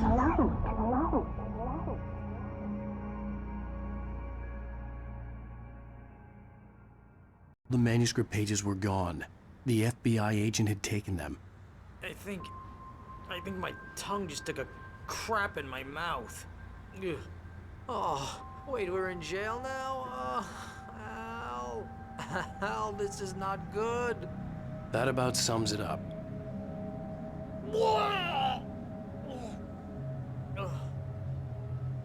Oh, I am never drinking again. I need to talk to Weaver. She's the one in the song. The Lady of the Light. What, the crazy lady? Ugh, whatever you say, Al, but we're stuck here. They're not gonna... interviewed Wake. I had some reading to do first, Sheriff, and let me tell you, it was an interesting read. Well, I've got you now, Raymond Chandler. It's all here. All the evidence, including conspiracy to murder a federal agent. There's no way you're walking out of here. You hear me in there, Bret Easton Ellis? Huh?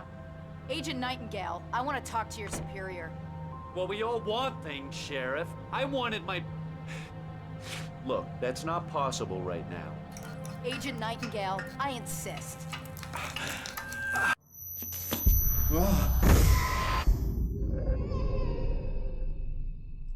Wake, what's wrong? Lady, are you stupid? It's a trick. It's an obvious trick. Okay, I've had enough of this crap. Wake, I'm gonna trust you with this. You're joking. Agent Nightingale, your opinion would matter more if you were sober and if I actually believed you were here on official business. Whoa! Get back in the cell, Stephen King. The only way you're leaving this place is over my dead... Wait a minute. I know this... Oh my God! Light. We need light. It's the only way to fight this thing. In my office. I've got your things there. Follow me. Oh man, we're sitting ducks with the lights out. Stay. Nightingale felt the situation veering out of his control, but the gun at least felt steady in his hands. He was ready to fire, resolved that he would let this happen over his dead body. And yet he hesitated. He had seen this moment before, read it in the page. He was transfixed by the deja vu and the horror that he was a character in a story someone had written. Then the monstrous presence burst in behind him and dragged him into the night. Cool. I can get the emergency power on.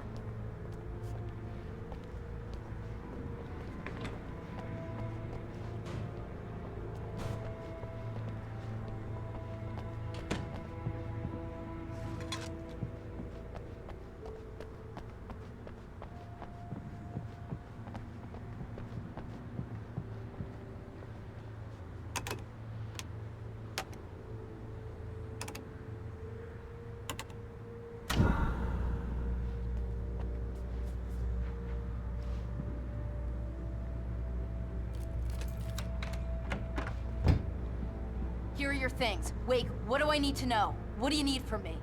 They can be hurt in the light, only in the light. And I need to find Cynthia Weaver. She can help me stop this. Light. Check. Cynthia. She lives in the old decommissioned power plant. I can get you there pretty quickly in the rescue chopper. Come on, let's get back to your friend. Wheeler, I need you to stay here. What? No! We're going to fetch our ride, but I have friends who need to be warned about this, and I can't be in two places at once. I need your help. Well, okay. Here's a list of people and phone numbers. I need you to call them and tell them you have a message from me. Night Springs, okay? They'll know what to do. Night Springs? Like the TV show? Gotcha. Oh, hey, that radio guy is on the list. Maine. Who's Frank Breaker? He related to you? My dad. Hey, is this like a secret society? Can you do this? You'll be safe here. The backup power's on. These guys need to be alerted, just in case we don't come back. You'll come back for me though, right? As soon as we get the chopper ready. Thanks, Wheeler. I owe you one. Okay, let's go, Wake. Through the back.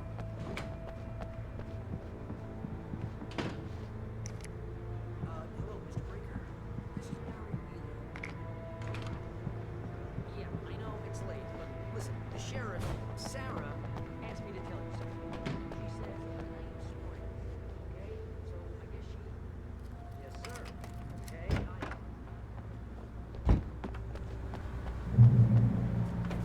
Oh, hell. Whatever took Nightingale must have broken the gate controls.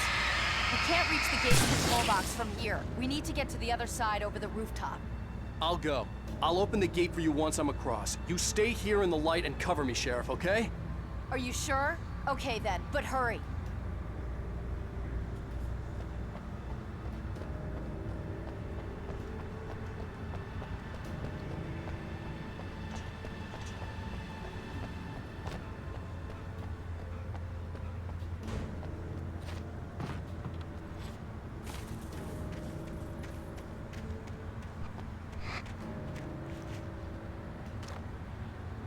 I needed to reach the rooftop to get to the other side of the broken gate.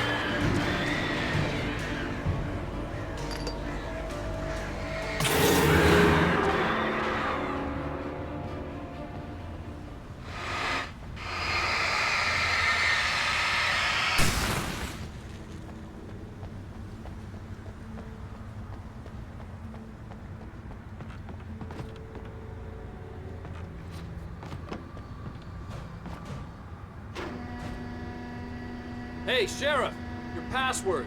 Night Springs? What's that all about? It's a stupid joke we have. That Bright Falls is the original inspiration for the TV show. This town can get weird at times. Never this weird, though. You need to bypass the damaged control box. What am I, an electrician? Hold on!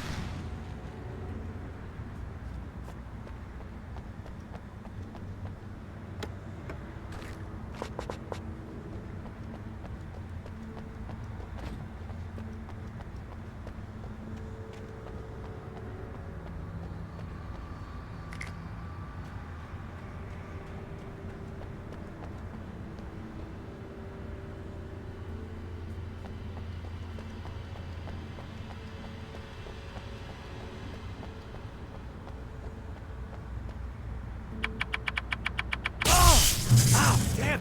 That's smart. Good job, Wade. Okay, stick close. Our first stop is the town hall. The keys to the chopper are there.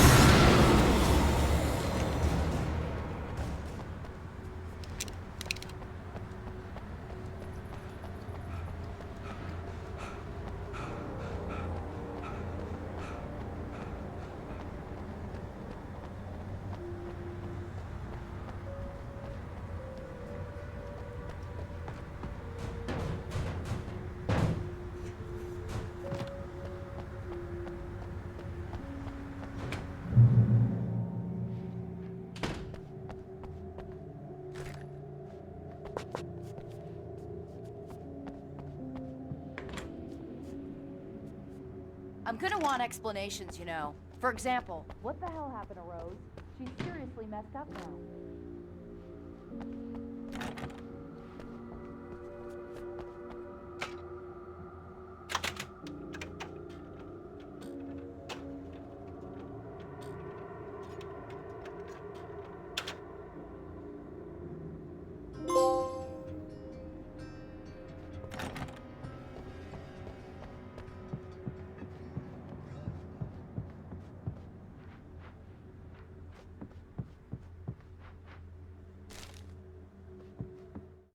Barry was in his element, making calls, making things happen, even if he didn't entirely know what those things were. He wouldn't let the hot sheriff chick down. Even if every noise he heard from outside, and he heard plenty, made him jump. He had only paused to text Al a message, told him to hurry up. Suddenly, Barry froze in mid-dial. A window broke somewhere in the building, and then the lights went out.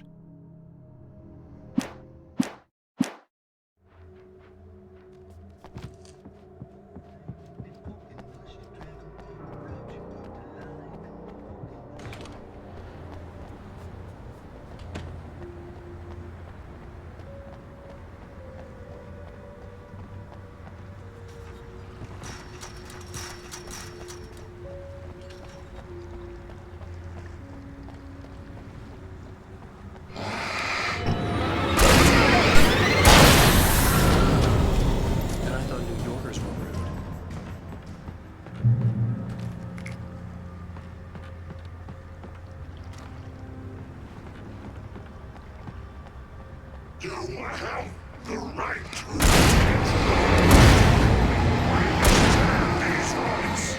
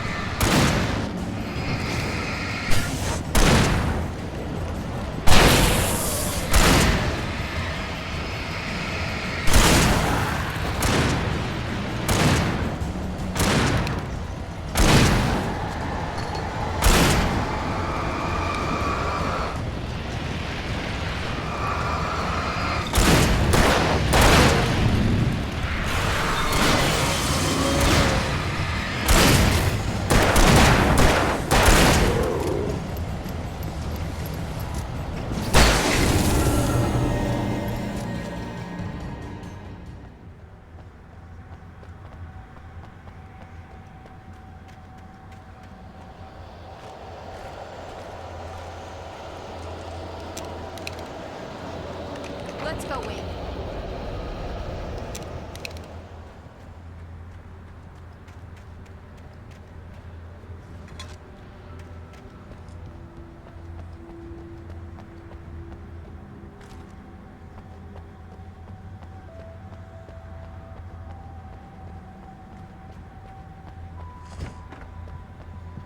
Okay, someone's messed with the fuse box here, but you should be able to jury-rig it while I find the keys. I already got electrocuted once today. How about I look for the keys and you get burned for a change? Fine. They should be in the clerk's office on the other side of the building, near the main entrance. Gotcha.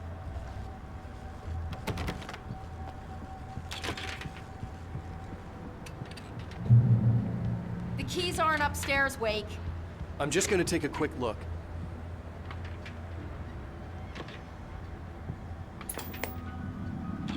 Freedom. A fusion of vigilance, conscience, and uncompromising clarity of vision. A need so fundamental, it permeates our very being. And yet, a man may be brought to his knees in a single heartbeat. In Night Springs. Tonight's episode, taken in his prime. For young Manny, the night hasn't been kind.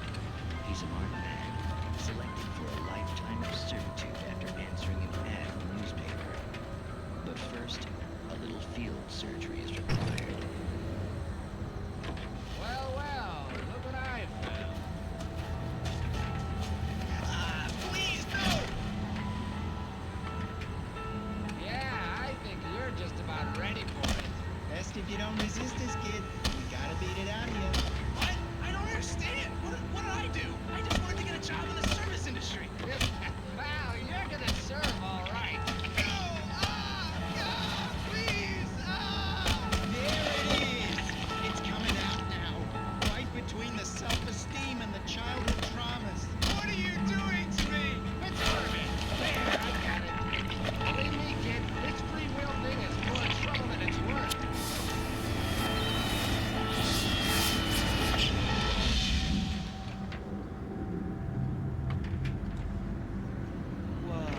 What was that? Oh, nothing for you to worry about, Manny. I don't know what I'm supposed to do. We'll tell you all about that. Don't you worry.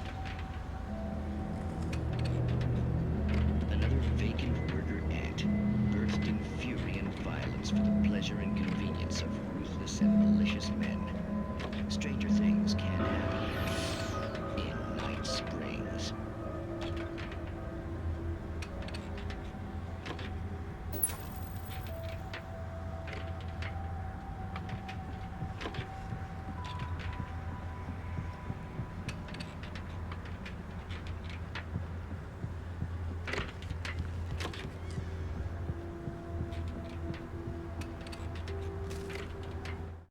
The darkness that wore Barbara Jagger's face was furious. The story in the manuscript had been making it stronger all the time, but now the light had set the writer free and hurt it, weakened it. It was only a matter of days before the dark presence would be strong again, but meanwhile, it would be difficult to recapture the writer.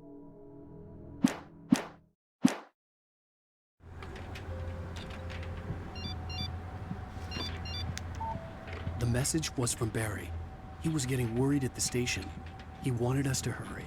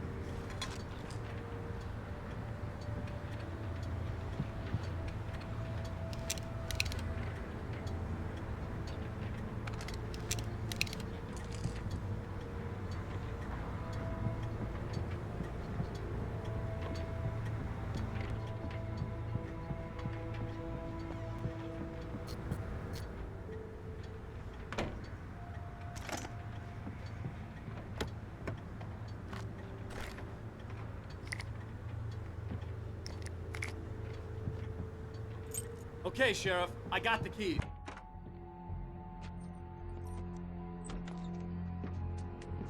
Barry? Why isn't he inside?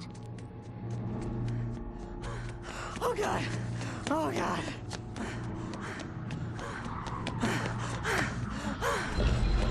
Barry! Look out! Barry, move!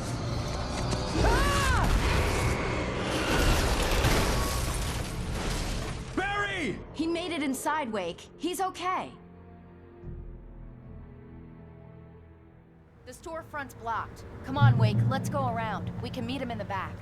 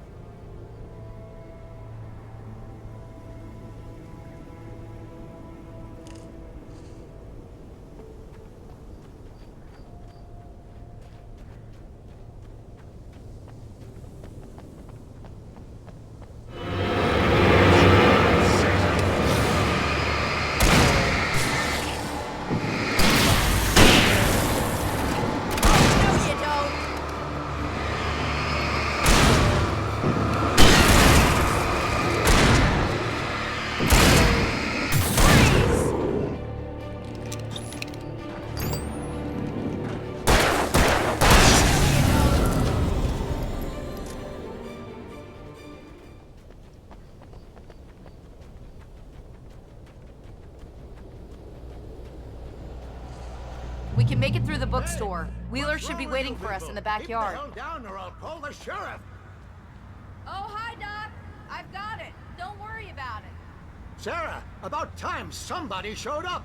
All the shooting in the air is idiotic. One of these days they'll kill somebody. And over Deerfest. I know. Go back to bed. He's got a point, Wake. Look, this town can't take this. It's me they want. The sooner I get out of here, the sooner you can all get back to life as usual. I hope you're right. Come on, let me get this door open. Wait, you got the keys to the bookstore? Perks of being the sheriff. A girl needs to get around.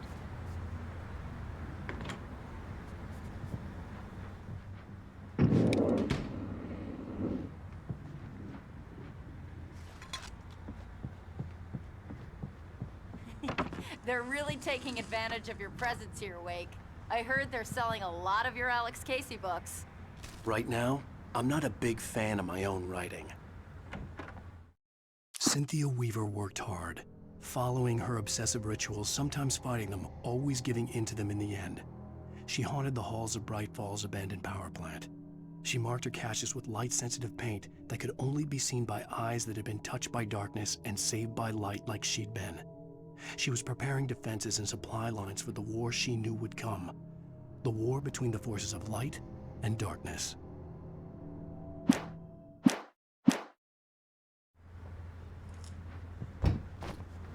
I don't see Barry. Look, Wake!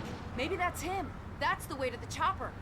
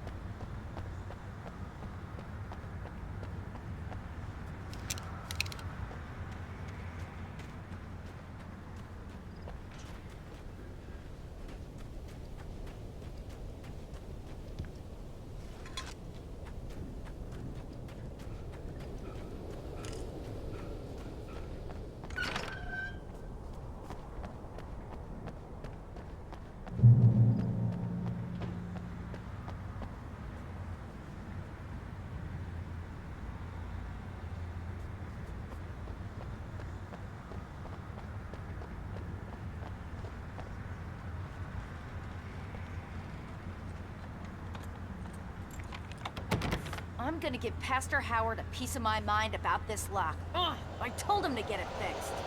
Let's go, Weaver. Let's take a break.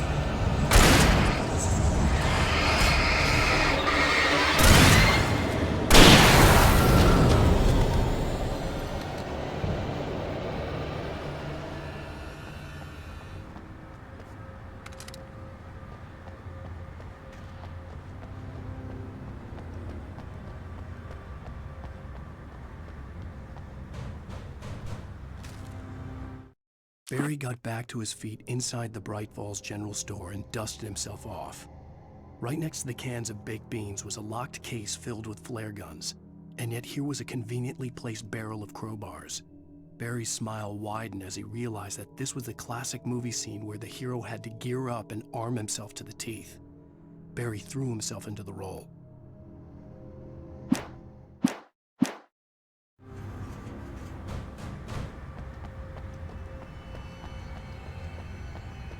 Okay, it's open. Let's go, Wake.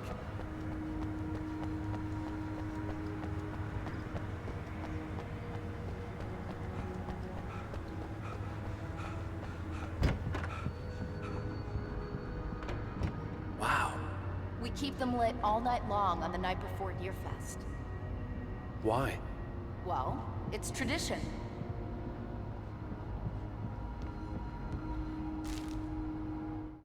For it to be free, the Dark Presence needed the writer to finish the story. Again and again, the story let it get frustratingly close to the writer without letting it capture him. It was bound by the events depicted in the manuscript, but it could pursue the writer indirectly, put others on the task, and stop those who would help him. It took over everything in its path, made them its puppets, and sent them after Alan Wake.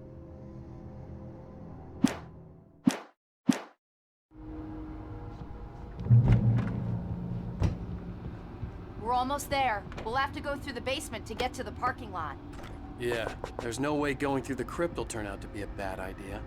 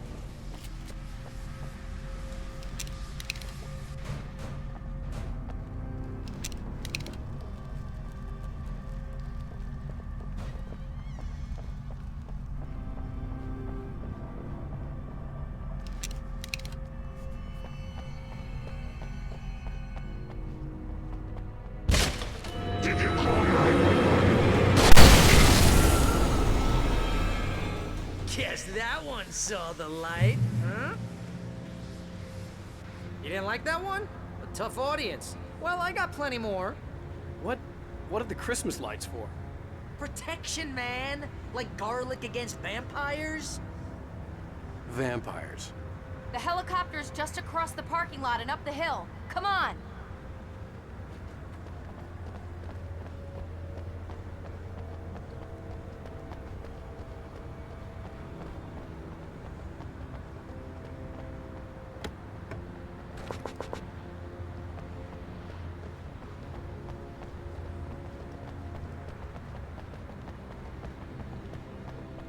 The Bright Falls General Store is now my favorite place in the entire world. See this headlamp? It's like a superpower. I can just look at one of those things and they die. It's my flaming eye of Mordor. I wish I didn't say that. Yeah. Hey, I want a headlamp. Last one. Bastard. Alice had screamed until she had no voice left to scream. Around her, the darkness was alive. It was cold and wet and malevolent and without end. She was a prisoner, trapped in the dark place. The terror would have burned her mind out, but one thing made her hang on. She could sense Alan in the dark. She could hear him. She could see the words he was writing as flickering shadows. He sensed her too. He was trying to work his way to her.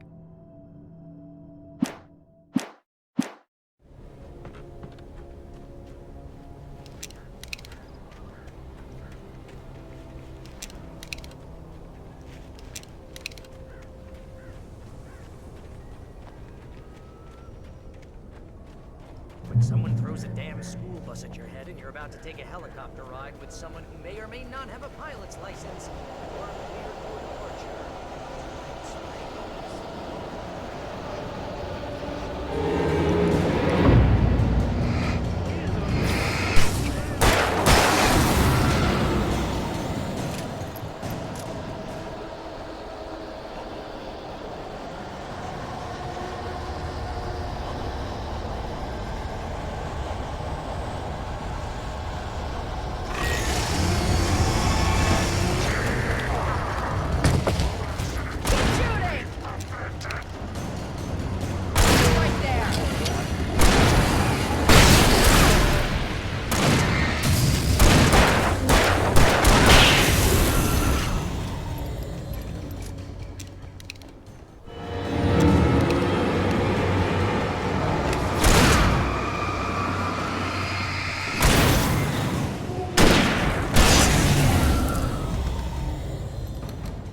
Never gonna get used to this.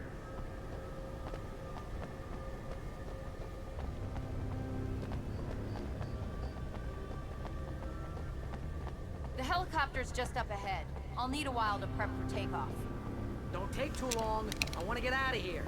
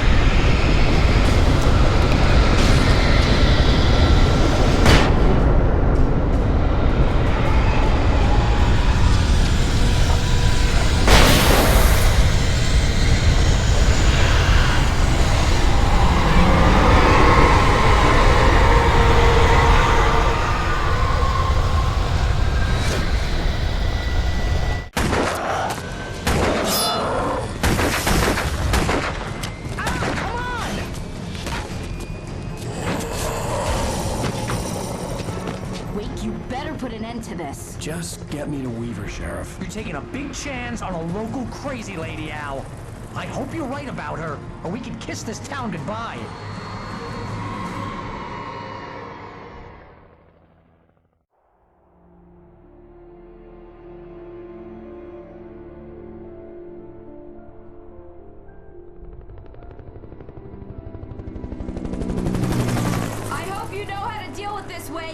I guess you New Yorkers are used to rough situations like this. Right. The city's a war zone. King Kong, mutant alligators, and Alex Casey shoots the place up every weekend. Look, I never even carried a gun until a couple of days ago. Well, my dad used to be a cop there. Tells some pretty wild stories. Stuff like this? No, just normal bad stuff. Kinda like your books, Wake. I used to tease Dad that he was just like Alex Casey. You've read me. Oh, sure.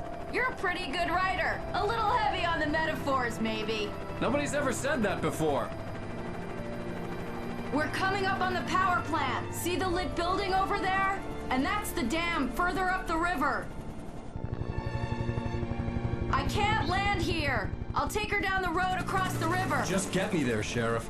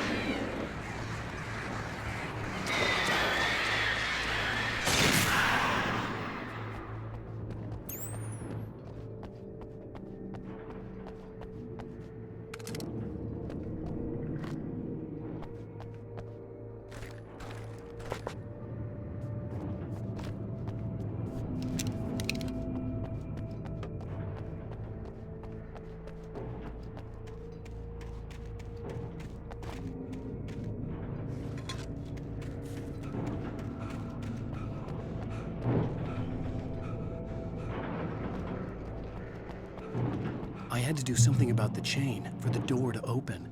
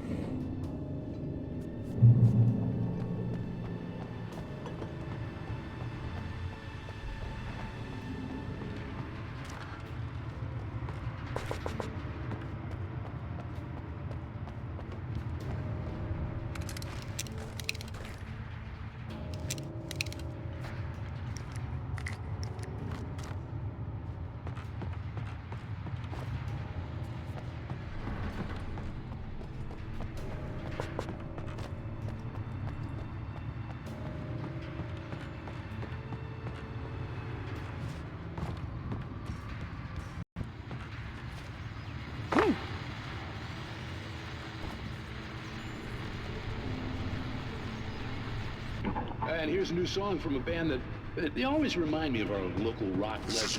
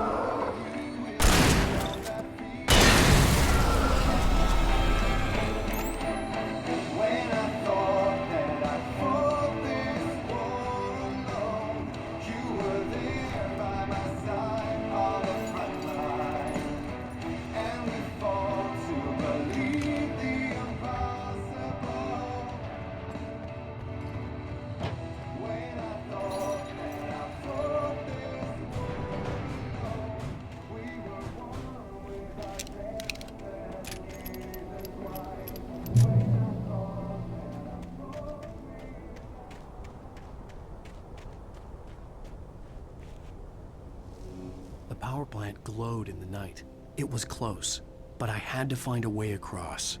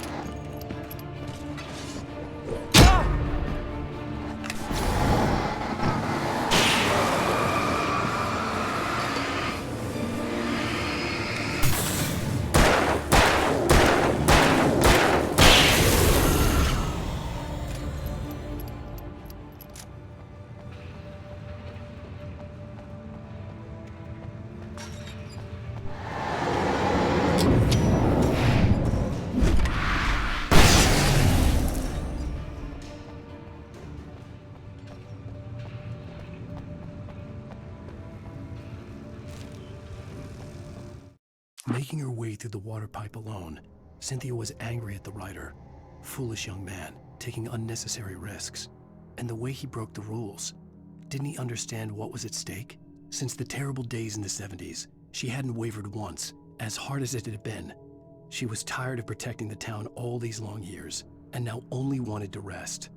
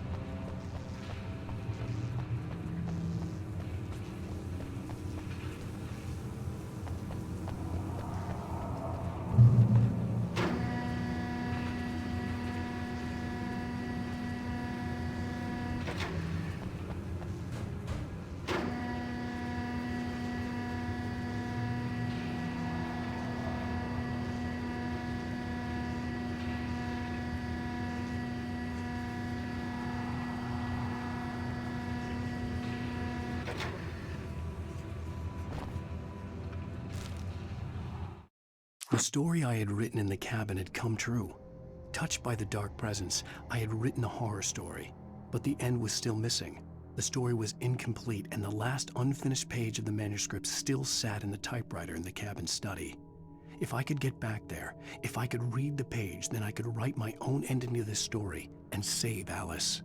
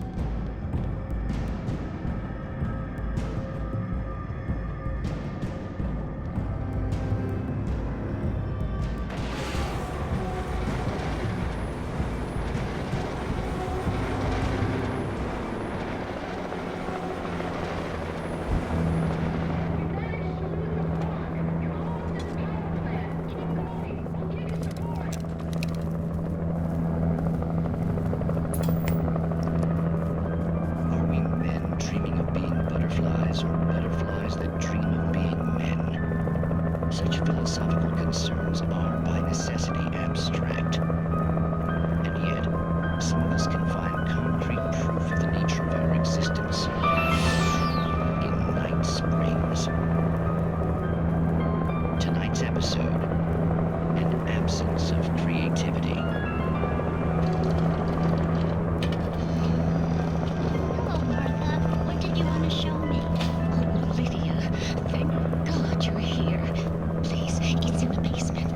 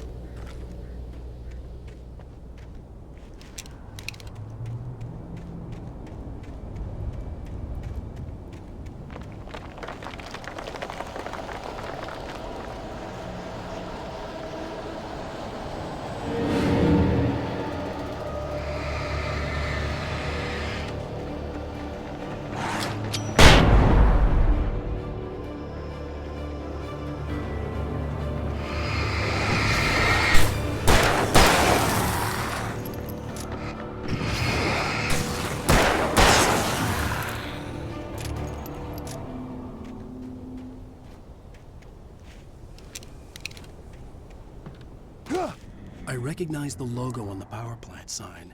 I'd seen a version of it painted all over the area, signifying hidden caches of supplies.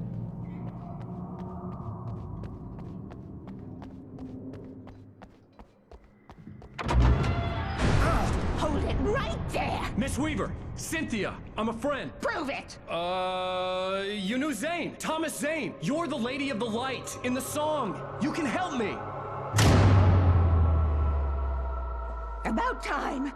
Young man, I've been waiting a very long time for you. It's in the well-lit room. Excuse me?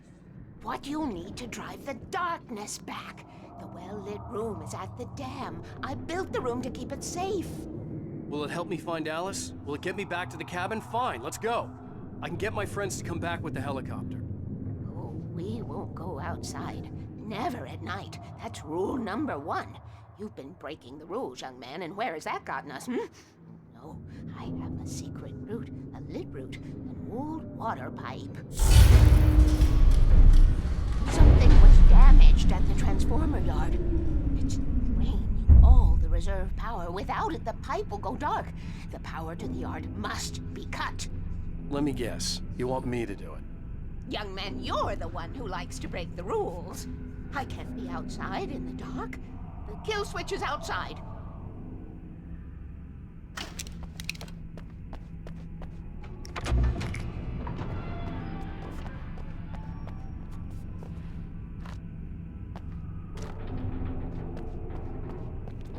I have been preparing for these times, the dark tides.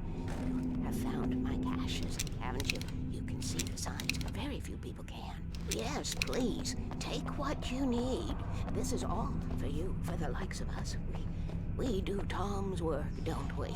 Hurry! The switch is on the wall facing the shore.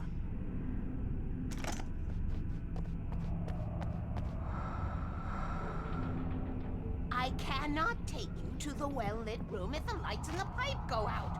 You must go outside to use the emergency switch.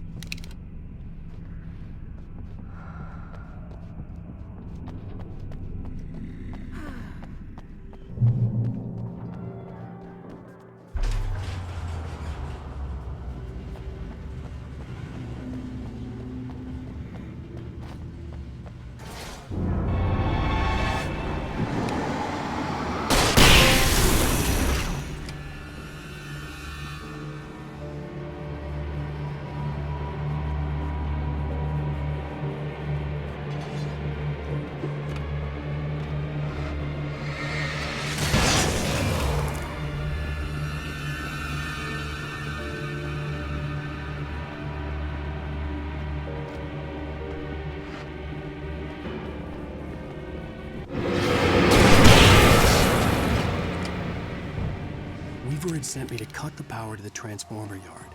I was willing to do grunt work for her to get her to help me. I hoped Weaver was dependable. I'd stumbled into this crazy world a little over a week ago. She had been living this insanity for decades.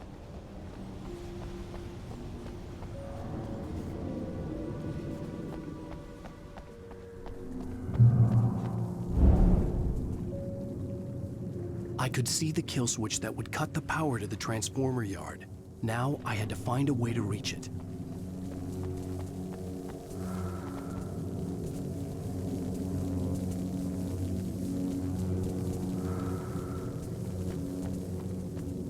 If I could figure out the gates, I could use them to get to the kill switch.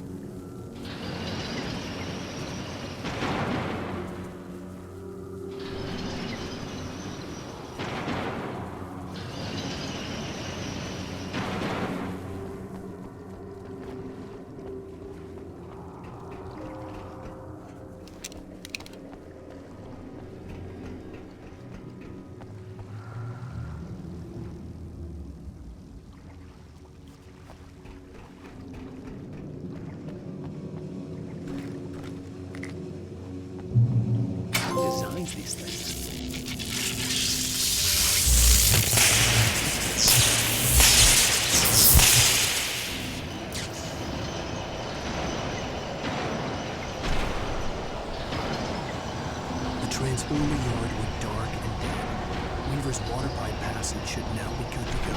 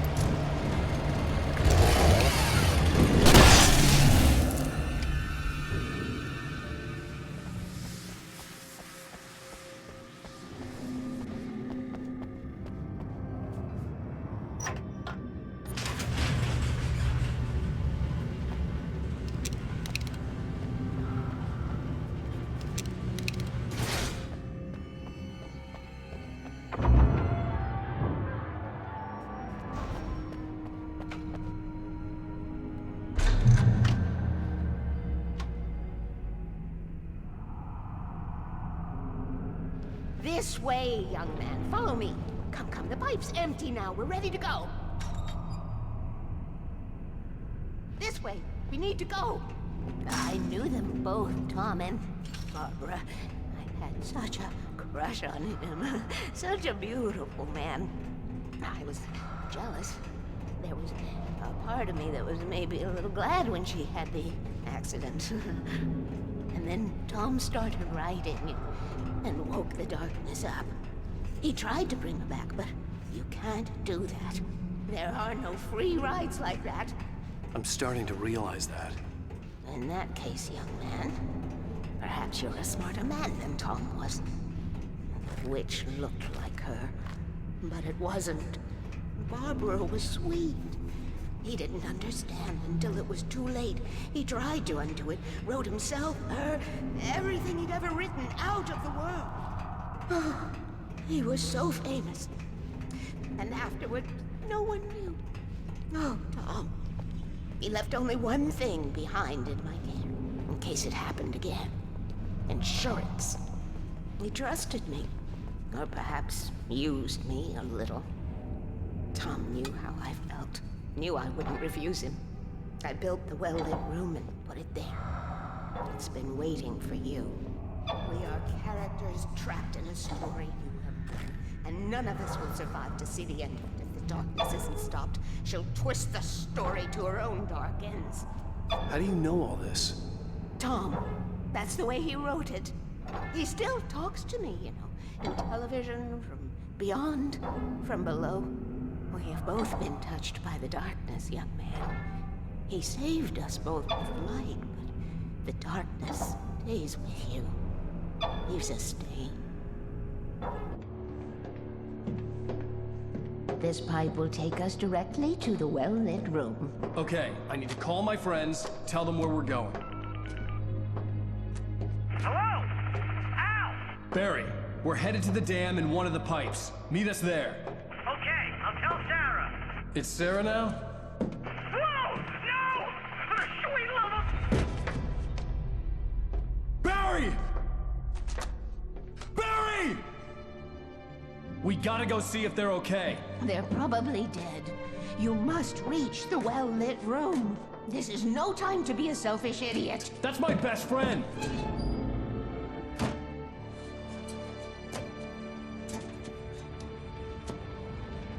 Well, be a fool.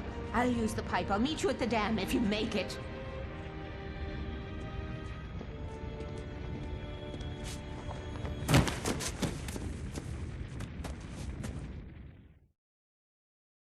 At least I didn't have to worry about her. She knew how to stay safe.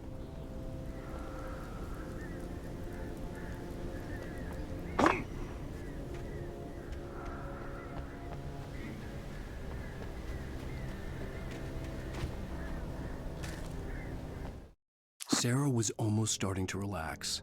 Maybe they could turn this into a win yet.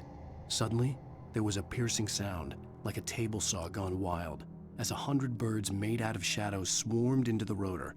The chopper bucked wildly and the board lit up, telling her what she already knew. They were going down. Barry Wheeler screamed next to her.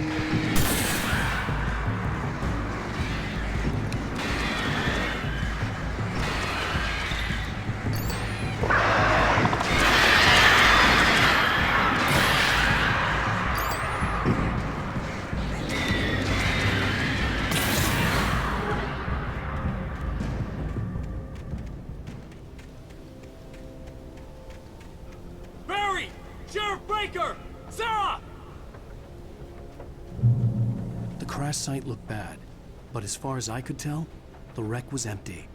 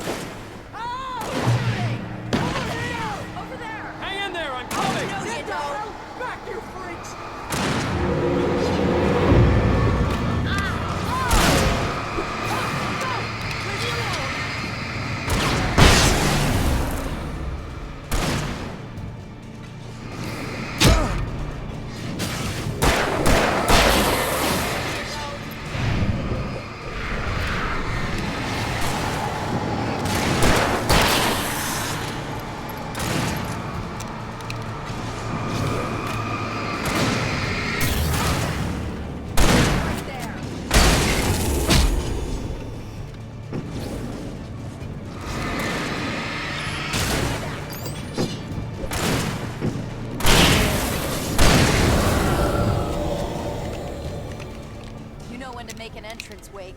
We were ready to make like Butch Cassidy and the Sundance Kid. I have a different ending in mind. Yeah, I'm fine. Thanks for asking. I knew you'd be all right. How's that? The flaming eye of Mordor? Laugh it up, funny man. Didn't we have somewhere to go? Weaver will meet us at the dam.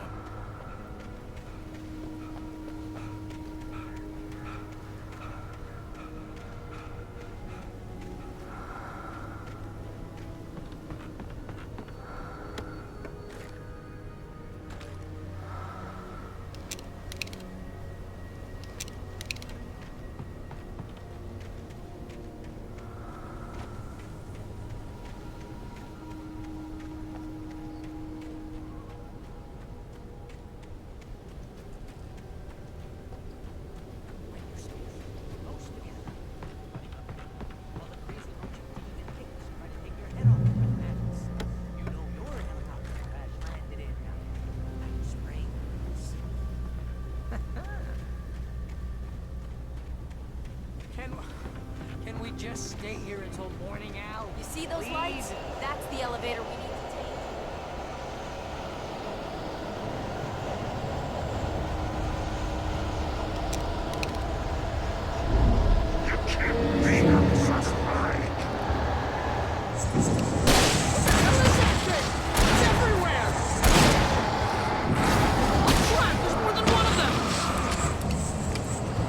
Nothing moves like that. It's impossible.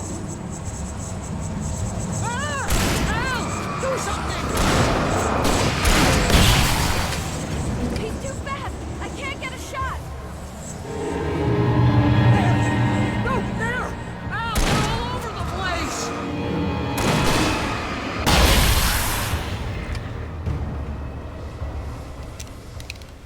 Was that it? Are we safe? That was... wow. I think we're okay. Hey, Al, I got a bad feeling. Let's keep our eyes open. We made it! We made it! Wait, call the elevator. I'm keeping watch. I think I hear something moving around.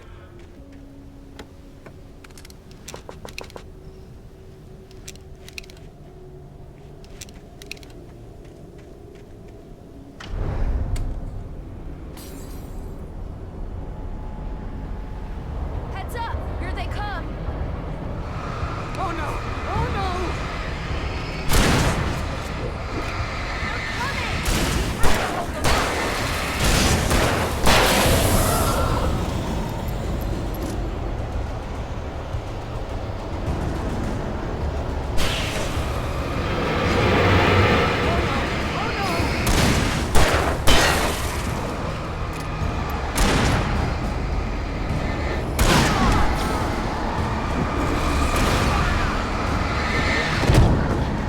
I swear this is the slowest elevator in the world!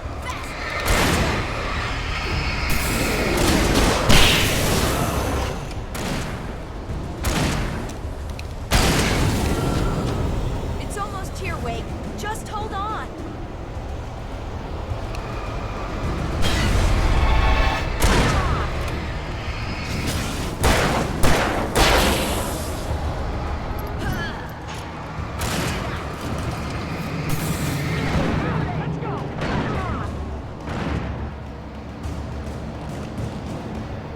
Al, hit the button!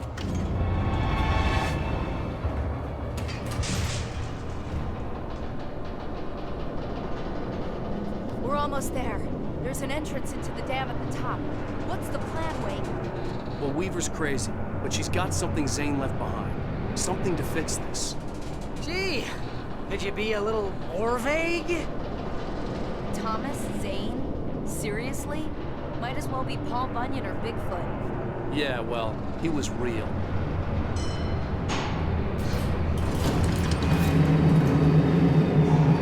Let's be careful, okay? Oh, jeez, I hate this.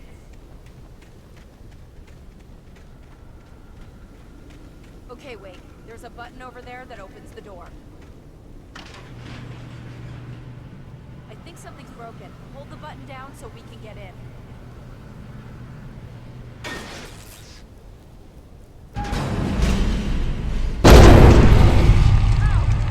What's going on? We can get to the dam through here. What's happening out there? You guys go ahead and find Weaver. She should be in the dam now. I'll have to make it alone through the top. Okay, Wake. Good luck. Don't get yourself killed. Please, be careful! I'll take good care of Barry, Wake. You just look after yourself.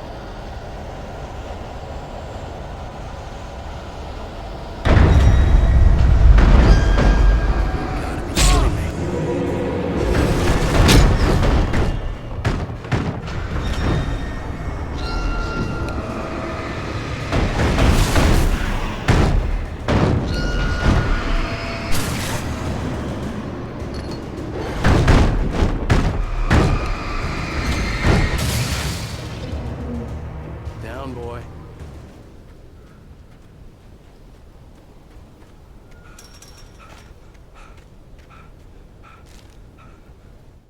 Thomas Zane knew he had to remove all that had made this horror possible, including himself. That was the only way to banish the dark presence he had unleashed and now looked at him through the eyes of his dead love. But he also knew that despite his best efforts, it might someday return. So even as he wrote himself and his work out of existence, he added a loophole as insurance, an exception to the rule. Anything of his stored in a shoebox would remain.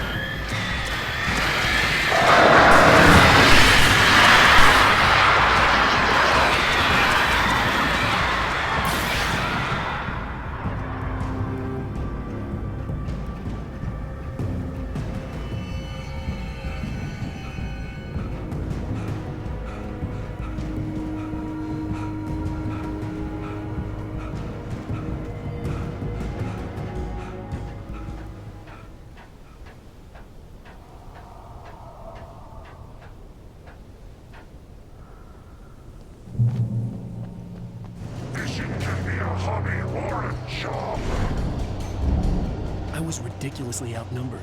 The searchlight could even the odds.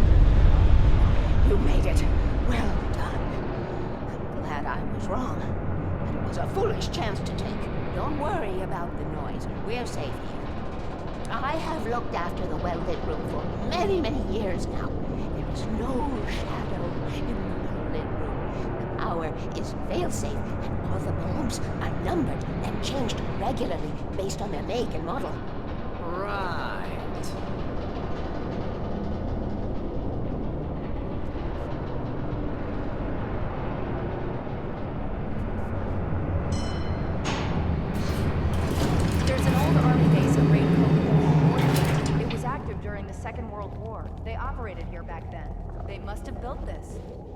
Yes, they did. It's my place now. Take it, and I won't need to worry about the room anymore, because 6 and 33 and 118 need changing soon, and I don't want to climb up the ladder to change them because it's very late, and I'm tired. And if you take it, I won't have to do that anymore. The page was autobiographical, a memory from my childhood. But I didn't write this. It was a page written by Thomas Zane. None of them were supposed to exist anymore. Alan, 7 years old, would fight sleep to the bitter end. When he did sleep, he soon woke up, screaming, the nightmares fresh in his mind. One evening, his mother, sitting by his bed, offered him an old light switch. She called it the clicker, and flicking the switch would turn on a magical light that would drive the beast away. To imbue the talisman with all possible power, she added that it had been given to her by Alan's father. Alan never knew him, and anything of his took on mythical proportions in his mind. With the clicker firmly in his hand, Alan finally slept like a baby. Now, almost 30 years later, Alan thought of this as he stood on the rim of Cauldron Lake, the clicker in his hand. He took a deep breath and jumped. My mind swirled. I'd given the clicker to Alice, yet it was here. Zane had written it into existence, in a story I had written. I can get to her now. I can finish this.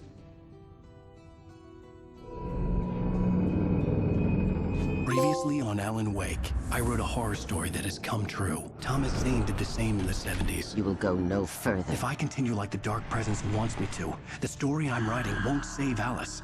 It's a horror story. No one will survive. You knew Zane! Thomas Zane! You're the Lady of the Light in the song! He left something behind to help me. The clicker. Alan thought of this as he stood on the rim of Cauldron Lake, the clicker in his hand. He took a deep breath and jumped. I can get to her now. I can finish this.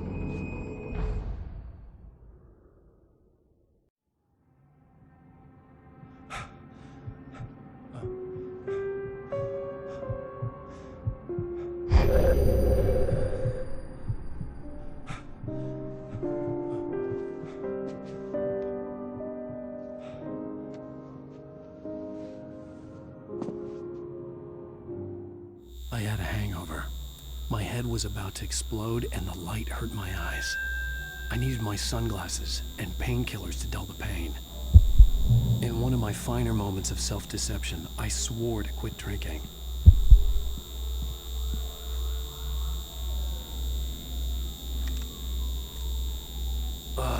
The sunglasses made the world look bearable.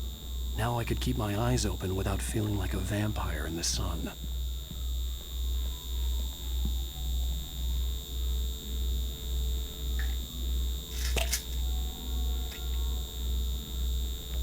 The pills worked fast. The prospect of being awake started to seem bearable again. There was a message waiting for me on the machine.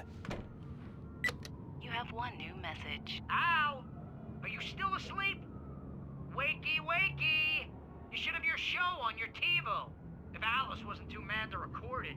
Yeah, she called me earlier and really chewed me out. Yeah, we went a little overboard last night. But parties are a part of this business. Al, look, I'm saying this as your friend. She's not doing your career any favors by trying to run your life like that, okay? I'll talk to you later, Al. Watch the show!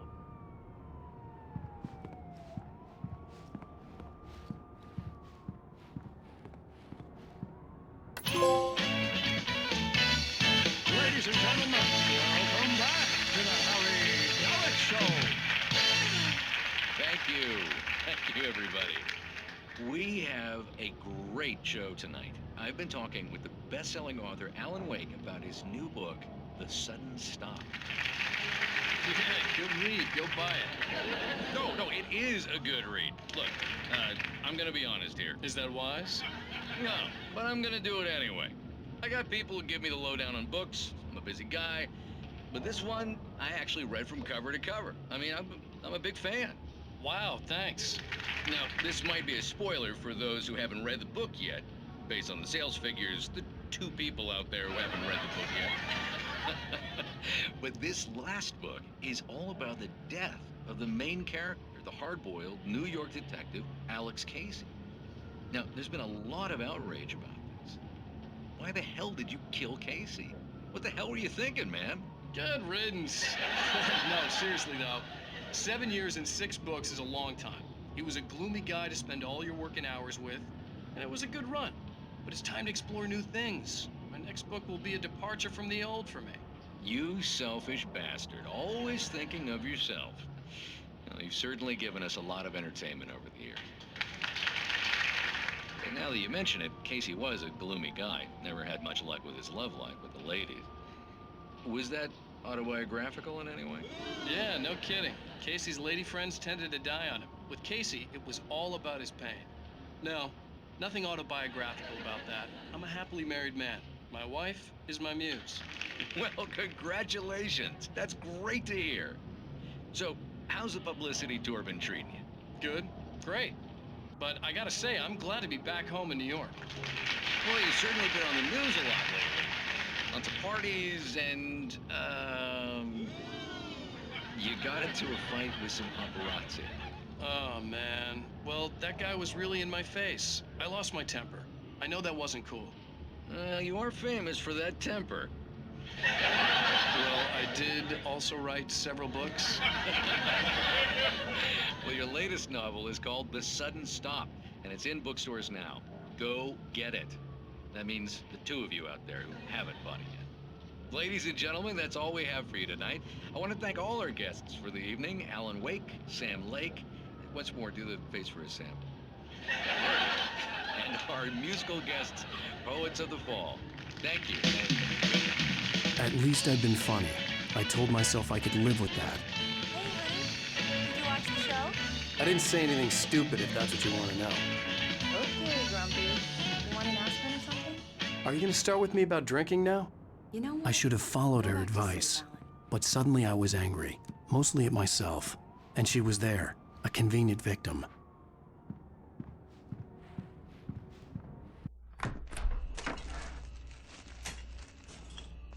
What? Now you can't even talk to me? Well, this morning I was angry because you said you'd be home at midnight and you showed up at 7 a.m. and passed out in mid-sentence. Now I'm over it. Are you angry? This goddamn tour. It's gotten out of hand. Oh, honey. It's almost over, right? We can get back to normal. Then you can start writing again. I'm sorry, honey. Alan, you're not thinking straight. Just take a shower and go back to bed, huh? Yeah, you're right, honey. I'm sorry. Once this is over, let's go away together. A vacation. Just you and me. Some peace and quiet.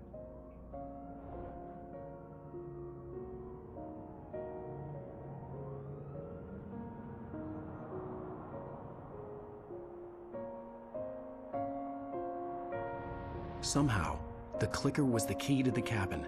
I had to return to Cauldron Lake to save Alice.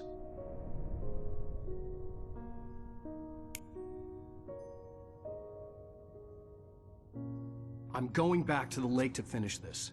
I'm going to write an ending to the story in the manuscript on my own terms, to make it all right. Why can't you just write it here? The last page is still in the typewriter. I need to read it first. Everything needs to be just right. Zane tried to cut some corners, and it didn't end well. Okay, ready when you are. I'm sorry, Sarah, but I need to do this alone. Barry, take her gun. Miss Weaver, close the door when I leave.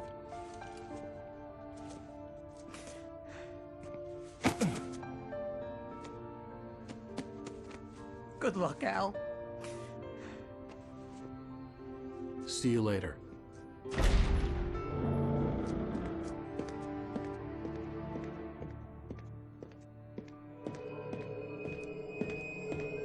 When I got out, it was warm and sunny. I'd flicked the switch of the clicker. Had it done this? I didn't stop to question it. I had to take advantage of the sunlight to get to the lake. On Zane's page, I'd stood on the rim of Cauldron Lake, about to use the clicker. That's where I was headed.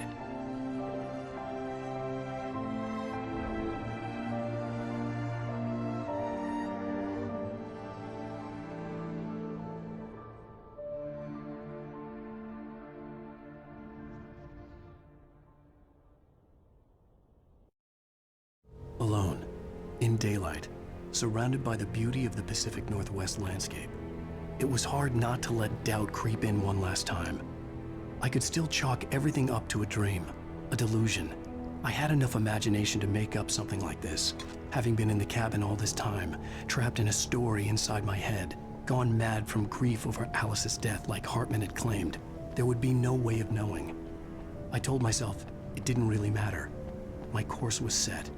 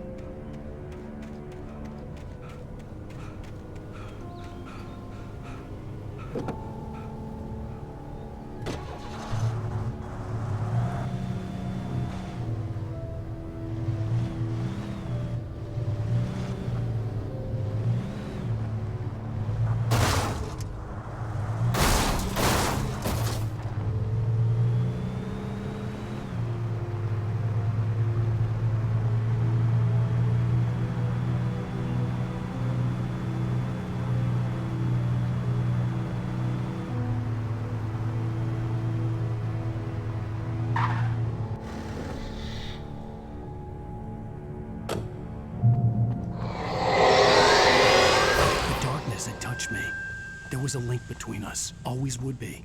I could feel its presence again, getting closer.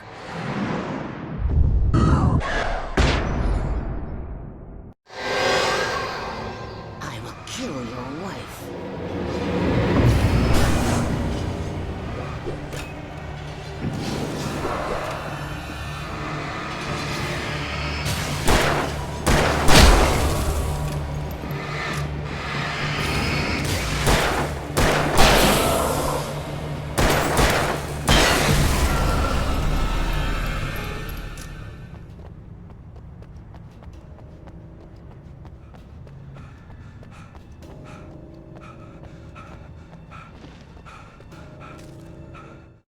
The Dark Presence was no longer trying to capture the writer so he could create the ending it wanted.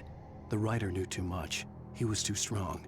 And he carried a weapon left behind by Thomas Zane, something that could hurt it.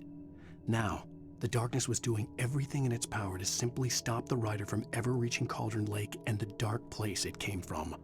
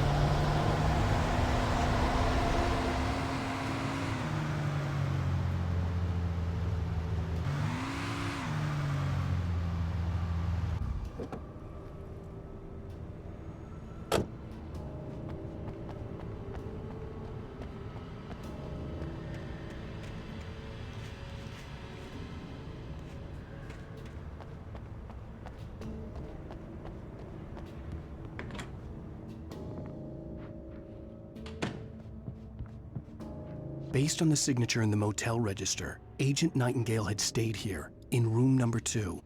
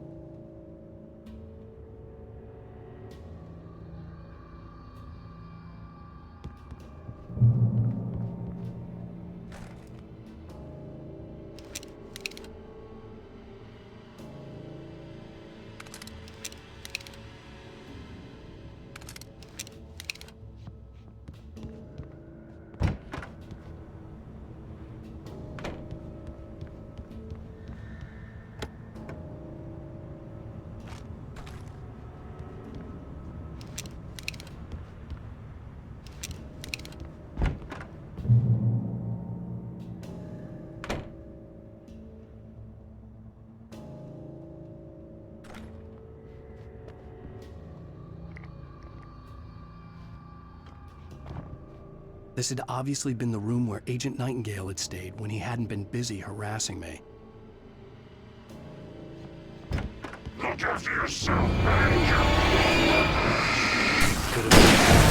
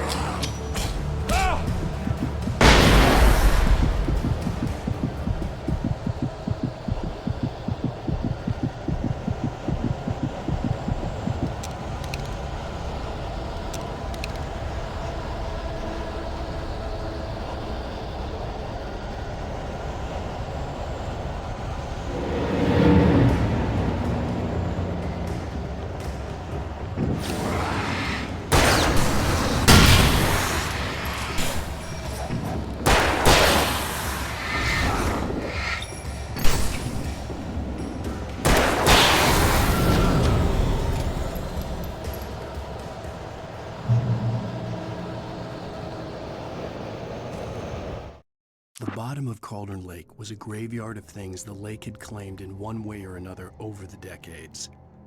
The dark presence brought them up in its wake, scattering the rotten waterlogged hull of an old boat here, the remains of a long-ago crashed airplane there, trees shattered under the impacts. The earth groaned. It didn't even notice.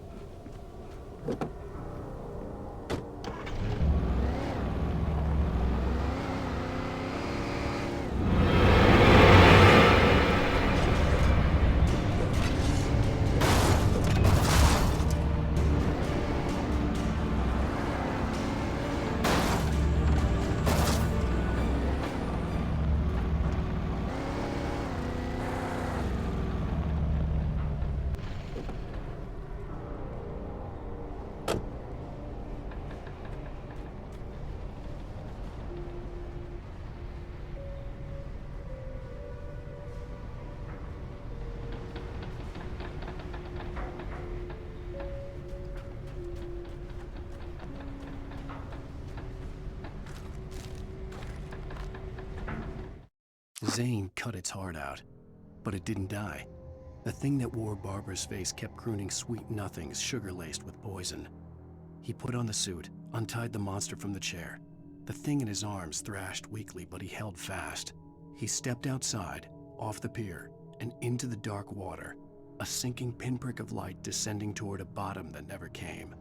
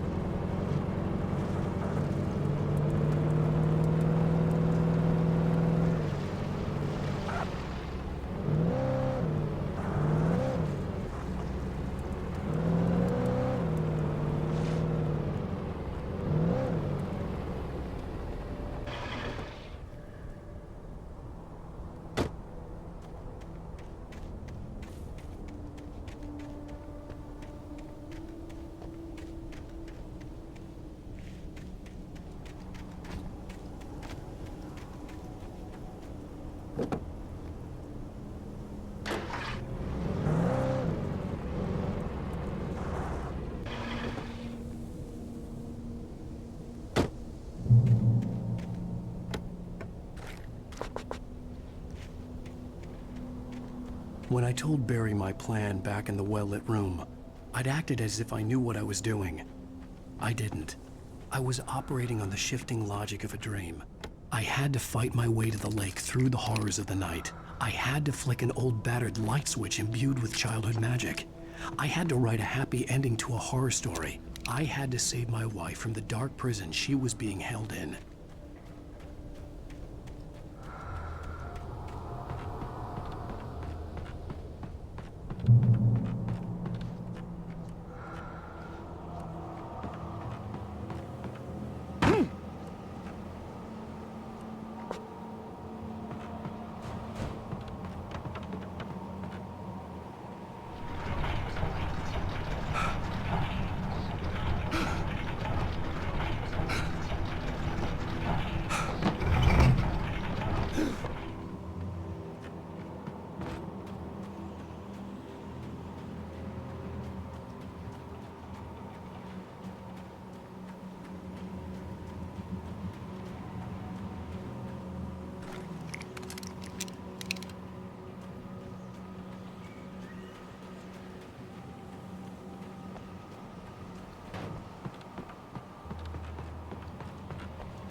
I will never give her to you.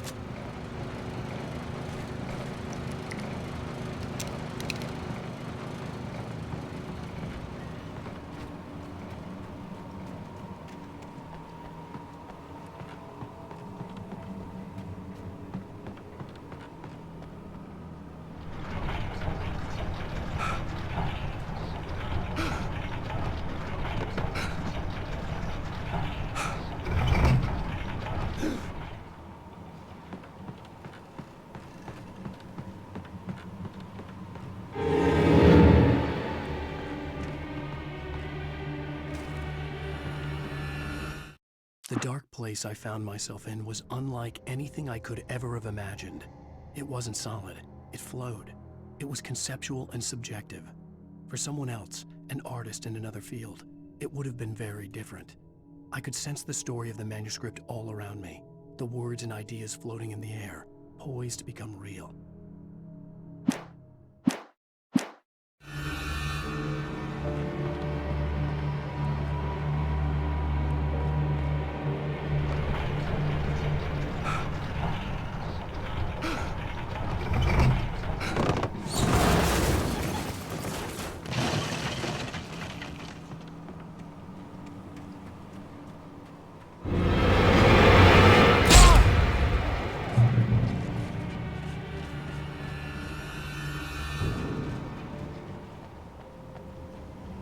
I could see Mirror Peak in the distance. That's where Cauldron Lake was.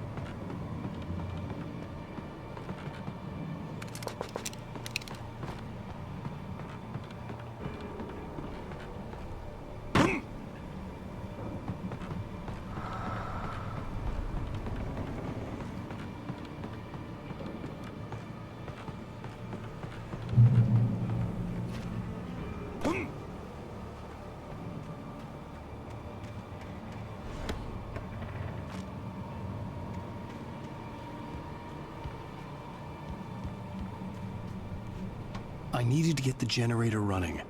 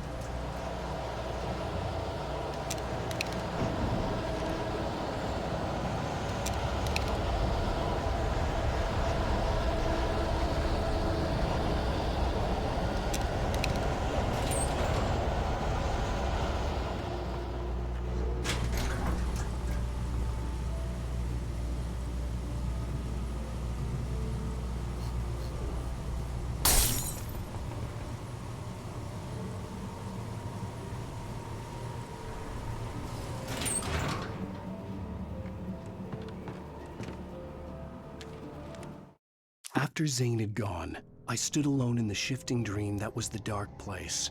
I had to find a way to the cabin. I'd written myself a way through this place in the manuscript. I followed the idea of a path. I'd written myself across the ocean that blocked my way, and with that, there was a bridge to the island beyond. The idea of the cabin flickered in the underwater darkness. I willed the cabin to be real, and it was.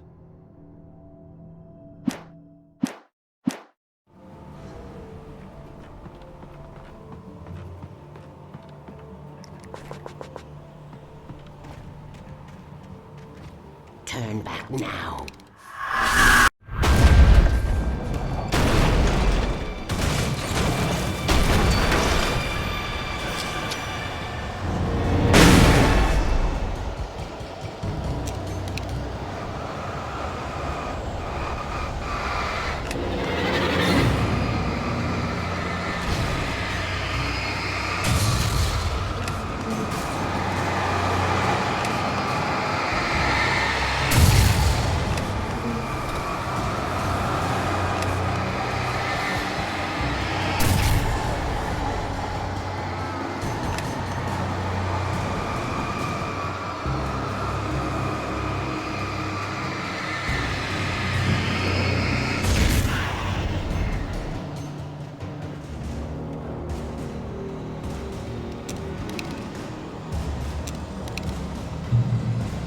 Do as you're told.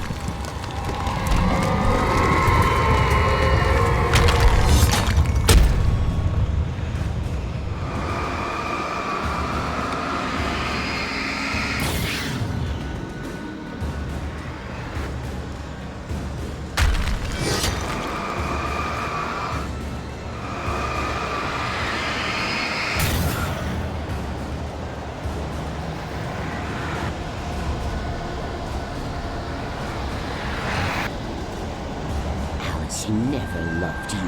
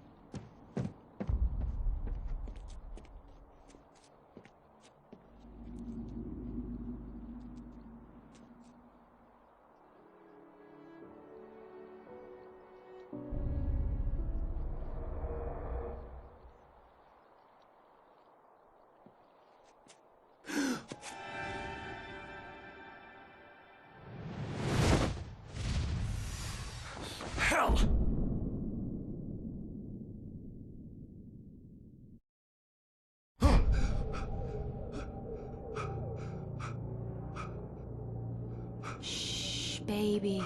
You were having a bad dream. It was just another nightmare. No. Everything's fine. You're home. It wasn't a dream. Everything's fine. Turn the lights on. Turn the lights on! Shh, baby. The power's out. There's no light. Come back to bed and I'll make you forget all about your fear. My fear? It's your fear. Why aren't you afraid? You're not Alice. Turn the lights on now. Where's the clicker? What did you do with it? Alan, honey, you're still 1 foot in a dream.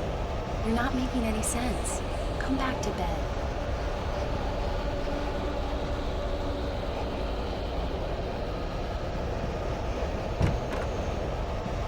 Alan, you're scaring me now. Come back to bed. Are you taking your pills? Do you want me to call Dr. Hartman? Come back to bed, Alan. Come back to bed, Tom.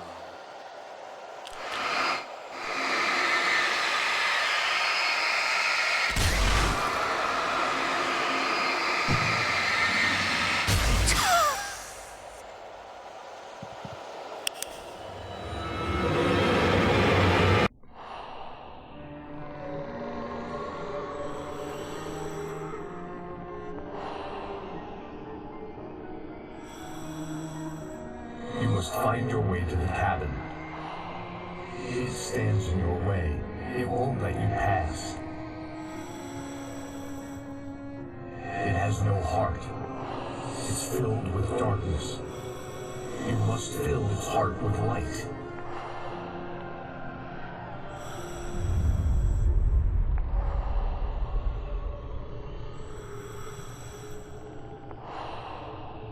Don't mind him. He's Mr. Your friends will meet him when you're gone.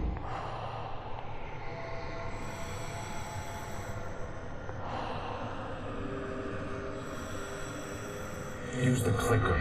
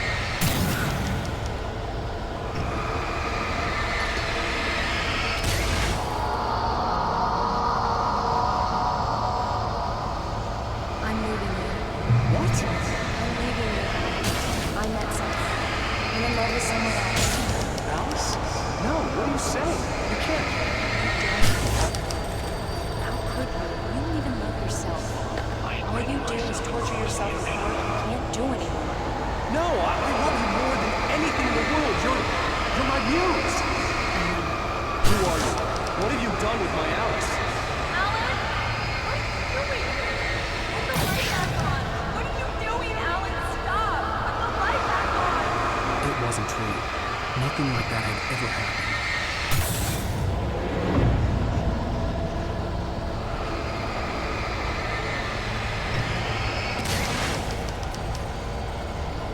You're not my Barbara. Tom, let me go. I promise to be good. Please, I'm tiny and not here. You'll help me with your masterpiece. I will love you forever. No, you're not Barbara Jagger. I made a terrible mistake. I should have never written you back. You came back wrong. Your heart is filled with darkness. Put that knife away, Thomas. Put it down. Mine is filled with darkness. Cut it out. Take you back to the depths of Cleveland.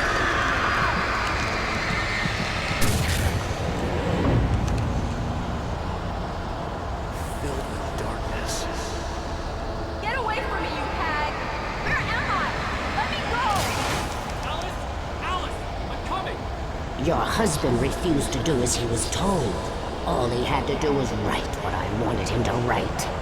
Now it's too late. It's his fault. You'll stay here forever.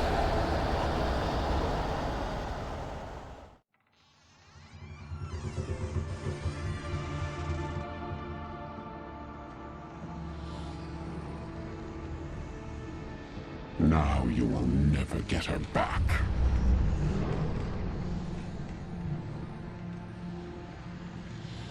I am much older than you. Older than your first work of art. I will find a new face to wear. Someone else to dream me free.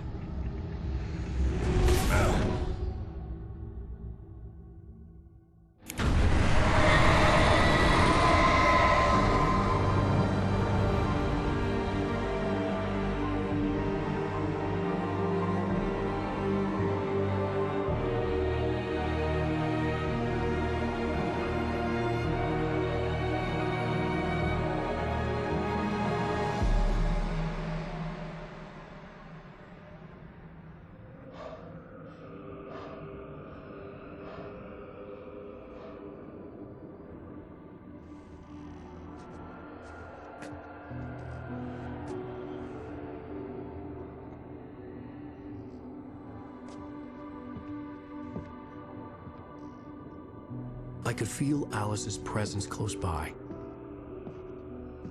I understood what I had to do now. I knew how to write the ending to Departure. There's light and there's darkness. Cause and effect. There's guilt and there's atonement. But the scales always need to balance. Everything has a price. That's where Zane had gone wrong. There's a long journey through the night back into the light. Alice? Alice?